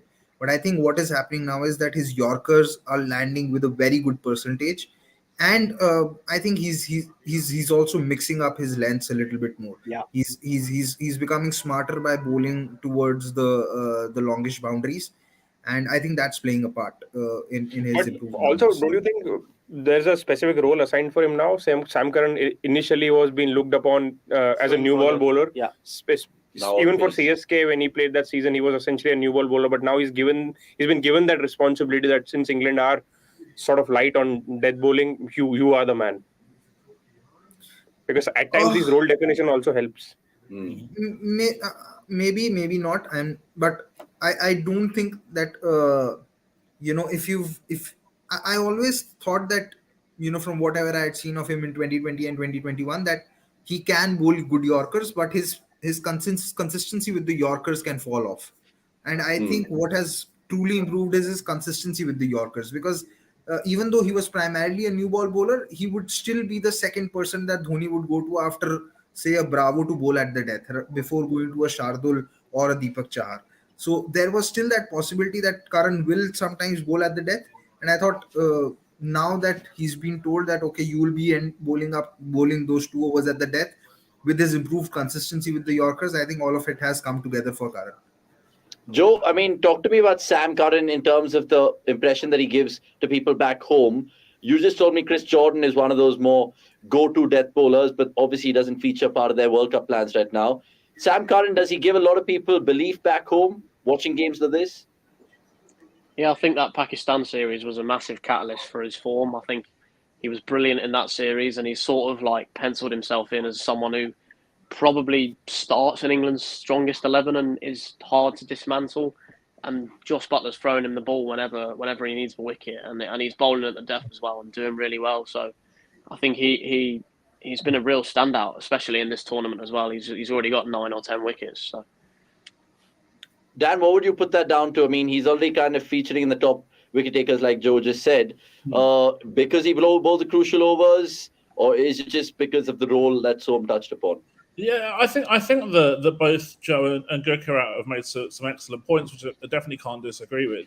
The other thing I would say, maybe he's benefiting a little bit from being the sole left armour in the team. So previously, England have been quite left armour heavy with Jamal Mills or Reece Topley or David Willey, all featuring regularly, and maybe now he's a point of difference as opposed to being almost like a norm, if that makes sense. So he's the one that's providing that extra, different angle and the left arm benefit, if you like, and maybe that's helping him as well. But I do agree with the role clarity in particular, and the fact that his bowling has come on so much, it seems, after his injury. To me, it looks almost like he's got a little bit of extra zip as well. Maybe 1 or 2 kph, a little bit, maybe. The fact that I think the vast majority of people in England have considered him to be eventually develop into a batting all-rounder, and the fact that his bowling is coming on so much is incredible for his career. I mean, we can fast forward a couple of months to the IPL auction, and you're thinking of this form, Ibico Chris Morris prices in a mini auction. Okay, one thing that I want to touch upon and ask. Do you think while his bowling has improved in the shorter format in recent times, do you think his batting has gone down, or maybe it's just the fact that he's been found out by teams, and teams have started to target him with the short ball and target him, which is his weakness? What do you guys think? Personally, I don't think his batting has gone down. He had a pretty decent season domestically in England as well, so I don't buy that. I mean, looking at his numbers in the 100, he averaged 27 at a strike rate of 132 in a fairly low scoring team. So for me, that's not a major issue at all with his batting. I think that if you give him the right role, the clarity, and obviously kind of looks like he's having that with England, or he's just going to come in and tee off as a finisher, that's absolutely fine. I think that on a general basis, in anything over 20 average, 150 strike rate for him in the long term, I think would be a success for him as a batter. Guys, Bate, let's just tell you what's happened right now, because in all this chatter, England have done the job. They've got the 2 precious points. Joe is elated, as you can see. 20 runs is what they've beaten New Zealand by keeping this group way wide open, I would say. And plenty of positives. Both the openers, of course, getting 50s, Hales and Butler. That'll do them well. And they made use of Moeen Ali and Livingston being propelled up the order. I just want to ask Dan one question from an England lens before I let the boys take over. and then get the crossword answers as well. Is one of the comments came through in the Watchalong Dan today about David Malan's entry point. Where I mean, if Buttler and Hales kind of see the power play out, is there a case not to bat David Malan anymore? Where would you kind of walk? What's his ideal entry point in a T20 format? I mean, T20 game. Yeah, so actually, I'm leaning now towards him being best as an opener. But the problem is that I think a lot of batters in the New England team would like to bat certainly as an opener or in the top three, and the vast majority of batters probably want to be an opener as well.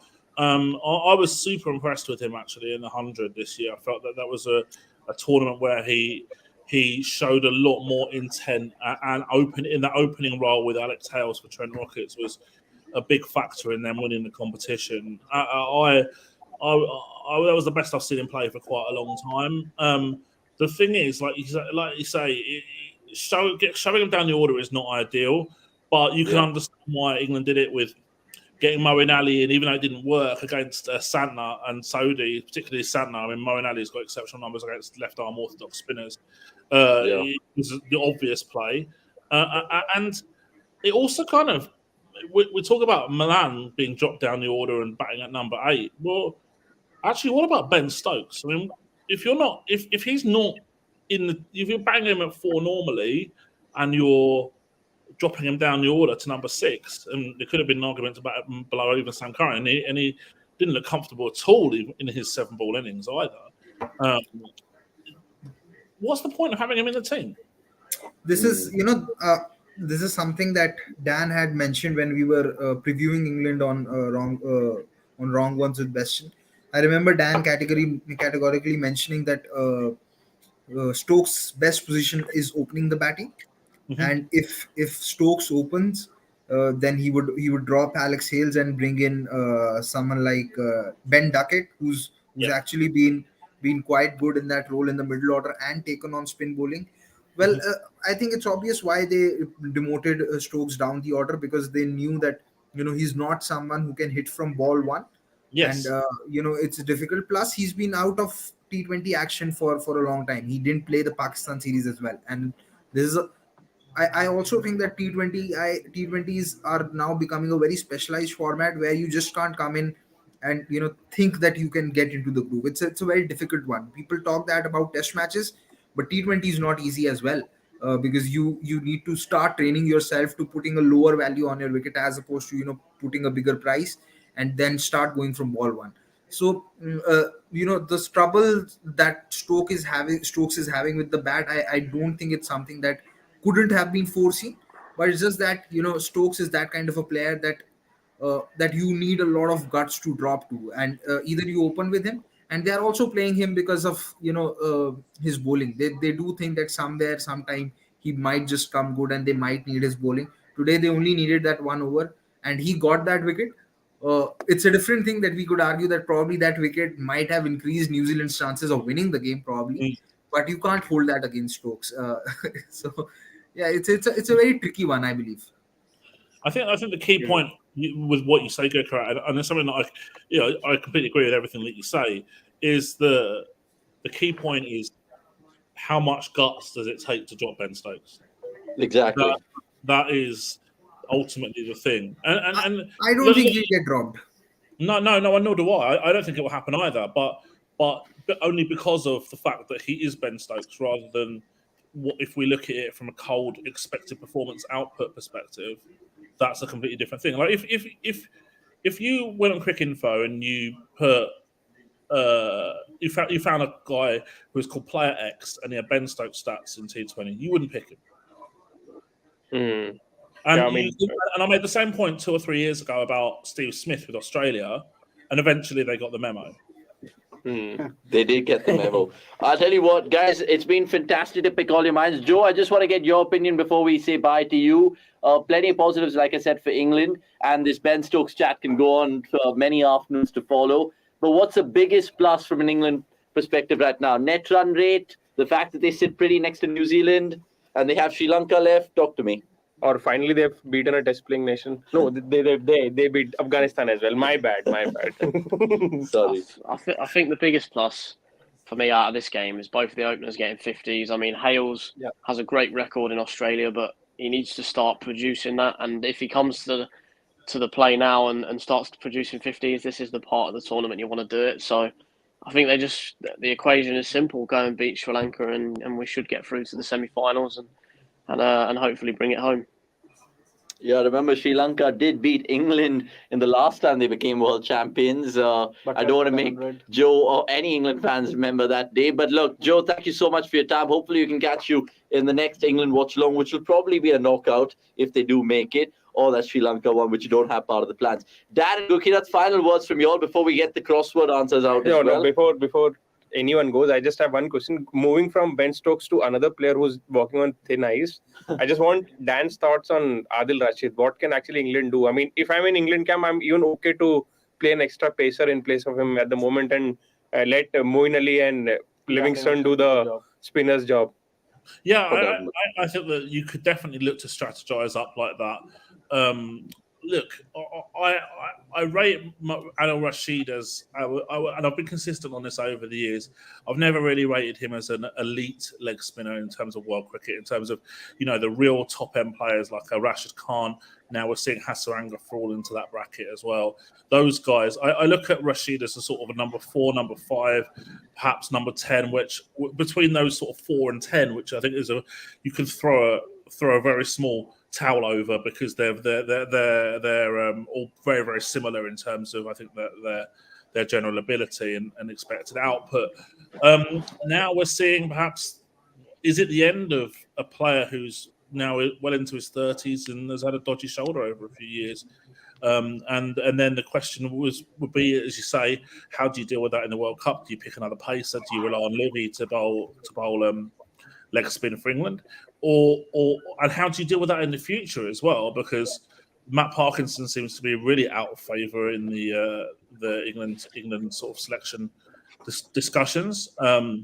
Jake Lintott's done pretty well as a left arm unorthodox spinner, but there's perhaps not that many on the taxi rank to replace Adil Rashid, if you like. So I wonder if Rehan Ahmed might get a fast track potentially. The under-19 lad that he is. Guys, look, it's been terrific fun.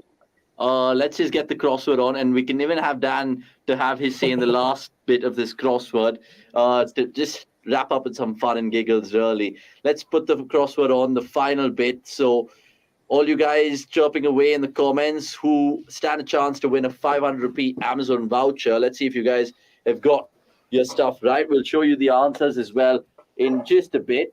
So we can just ask Dan and Gurkirat right now, or we'll just feature the answers. No. Or not at all. We'll wait for the comments and then feature the answers, my bad. But yeah, all the clues we've given you, it's a tricky one. Showbansom themselves found this personally hard. But a lot of them were quite easy as well. But the hard ones were actually so hard that I am yet to point a finger ki, that could be the answer on that. So okay, yeah. Interesting. Guys, comment below, and then you guys can stand a chance to win a goodie bag. With that said, it's a goodbye to, of course, Joe, who's already left, celebrating early, I guess, as an England fan. And Dan Weston and Gurkirat, always brilliant to pick their mind about everything cricket and life and everything in between as well. Goodbye to you, gentlemen. We'll see you shortly. Right, guys, another watch along, Shubin Som. Another day is come and gone, another comp off. People saying in office with Rajotsa, if you know, you know. So tomorrow, you have to, of course, India, Bangladesh. Hopefully, weather doesn't play a part. Yeah, but Bangladesh clear favorites. Yeah. We've not got full answers as yet. So we're encouraging you all for the last, 1 minute that we're part of this watch along to throw in your answers, stand a chance to win an Amazon voucher of 500 rupees. Lots of tough ones. I don't expect to be many winners out there. There were many guys, even in the office, trying to attempt it, but not too much luck. Difficulty level kam karna padega. Yeah, we have to kind of dim it down in terms of difficulty. So Gautam Bajpai, if you're watching this, just a little bit, because at times I know you might make it seem like, oh, we don't want to make it too easy, all of that, but still. Look, we'll just put out the answers at the end of the day right now, if we can have the crossword. And it'll actually clarify a lot of doubts for us personally as well. So if we can add the crossword up at about time's run out, gentlemen and ladies, for submitting your answers. But whoever kind of attempts to do it in the rewatch of the watch-along, then maybe we can have something for y'all. Can we put the answers sheet out if you can? Yeah, we can put it out. So let's go one by one. 3 across. Most T20 international wickets, Jordan. All right. And he bagged the first ever T20 No, he has most England.